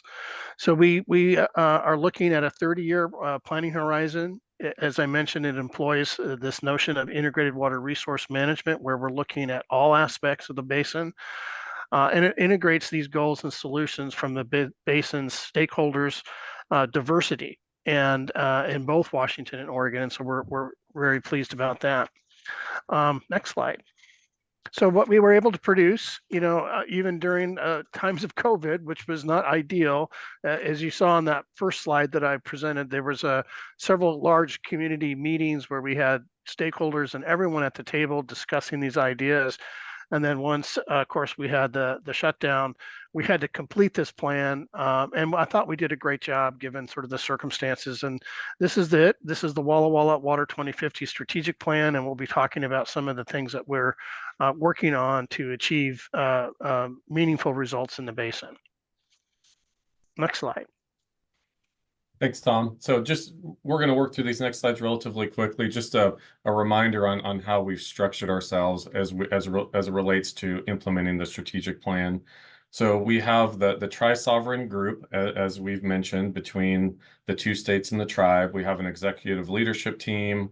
Some of these names will look relatively familiar to the commission. So this is the decision-making and the policy-setting body for those of us who are working to implement the plan. We have regular meetings. Actually, we meet once a week for an hour to discuss implementing the plan and making sure that we're staying on track. These are the strategies and goals that the Tri-Sovereigns came up with when we started this work. These are kind of, you know, our guiding principles, so to speak. I'm not going to read through all of these, but you can see, you know, we have a wide range of goals and objectives we're trying to reach and achieve in the basin. And then kind of our day-to-day role as it relates to these planning activities. So the Tri-Sovereigns, you know, make recommendations on issues that are brought through our advisory committee. We coordinate, of course, with our own leaderships within our own organizations. So, you know, the governor's office and, you know, for someone like myself, the director's office. It's you know, we have the task of figuring out how do we manage the state or this basin, irrespective of the state line. So how do we achieve that kind of holistic basin-wide management that we know we need to? And then we have, you know, we provide a lot of guidance and we need a lot of support from our respective technical work groups. All right, I'm going to pass to Anton. Thank you. So I think something that was missing in some of the earlier attempts in the Walla Walla was that really strong representation by the sovereign groups, the states and the tribes, the regulatory entities are really critical to water management. But of course, you also need the basin and the stakeholders themselves. And that's, the Tri-Sovereigns are very important in this effort, of course, but where a lot of the work gets done is with the stakeholder group, that advisory committee. And that's this Walla Walla Basin Advisory Committee that works with the Tri-Sovereign group to implement the 2050 plan. Next slide, please. And so, as I mentioned, the effort is led by the Tri-Sovereigns, but it's really made up of this diverse stakeholder group, local governments, all sorts of representatives within the basin, the community itself. And this is the group that works together to help implement the 2050 plan. A very important part of this is that it's not majority rule governance. It's consensus based. So we all have to work together to reach solutions and outcomes that are amicable to the entire group. It really forces that cooperation. That's this Basin Advisory Committee, and there are also smaller technical work groups that help focus on individual issues and tackle some of the more difficult technical issues, and then report that up to the advisory committee, which you can see in this diagram here, exactly how that works spatially. So on the left side, in those gray boxes, you see some of these work groups that tackle specific technical issues. They inform the advisory committee. You follow that arrow up there, help the advisory committee make recommendations to the Tri-Sovereigns, and Tri-Sovereigns work to implement those recommendations. And the Tri-Sovereigns, as Chris mentioned, meet very regularly so that we can be responsive to the Basin Advisory Committee and the community. We have a call every Friday to make sure that we are being as responsive as possible to the local community. And so that's how this is working. I think we've tried to learn from some of our past attempts and incorporate some of the great lessons we've seen in other basins like Yakima, and devise a structure that really has both the sovereigns and the local stakeholders working together to make meaningful change in the basin. So that's what we've been up to so far. Great, thanks. So now on to the more exciting news of what we've been able to accomplish since we were before you last. I'm going to turn it over to Tom to discuss some legislative action from last year. Yeah, so it's one thing to plan and put a plan and publish a plan. It's another thing to get legislative directive to really, dig into this work and commit an agency or an office that within an agency to do this work. And we were successful in working with the Basin Advisory Committee with the tribe and with the Oregon Water Resources Department to develop draft legislation that we were able to get our representatives, elected representatives, as you see here, Senator Clicker and Representative Rude and others to be part of advancing this legislation. This legislation is key. It directs the Office of Columbia River committed to implement this Walla Walla 2050 plan. The legislation also directs us to work on developing with the state of Oregon and with the tribe a co-management strategy and make recommendations to the legislature on what some sort of an agreement between the two states and tribe would look like for any new water that's developed, as well as looking at how to manage and implement work that across the basin that will improve in-stream flows for fish, as well as provide, what we hope to provide a sustainable future for agriculture and the communities in that basin. So this was a huge step. The legislation passed very successfully, which is not often the case with water bills, as probably some of you know. And we're very excited and been working hard on a draft report that we'll be working with our tri-sovereigns here to try to get ready to publish at the end of this year for one of the requirements of this legislation. The legislation also commits the Department of Ecology and the Office of Columbia River in the state of Washington to at least 50% cost to implement this this aggressive and ambitious plan, recognizing that those requests for funds will be on a biennial basis. They're not guaranteed. And so showing progress and showing our work is going to be key to our success.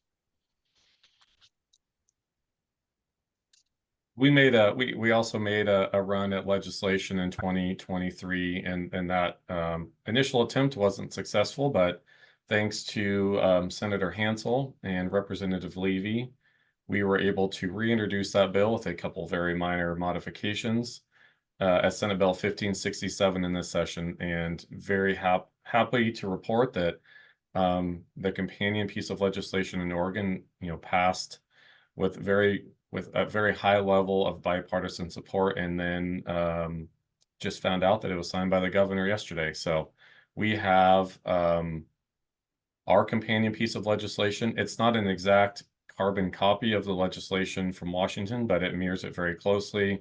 We also have a requirement to provide a legislative report to the legislature on bi-state water management options. And so many of the things that Tom just mentioned are also will also find in this piece of legislation.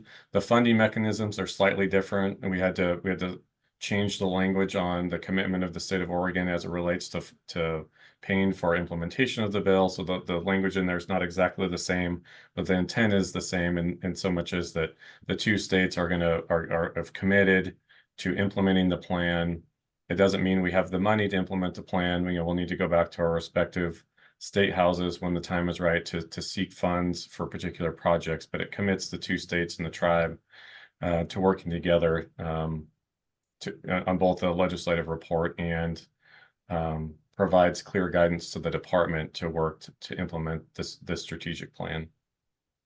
So very appreciative of the Department of Ecology and the tribe's support on this. The tribe in particular worked very closely with Senator Hansel on some of the language to get this bill introduced, and very appreciative of Senator Hansel's efforts on this. He carried this bill during the short session when the representatives and senators in Oregon don't have an opportunity to introduce many pieces of legislation during this short session. So very appreciative of Senator Hansel doing so. Am I up still? I think maybe I am. No, I think Anton, we're going to hand it to you? I think you were going to do this, but I'm happy if you'd rather. I can keep going. I think maybe I'll turn it over to you after this slide.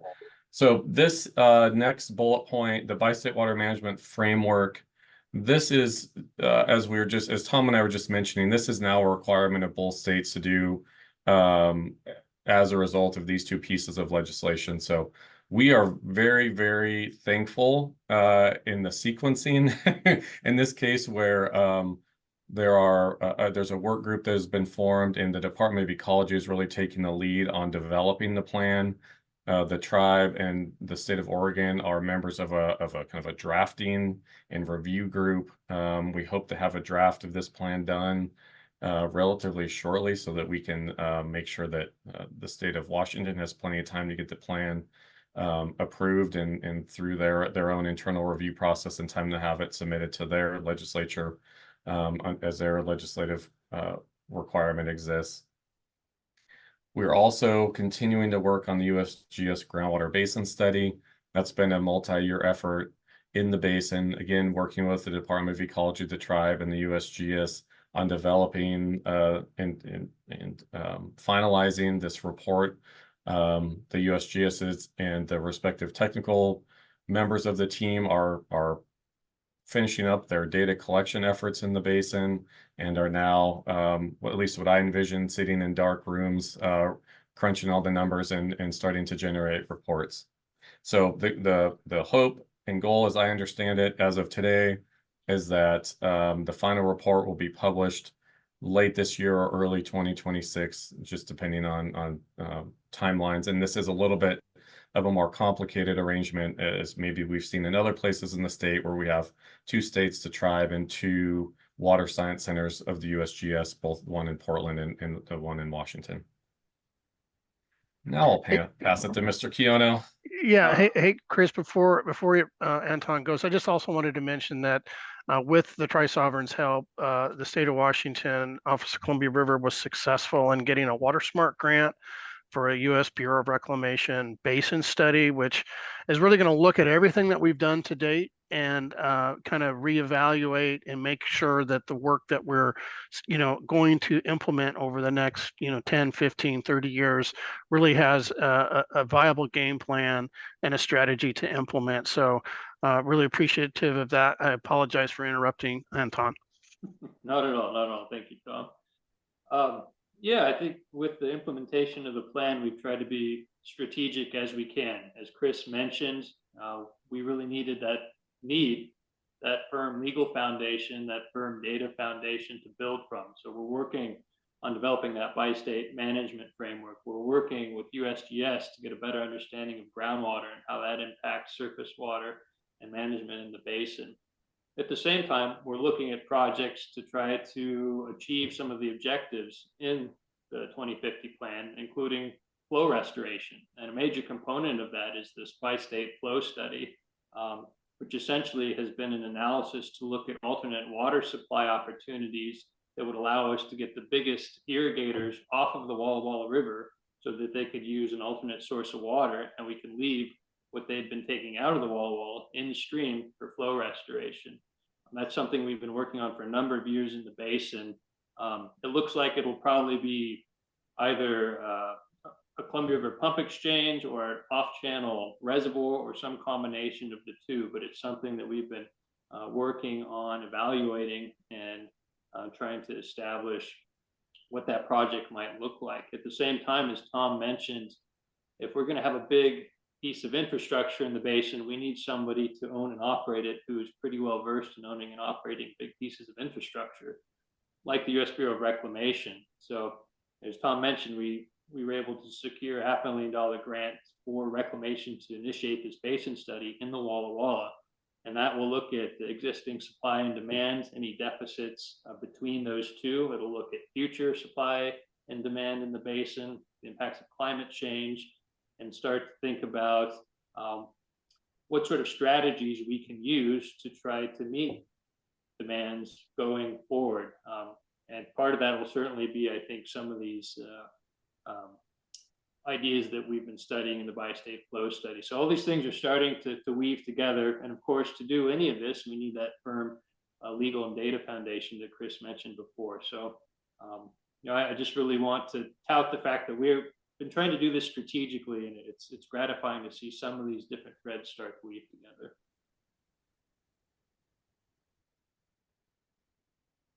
Okay, I just wanted to briefly mention some of the public engagement work that the department has been doing in collaboration with the state of Washington and the tribe.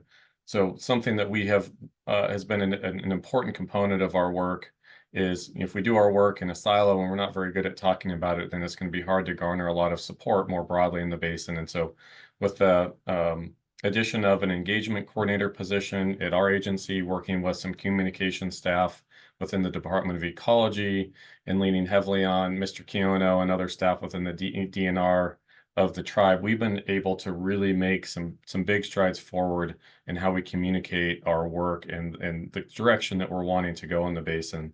So in a couple different categories here, we've been able to hold some public engagement events focused on the USGS study. So we held 2 in 2023. We're planning to hold 2 more in 2024. We're also able to hold 2 what we were calling open houses for the Walla Walla Basin strategy. So this is kind of more broadly looking at the different components of the strategy. I think the most successful one we had was last fall at Whitman College. We had a really great turnout, lots of great speakers, people with having their tabling. So we have some success to build off of that we're hoping to capitalize on coming up in this year. We've also continued to do some more direct communication and outreach with local implementers, figuring out what do they need to be successful, understanding that the Tri-Sovereign group is not going to be successful without a successful group of people doing the on-the-ground work. And so how can we continue to support the work of our local implementers, the Watershed Council, conservation districts, et cetera, and then also continuing to coordinate with and have open dialogue with the water user sector and community. So irrigated ag, what does it look like for them in a future state? How can we ensure that the projects and the initiatives that we're considering will primarily focus on in-stream flow and ensuring we are meeting the flow targets in the Walla Walla River, other opportunities to maximize some of those projects that we are in the process of planning right now. So a lot of really great work has went into the public engagement aspect of what we do, and very happy to have the staff on board that we have currently. So I'm hoping that all 3 of us can talk on this slide. I think maybe I'll start and then I'll pass it to my panel members here. I guess just to start with, I really put our success in kind of 2 different ways. We have a really engaged stakeholder and implementer group that shows up month after month to these meetings. They commit their time, they provide their expertise, their thoughts, their input. This work really wouldn't be successful without having that group of people who are committed to this work. And so a lot of appreciation for their time and effort. And then my panel members and the other associates that we work with week in and week out from the tribe and the Department of Ecology.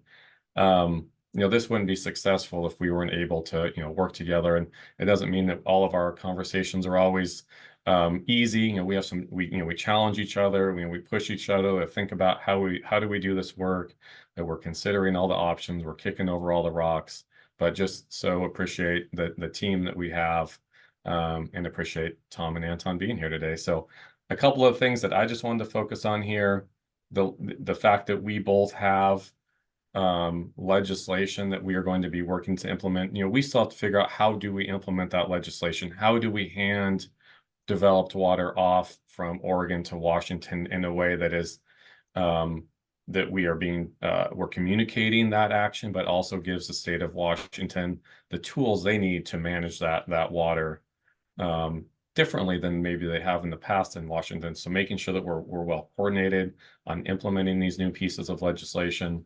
And then we really need, and we've leaned in heavily on this work to figure out which water supply alternative do we think is going to work and be successful. And the Bi-State Flow Study is identifying those projects, and then the Bureau of Reclamation study, of course, is going to vet those projects. But we're circling in on, well, what project do we think is going to be the one that we're going to hang our hat on, that the 3 governments think will be successful. That work will be really important in what we do next. Once we kind of check that off the to-do list, that will dictate some of the next actions that we have to take. So looking forward to working on that. over the next year, and then of course coming back to the commission, in subsequent years, and providing these sorts of updates. But I want to pass it off maybe to Tom and then Anton for them to share their thoughts on where we're headed. Sure. I think you did a great job there, Chris. I would just add, while we're looking at those big projects, we are also implementing smaller projects that we've identified kind of in a tier 1 priority or a tier 2 priority that's had been identified in the strategic plan. We were successful in our 23-25 capital budget to provide about $4.5 million, about half of which we've made available for local projects, for projects, everything from the tri-state steelheaders to improve Mill Creek, to working on floodplain habitat and fish passage opportunities, as well as looking at aquifer storage and recovery and how it can be used in the basin and trying to understand where its limitations are. So while we are focused also on these big ticket items, we want to also show success sort of in smaller, more projects that we can actually do right now. So the idea is that we want to build on success, so when we're ready for that big project, we can pull the trigger on it. No, I think the only thing that I'd like to add is just, our heartfelt thanks to our colleagues at the state of Oregon and the state of Washington for your leadership on this. We're charting a new course here. I think this is something that's pretty novel. Transboundary management issues, as you know, are not easy to grapple with, but really appreciate the states diving in head first on this and working together. And it's really exciting to be a part of that. So just like to express our great thanks for that. All right, Chair Clemps, that wraps up what we had prepared. We're happy to answer any questions or provide any clarity if their commission has any questions on this work.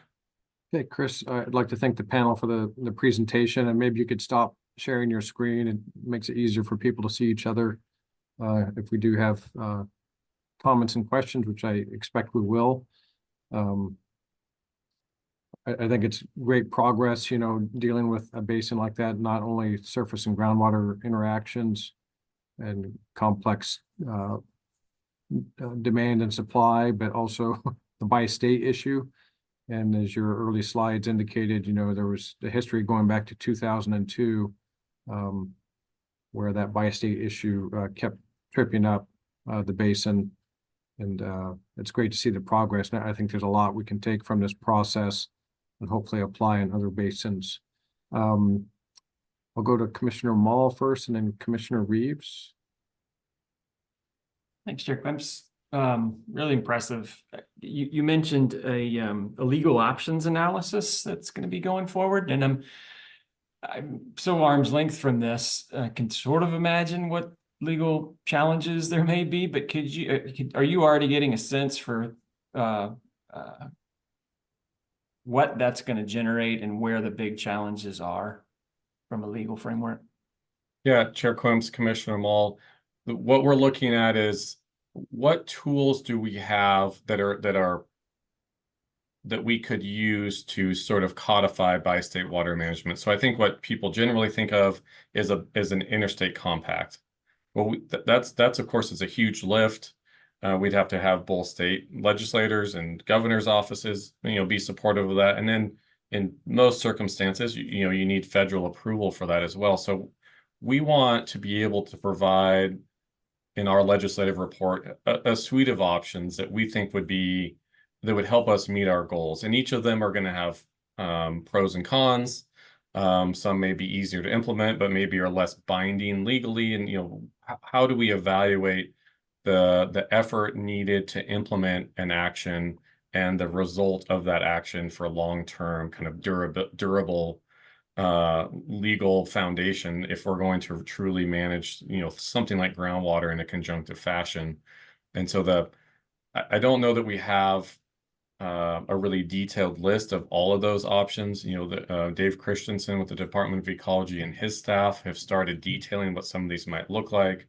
We're meeting next week. Our little writing review team is meeting up in Walla Walla next Thursday to go through kind of the initial list of options that they've come up with and provide some feedback on, does this seem like the right list to move forward with and provide, kind of do the more legal the deeper legal evaluation of those to see, because we have to have two different DOJs and kind of be supportive of the tools that we're putting forward. And of course, we want to ensure that our partners at the tribe are comfortable with the tools and the approaches we may endeavor upon to solidify that conjunctive management across the state line. So I hope that answered your question. It's still a little bit undefined, but that's the direction that we're headed in. I'm just curious, for example, are people on a similar page on a definition of groundwater decline or sustainable groundwater? Or, I mean, have you all gotten down to that level yet? We are working towards that level. Yes, and I appreciate the question, and it's something that I think Oregon is a little bit ahead of us, at least in terms of the groundwater declines in the deep basalts.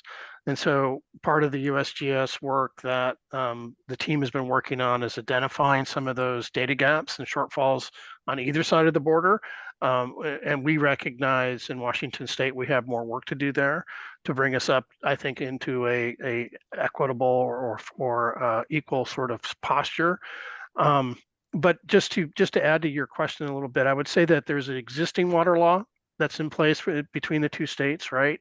And then there's this new water that we bring in for fish, essentially replacing irrigation diversion. So we have, how are we going to manage that new bucket of water?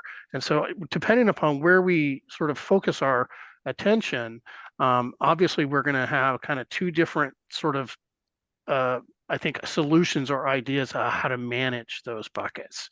So, and then as the existing water law, is what it is, and it will remain in place. But is there an area at the border, some zone, if you will, where we need to manage that concurrently and together? And that's where I think we're exploring these ideas, everything from an MOA to administrative agreements to maybe legislative concurrence from our respective state houses. So those ideas will be presented in this report, and we'll be looking for advice and guidance from our respective legislatures. Thank you. Yeah, I appreciate the courage that it takes to take this on a daily basis. It's good stuff. Thank you. Commissioner Reeves? Yes, thank you.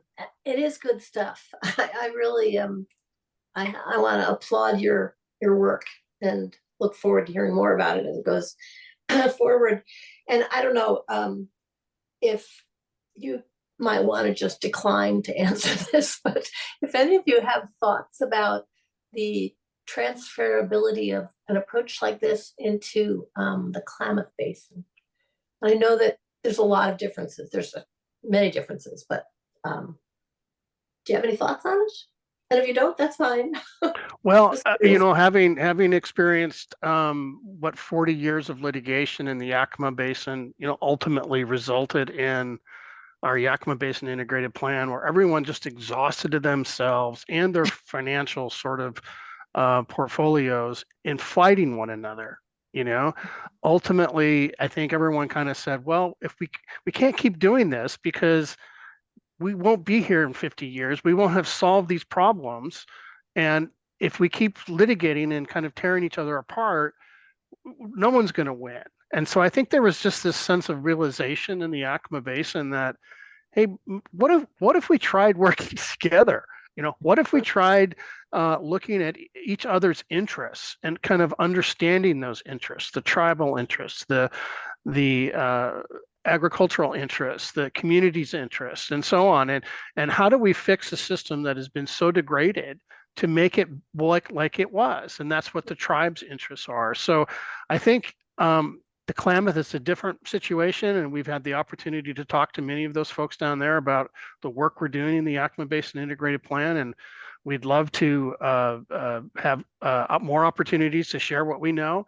But I think really it is organic. It has to come from the community to sort of say, we're ready for this, we're ready for something different, and work together to try to achieve that. At least that's been my experience. Mm-hmm. Well, and the Klamath, the basin in Oregon has been, through a lot of challenges over a long period of time, and maybe overlaying an attempt at an interstate conversation is more than anybody wants to take out at this point. I don't know, but it's hard to hear this and not, it's for me hard to hear this and not have my head go to the Klamath Basin. So, anyway, thank you for coming to speak with us as always. Thank you, Meg. Director Woodcock. Yes, I would just like to follow up on Commissioner Reeves' comment and just let the commission know that we are having conversations across the state line in the Klamath Basin. These are early times, but we have shared interest in those shared resources across that line. And so the first steps here are just making sure we understand the extents of the problems that we are experiencing and trying to find those commonalities. We have very, very different legal and regulatory structures across that line. And so there are just challenges that we have to address there, but it all starts with communication, and that's where we are. Can I ask one follow-up? Are there unadjudicated rights in the Walla Walla Basin on either side? Commissioner Reeves, there are, the surface water is fully adjudicated. It's been fully adjudicated since the early 30s in Oregon. We have decrees back into, the earlier, I think the earliest decrees around 1912 for us, water rights with priority dates into the late 1850s. Groundwater has not been adjudicated. Correct. That's correct. And in Washington, the surface water has also been adjudicated. Yes. Yeah. In fact, there was even a Supreme Court, there was a lawsuit where Washington sued Oregon and we lost. So, like many of these basins, water wars go back, decades, if not in some cases centuries. So litigation creates winners and losers. Collaboration can create win-wins.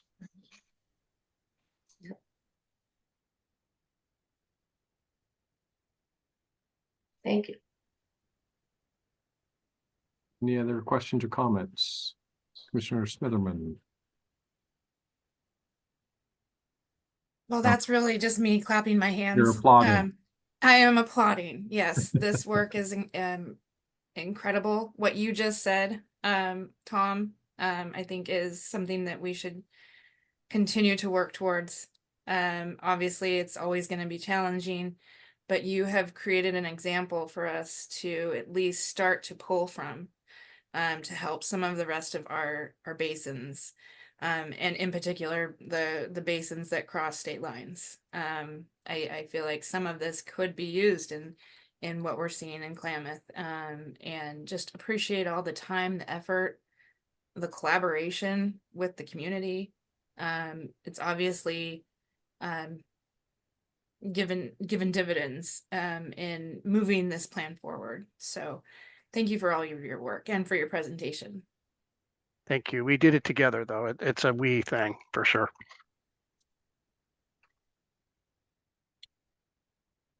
Okay, I'd like to thank the panel again, and then I think we'll move on to the next agenda item. Thank you. Thank you. Next up, we have to approve the minutes of the November 2023 meeting.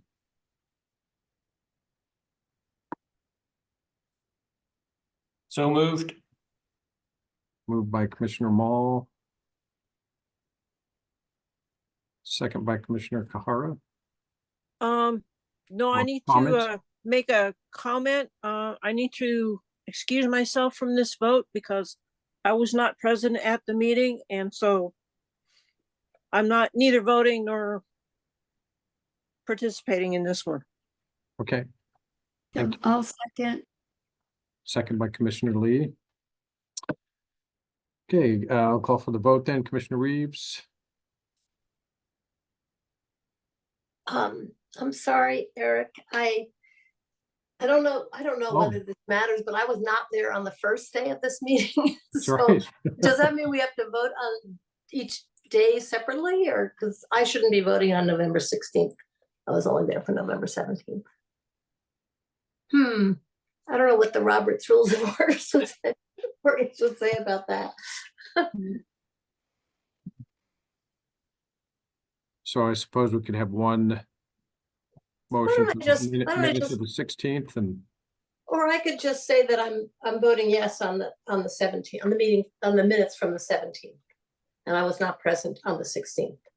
I think that'll be good enough because we're gonna have enough of a vote. What's the word? A quorum voting yes. Quorum. So, yeah.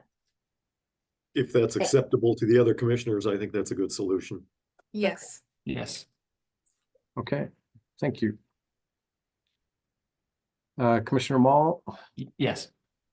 Commissioner Lee, Yes. Commissioner Wolf, Yes.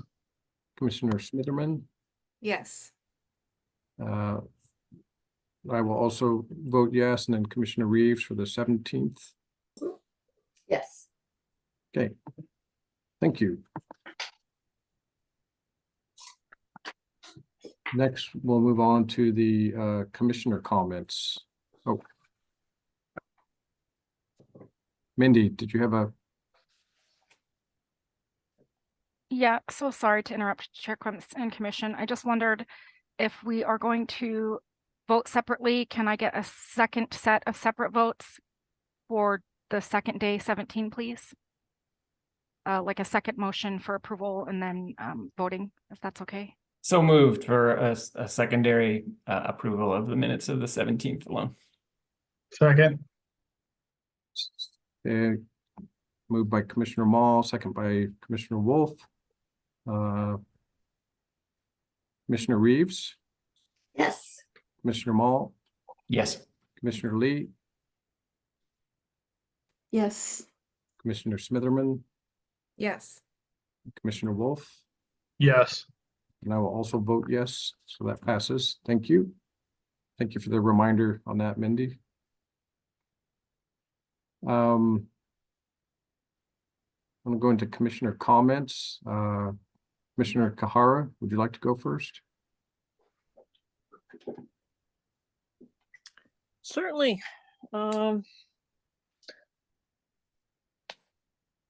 Glad that we've had a somewhat wetter winter than expected. It's nice to look out my windows and see nice white shining mountains and thinking that we might actually have enough water to get through the summer irrigation season. Really proud of the work that we are all engaged in on the groundwater issue. I keep hearing bits and pieces around the edges, and I know it's important and really proud of the fact that we're taking this on. And that's really all I have. Thank you. Commissioner Reeves, would you like to go next? Then Commissioner Lee after you. Thank you. So a little note from OWEB. Crystal came and did a presentation to the Climate and Water Committee of OWEB on the IWRS. It was very well done, as you might expect, having we have seen Crystal's presentations. She did a great job. I've been lobbying for the full board for a presentation to the full board, and I think that's probably going to happen sometime in the next couple meetings, maybe in July. I'm going to be really interested to see what kind of feedback we get in this public review process on the strategy, because what we've seen is a compilation of the outreach that the kitchen table did, and other than that, we really haven't yet, I don't think, heard from the public on this. So I'm going to be interested to see that. The only other thing I wanted to talk about was, and I'm not really, was in our legislative and budget update today, I was feeling a little unable to weigh in basically on the question priorities, because I think for reasons that are not the department's fault, basically. This is happening on a really short timeline. And it felt like, to me, like there was less context in which to be able to say, you know, for us at least, the commission, I would prioritize, I would prioritize everything on all three lists, basically, and which of course is prioritizing nothing. So I'm just saying it, and I don't know really what to do with it. Maybe I'm just apologizing for my lack of input this morning, but I did feel a little hamstrung, and I don't really have a solution, because I think you guys have to get this material into the governor's office before or right after you see us again. So I don't know if there's any better solution, but something maybe for the future. So that's all I got. Thank you. Okay, so Commissioner Lee and then Commissioner Mall after her, please.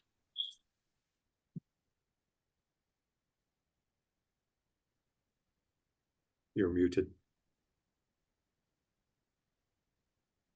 You're muted, Commissioner Lee. Sorry, I forgot to unmute before I started talking. I'm actually at this point looking at the legislative concepts from the other natural resource agencies to see how they mesh with water issues. So this week, both LCDC and EQC are sharing their concepts. DLCD is updating its rules on farm and forest goals, and I was appointed to that RAC. I think there's going to be some water-related issues coming up in that discussion based on some of the recent court cases. And then lastly, the Oregon Watershed Enhancement Board is working on rules to define grants for natural and working lands.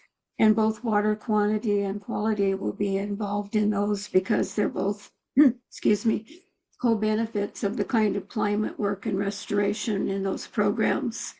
The legislature gave $10 million for that work to 4 agencies: Forestry, Fish and Wildlife, OWEB, and Department of Ag. So we'll be seeing a number of projects coming forward. The only other thing I'd mention is that it might be interesting sometime to invite the co-leaders of the legislature's Water Caucus to talk with us about what they envision if there's time for that. That's it. Thank you. In her comments earlier, Kimberly used the word gravitas in reference to, I think, associated with regulation, their management of water. And I've been thinking about that relative to, I think, what we're seeing as the department over the last year has become more restrictive, has started to say we recognize declines and we have to stop them, and have started to implement those things that I think the origin of the word gravitas is like gravity, just means weight. Things are getting weighty. And I'm having calls from small farmers who are saying, hold on, I'm being told that I can't use my groundwater, my well to do my little truck garden because I don't fit in the commercial exemption. Like, okay, we've got a problem here. There's some things happening. You've got the Winchester Dam and the problems that it is causing within that community. Again, a result of us taking on more and more of these issues that have been facing us for quite a while. And I think the discussion that we want to continue to have about what we say within the integrated water resources strategy relative to good intention and recognizing the regulatory role and the distinction between management, I guess, and stewardship, which in my mind incorporates management, but it does it recognizing just what our colleague from Washington recognized, that, there are ways beyond simply conflict, and working together may be able to do that within a stewardship framework. But again, I just want to applaud the staff that are dealing with these realities and these decisions to start holding the line on some things that we haven't been holding the line on for a while. It's playing out. There's been a lot of press in the last month over the dissatisfaction on the Deschutes Basin relative to the groundwater rules. And we're certainly going to hear that between now and in June. But I think that's a great sign. It means that we are addressing the challenges that need to be addressed. And as long as we can continue to agree and disagree without being disagreeable, we're doing our jobs. So I again, to the staff, I really applaud what you all are doing every day. Thank you. Thank you, Commissioner Mall. How about Commissioner Wolf next, then Vice Chair Smitherman after that? Yeah, I'd just like to reiterate what some of the other commissioners have said. It's nice to see some water especially on an El Nino year. A little bit warmer temperatures is of concern, but we're dealing with some difficult issues, and the staff of the department is to be commended for moving forward, and I don't look for it to get any easier, and it's nice to be a part of something that's feels like we're accomplishing something, and I'm appreciative of that. And I think just be mindful to do our best to get it right, and I'm enjoying being here. So thank you to the department and the rest of the commissioners.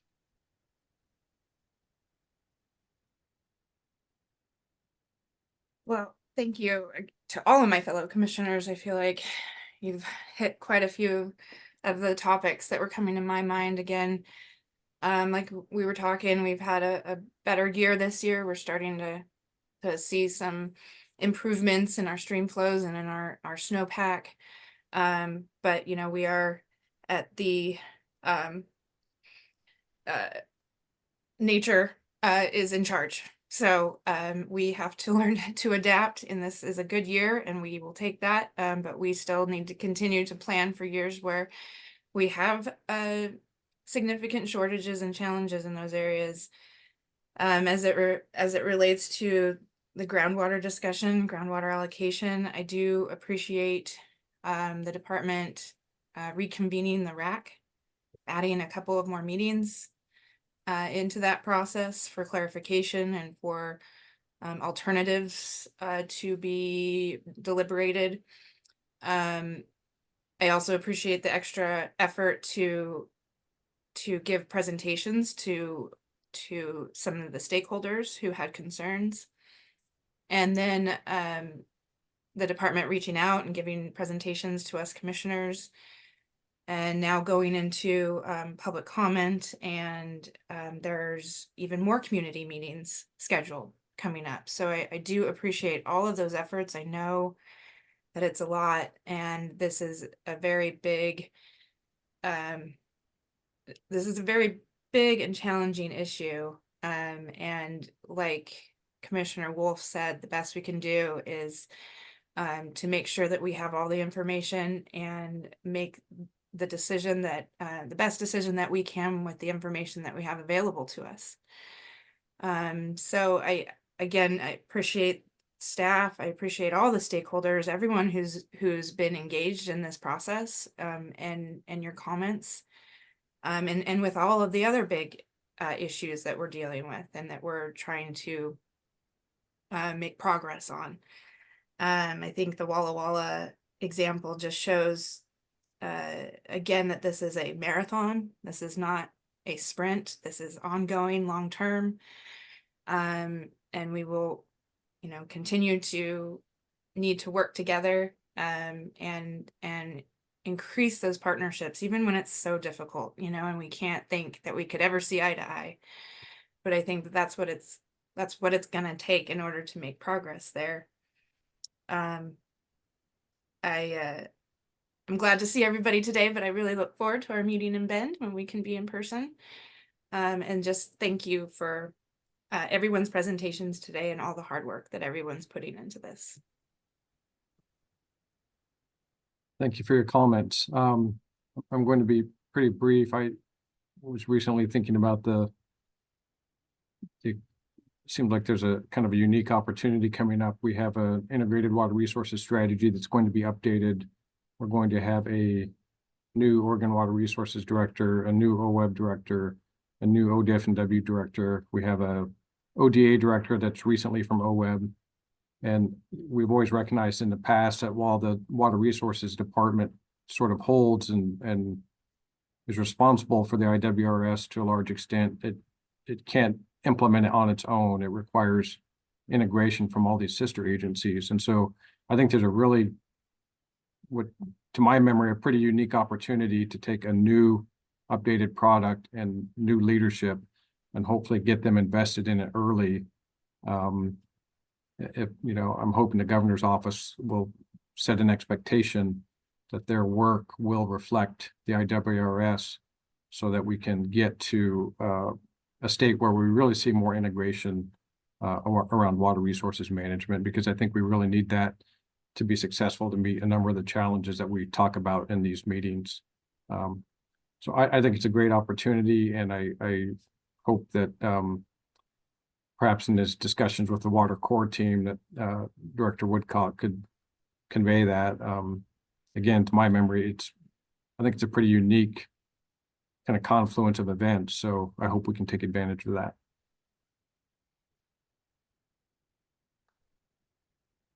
That's all I have. We will go to public comment. We have a number of people that would like to comment. So out of respect for each person's time, I would like to ask that each person try to restrict their comments to 5 minutes or less.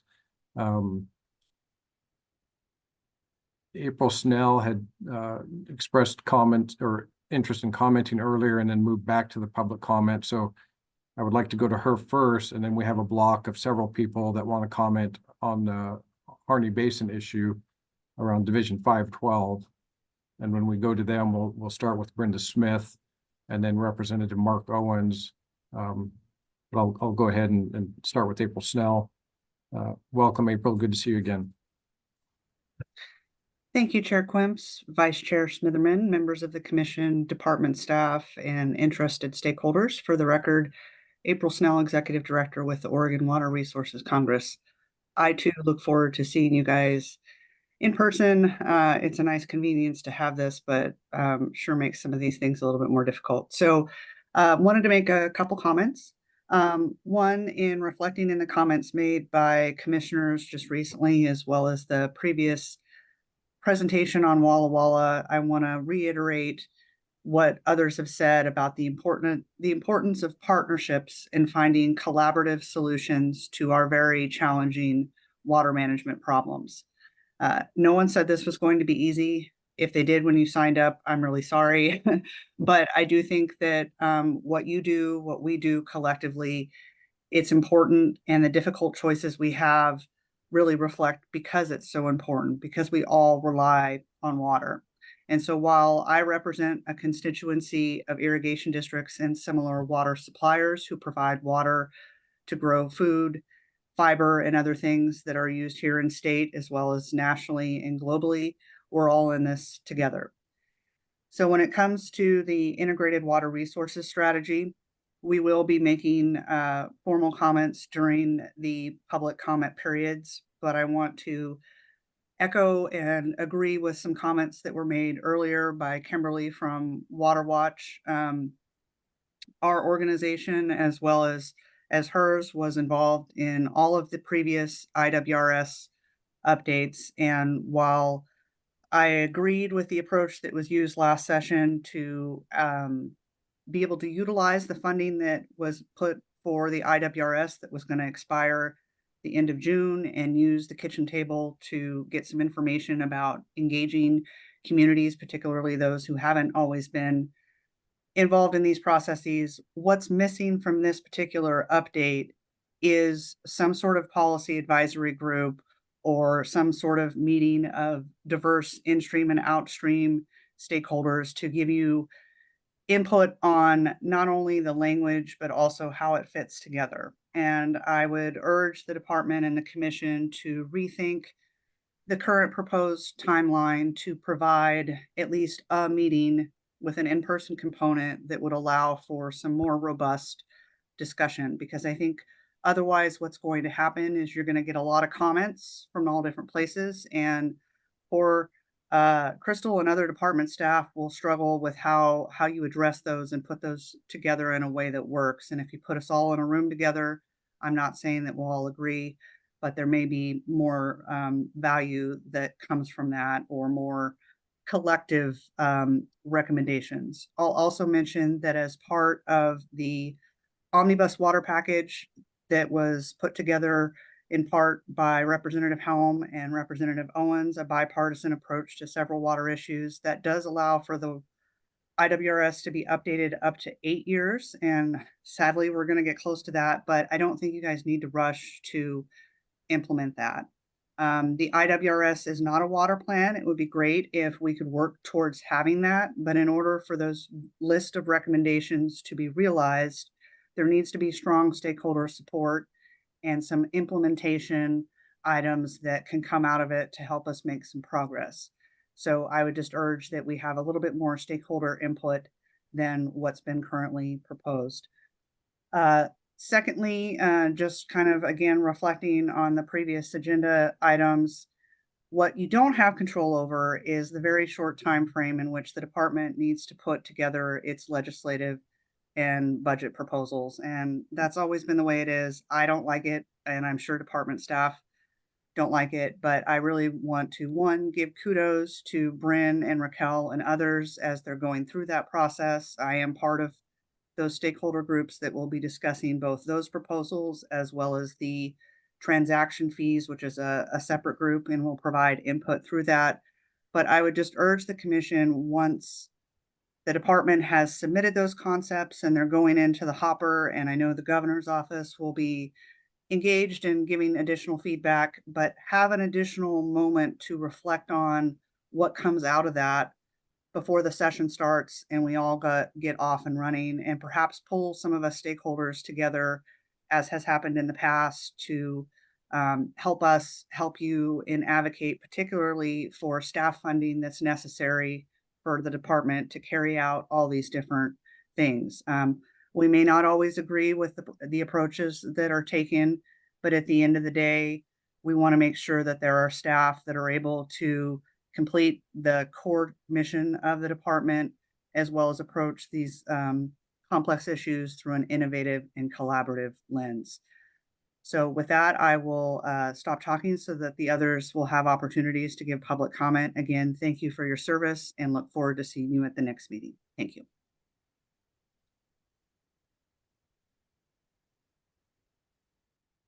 Thank you, April. We will move to Brenda Smith now, please. Thank you, Chair Quamps and members of the commission. For the record, my name is Brenda Smith.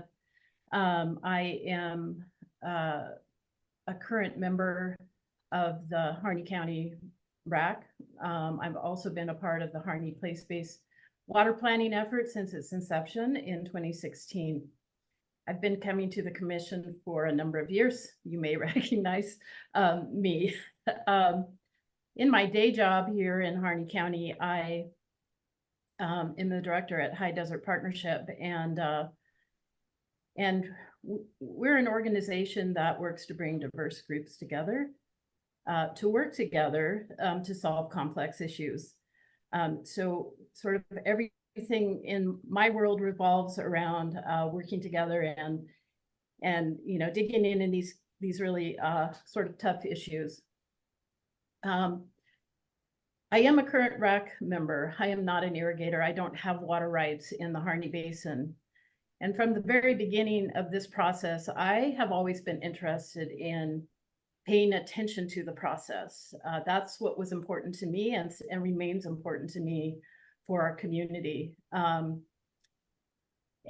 We submitted, several of us signed on a letter that I believe you received last night. And I'd just like to go through some pieces of that letter today regarding the Rules Advisory Committee process. So the Harney Basin will be the first basin in the state to have a critical groundwater area designation using the updated critical groundwater area statutes and Division 10 rules. I believe this is a defining moment for our state as well as our basin. And this process really presents an opportunity for the commission to set the course for the future of water management in this entire state. We are invested in the department's success, and we have some observations and recommendations based on our experiences working through these complex water and natural resources issues in the Harney Basin. Since place-based planning was initiated in 2016 through funding and support from the department, community members and stakeholders have devoted thousands of hours towards coming to consensus on decisions that can achieve sustainable groundwater management. Last count is that we actually have 14,000 hours invested in the community-based planning. So that's not the groundwater study advisory meetings. That's not all the stuff we do. Those are counted hours in meetings. So I mean, I think that's probably easily could be doubled. So we are really invested in this, in finding balances around our community, our ecological issues, as well as our economic needs in the basin. We didn't have the benefit of the groundwater study results, but we were working in conjunction with that effort all along. We have done the difficult work of developing a shared understanding of groundwater issues and identifying areas of agreement, including actions that we can take to be implemented in the near term. We understand that a mix of regulatory and voluntary approaches are needed to achieve sustainability, and the department has a responsibility to use authority to ensure outcomes are achieved.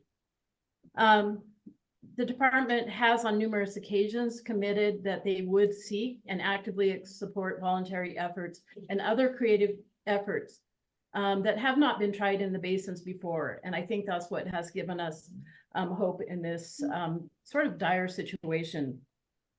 As water leaders in the Harney Basin, we have worked tirelessly over these many years to build strong relationship with the department and establish trust between department and the community.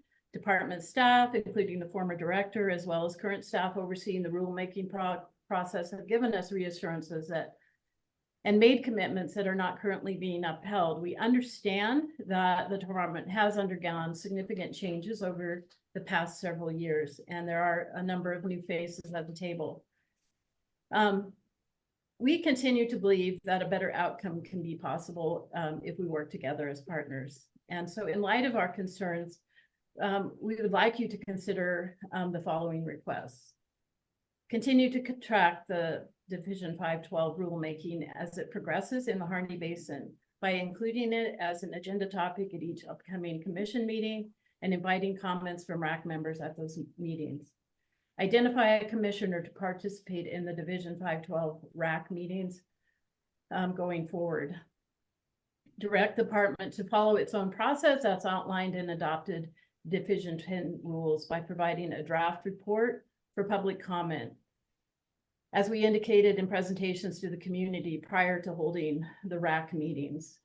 Focus on enacting rules in the near term that address the most acute issues or areas of agreement, while simultaneously allowing for more time in areas where issues are less acute and or more complex to determine the appropriate path forward for establishing and achieving necessary reductions. Direct the department to use the forthcoming Harney Basin groundwater study model with the RAC and the community to examine anticipated response of various management actions devised by the RAC and allow time for this to occur. Direct the department to develop a roadmap for how they will engage the broader community and water users throughout the basin in conversations to understand the groundwater system and define desired outcomes and management objectives. And consider how policy decisions made in the Harney Basin may set precedents and affect groundwater management in basins throughout Oregon, and how that may affect the department's legal, budget, and capacity to effectively managing water resources across the state. It is important to note, like the department, that we have a sense of urgency and believe that there are some issues and areas that warrant more immediate attention and action. We also share a desire to devise an efficient and effective regulatory framework that will not overburden the department and will hold water users accountable to desired outcome. We believe that this can be achieved while also fostering cooperation and working with groundwater users to achieve voluntary reductions in the groundwater use. So, you know, ultimately, I am. This is about community for me and working together with the department. And so I just appreciate you allowing me to continue to come and speak with you all, and appreciate you taking our concerns and recommendations into consideration, and look forward to our continued conversations. Thank you. Thank you for your comments. Are there any questions or comments for Brenda?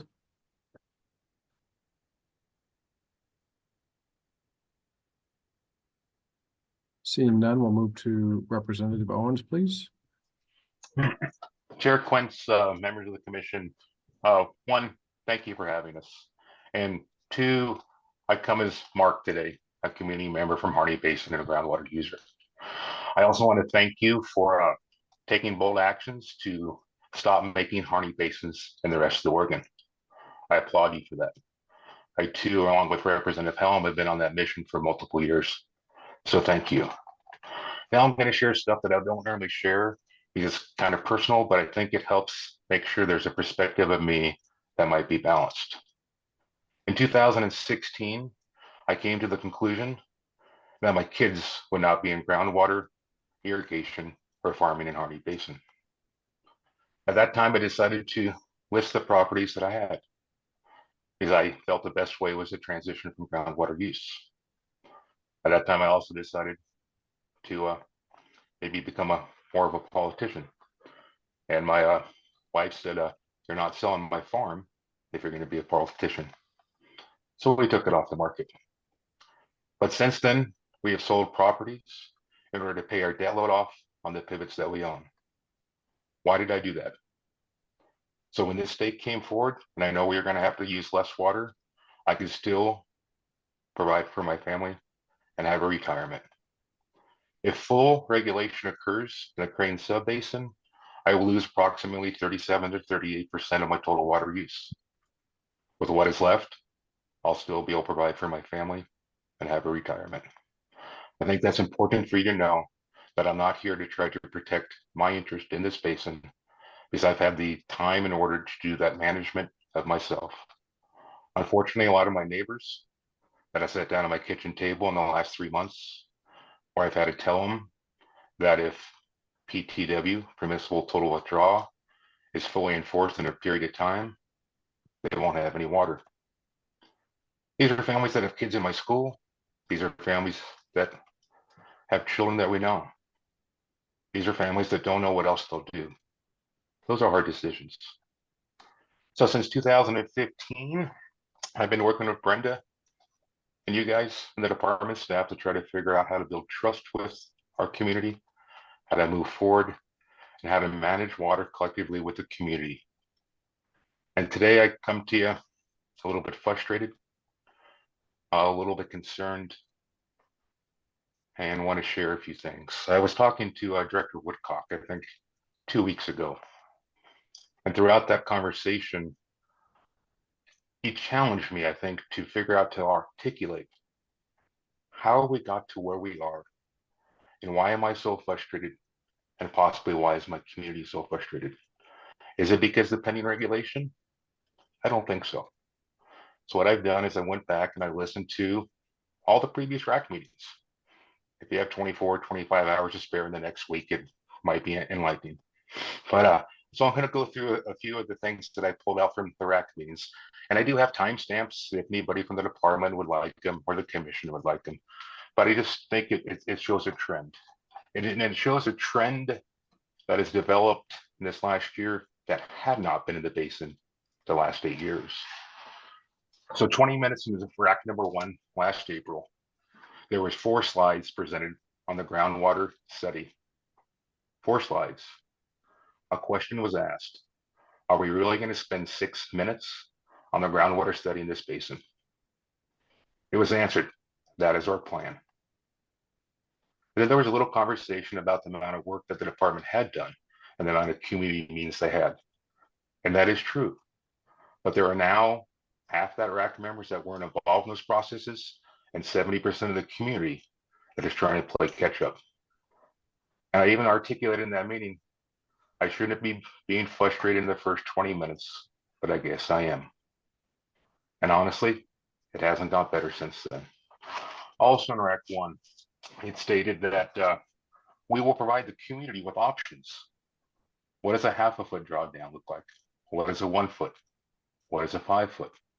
Those options have never come forward.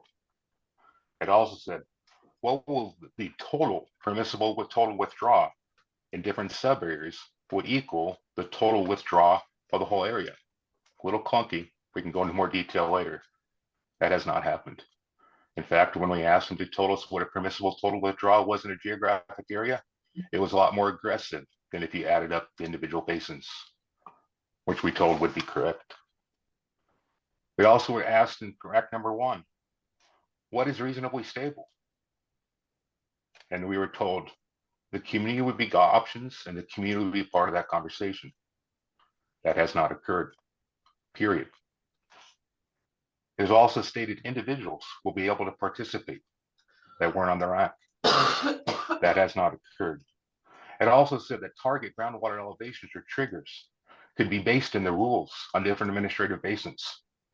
We were told in RAC 4, we cannot do that.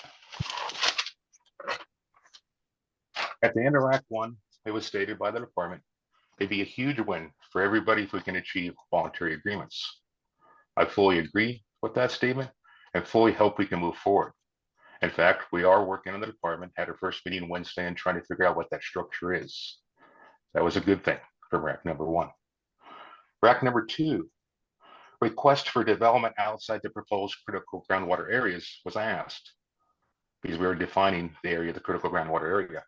So far, that information has not come forward. More time would be given to discuss Division 10. So far, that has not occurred.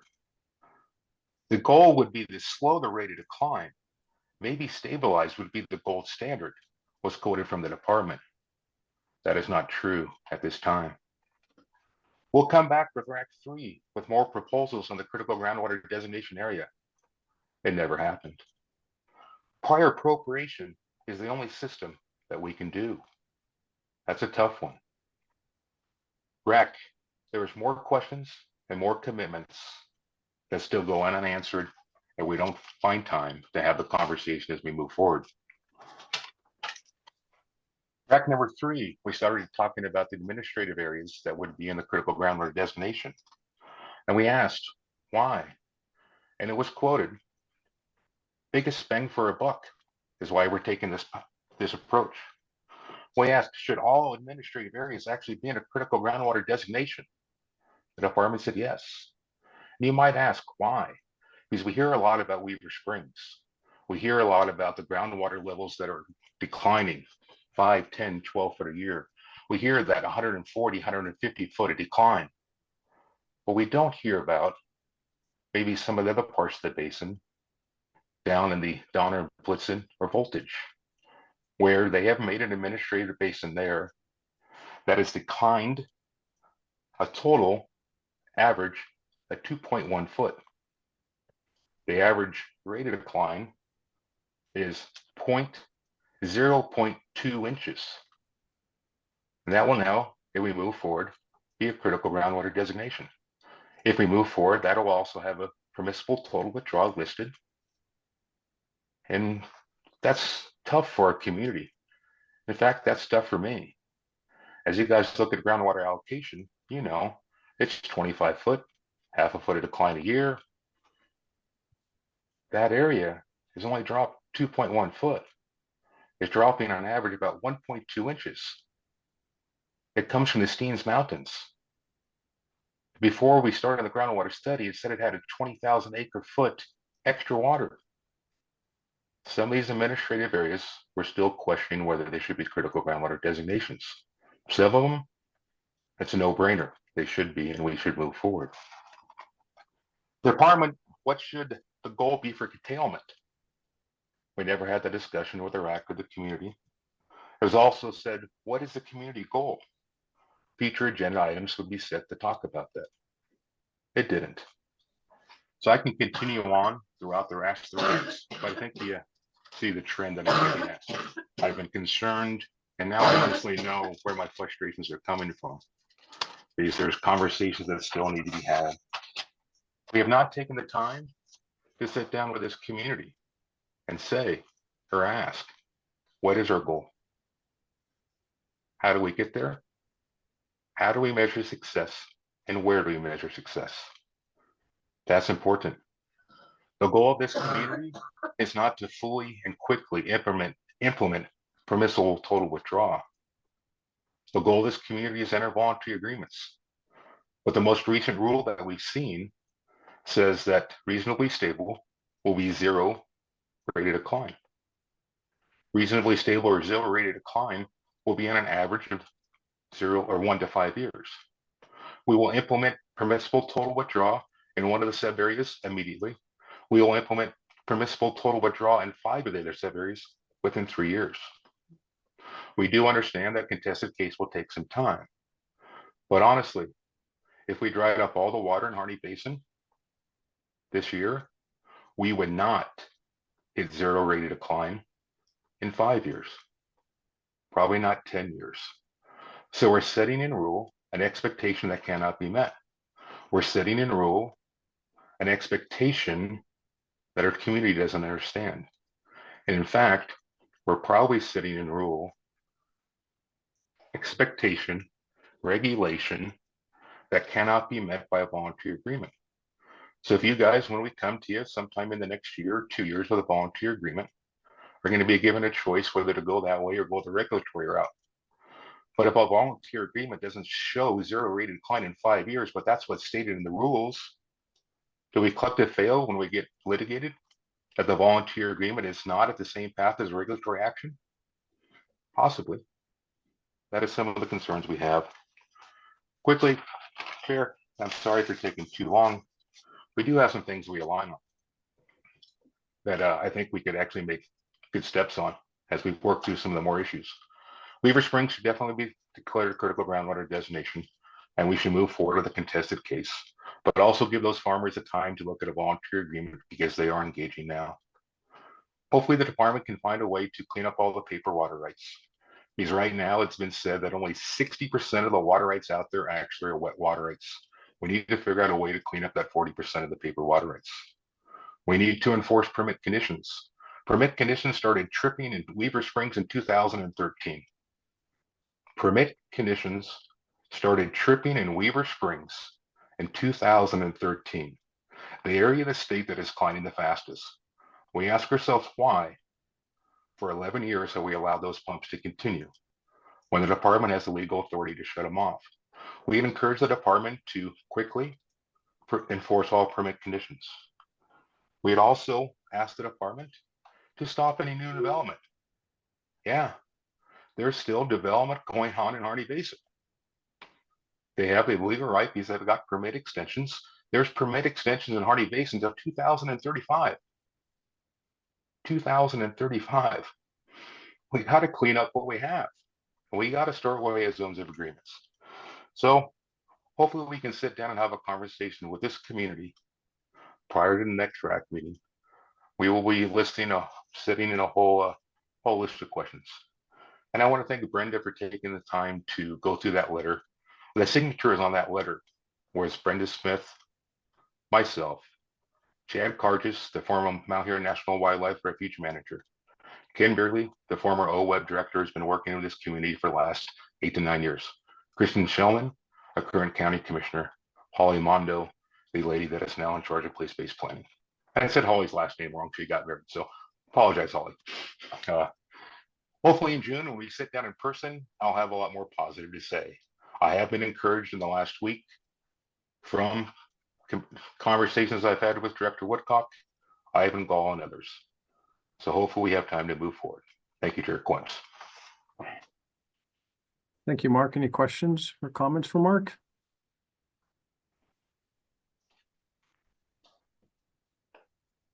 Okay, we'll move to Larissa Singhose, and then after her, Roger Shealy, please. Hello, my name is Larissa Singh. I am a farmer rancher in Harney County.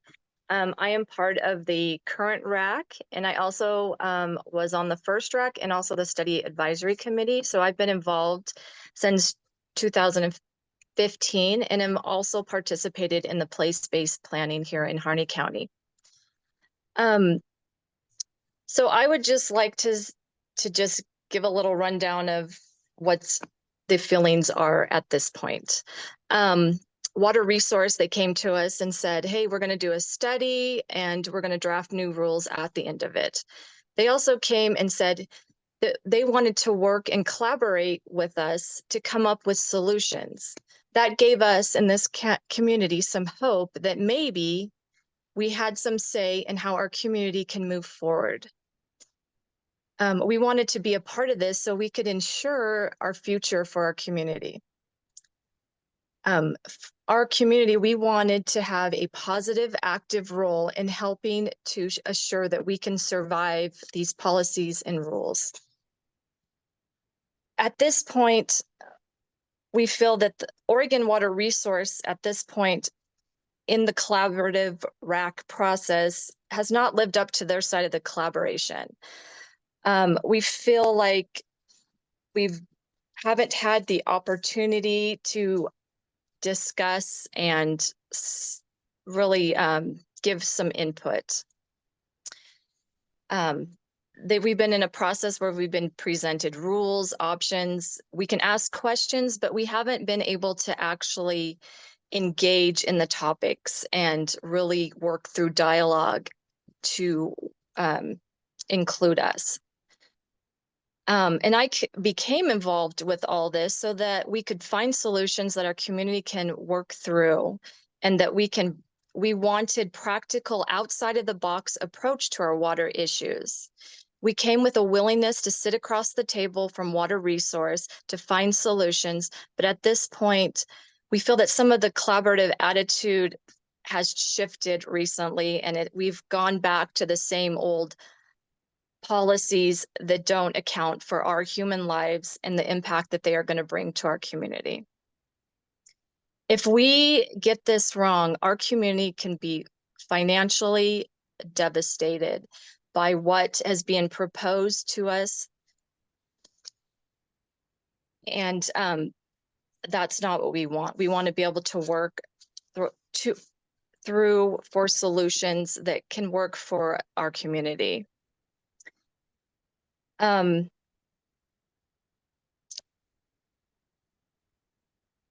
Excuse me, lost my place. As we've sat here trying to work as a collaborative with the community and with Water Resource, we've been opportunities to, to have that, thinking that this was going to work. And we had a study advisory committee that we got to participate in, and it was very useful for us to be able to better educate ourselves and inform us about the basin.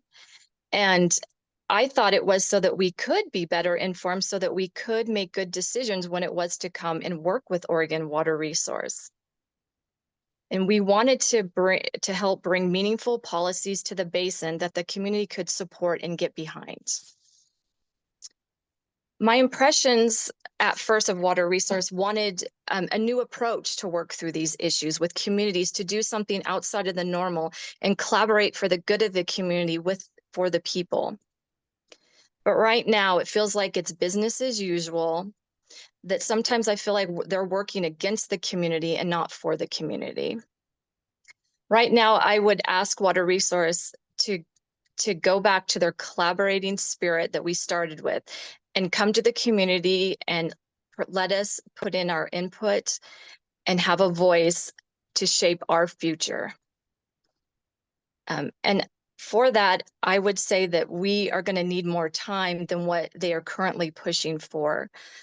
We don't have very many more meetings, and I feel like we are just getting started. And we have a long ways to go, and we owe it to our community and our family and our next generation and everybody involved to get it right. And for that, I would suggest that we need some more time and not be pushing a timeline over our community's future. So I thank you for your time and listening to me, and thank you. Thank you for your comments and taking time to make them today. Are there any questions or comments for Larissa?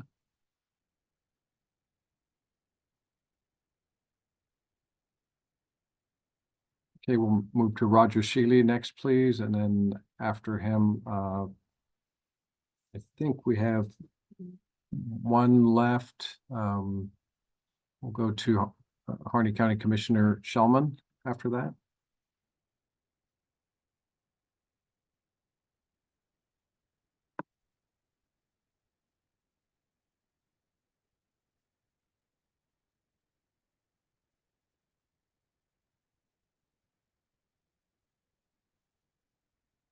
Roger Shealy, did you want to offer a comment?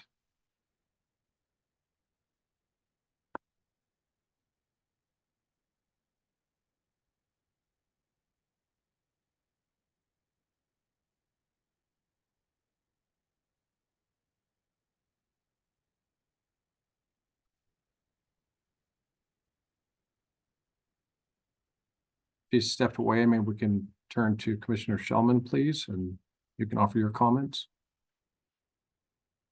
Chair Quims, members of the committee, and Director Woodcock, I appreciate the time to speak today. For the record, my name is Kristen Shellman, and I'm a Harney County Commissioner. I'm also a member of the community-based water planning effort, as well as a member of the Division 512 RAC. I want to try to raise the discussion of what reduction impacts to my community will be. As we discussed in many RAC meetings thus far, we've had fiscal impact as an agenda item on multiple RAC meetings. Never once that discussion been able to actually get to the heart of what's going on with the fiscal impact that will occur as water is reduced in this community. I want to point out that the ag industry is not the only industry in Harney County, but it is one of the main industries in Harney County. We have very few options in Harney County for creating new industry.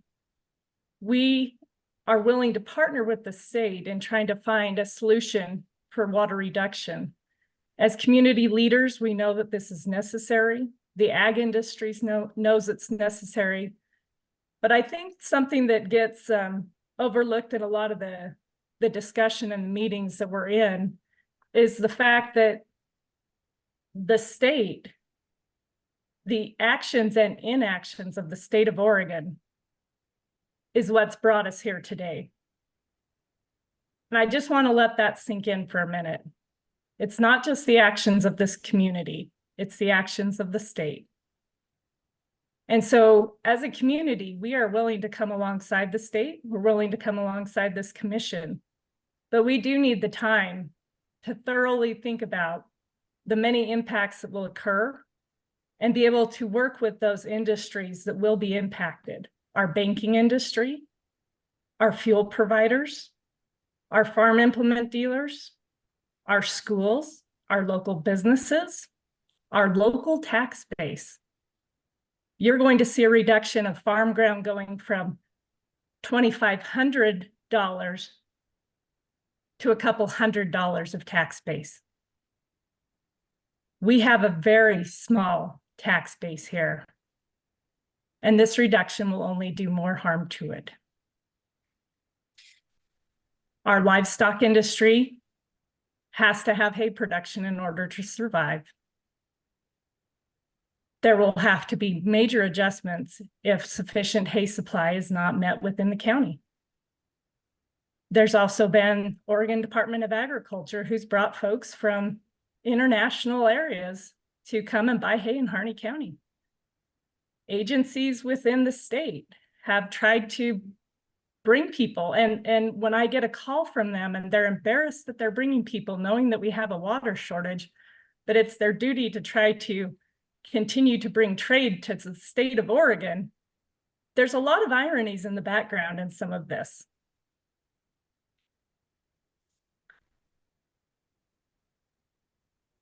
I really hope that we, as a community and as this commission and those that are in charge of running the RAC, will be given the sufficient time to work through the very, very challenging issues that we have facing us.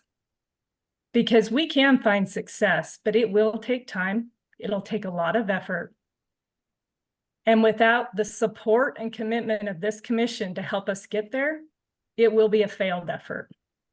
And I don't think any of us intend to fail at this. I thank you for your time to speak today. Thank you for your comments, Commissioner. Any questions or comments?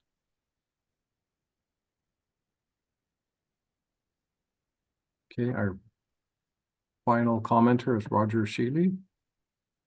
Well, thank you. Sorry Welcome. for the technical glitch on my part.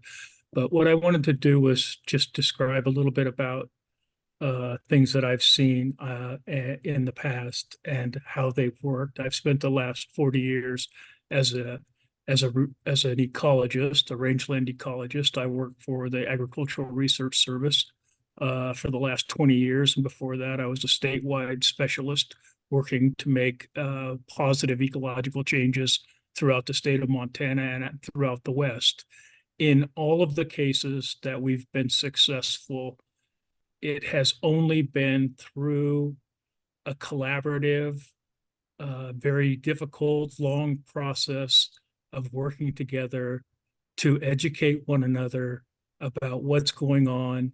And what we found was that if you want change, educating people and most people out here are on the land, have the biggest hearts and the biggest interest in the sustainability of all of this, all of the ecology of this system. And that once they learn what the right thing to do is, they will do that. We also learned that if you try to regulate them and just tell them what to do, the likelihood of success is very low. The exciting thing for me is that when I came to Harney County, I found a group of people that were incredibly innovative, and they're incredibly into the environment, and they're incredibly into making community level decisions that work for everyone. This is a very unique group of people. And I'm convinced that if you will give these people, me, I own a farm too, give us a chance to work with the department to implement and come up with volunteer kinds of ways combined with some regulatory ways of dealing with things that they will come up with very complicated and very unique and very amazingly successful ways of dealing with the water issues in Harney County. And the only thing that I'm really asking for is that we recognize that these processes take a lot of time.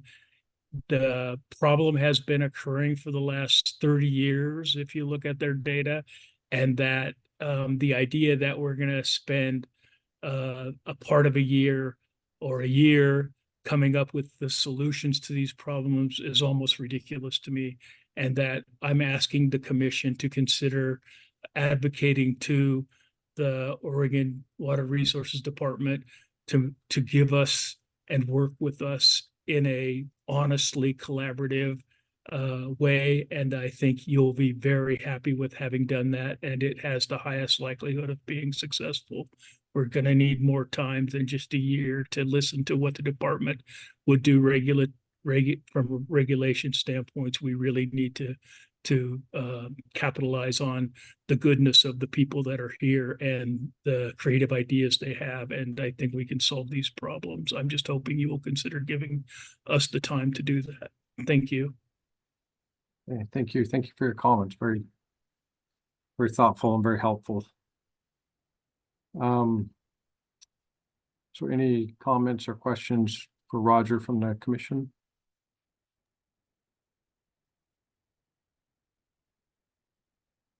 Director Woodcock? You muted. There we go.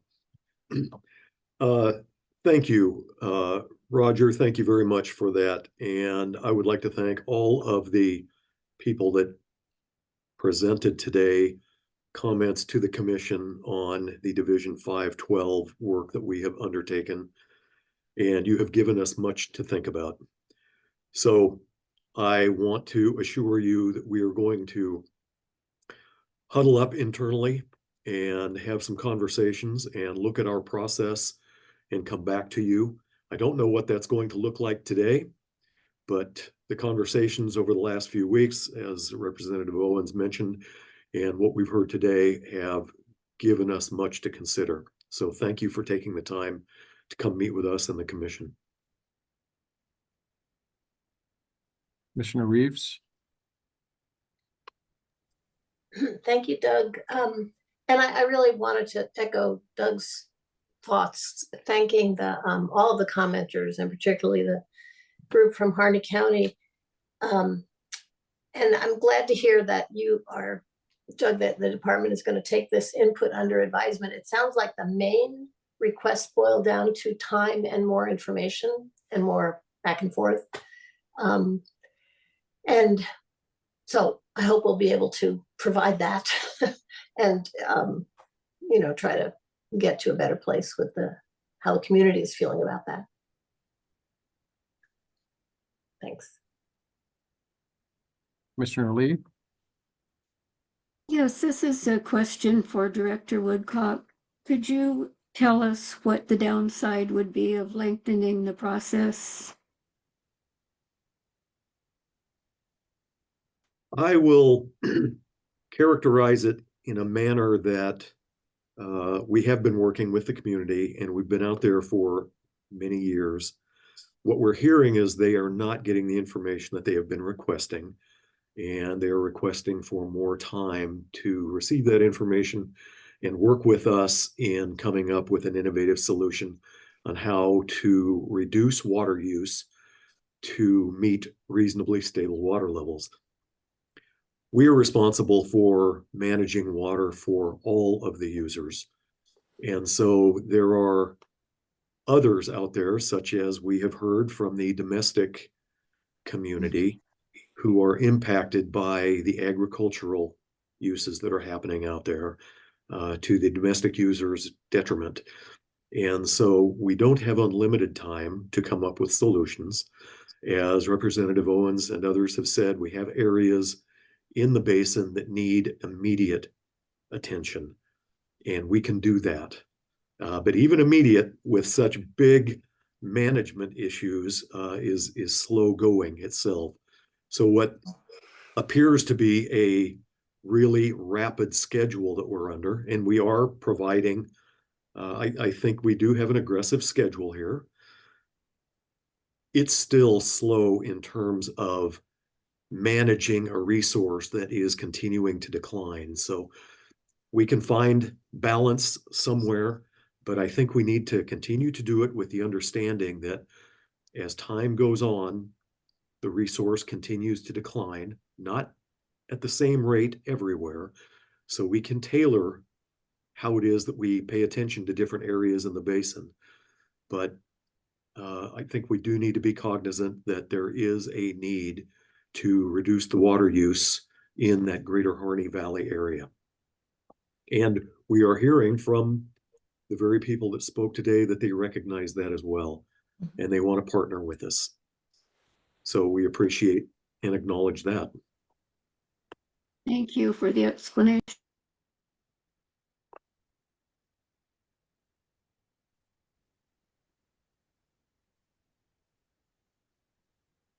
Director Woodcock, do we have anything else for the good of the order or any other issues? I do not have anything additional today. And I want to thank the commission for the extended day. We're running a little long, And I know these are weighty conversations and they can be wearing. But I also want to acknowledge my staff who have been working on all of these issues, the IWRS, the well construction work, all of these various things that we've heard about, and the Harney Basin work, which is just, it's, I don't want to be facetious here when I say it's critical, but it is very necessary work that we're doing. And I hope that we find a good place with the community in being able to advance the need on water management in the basin.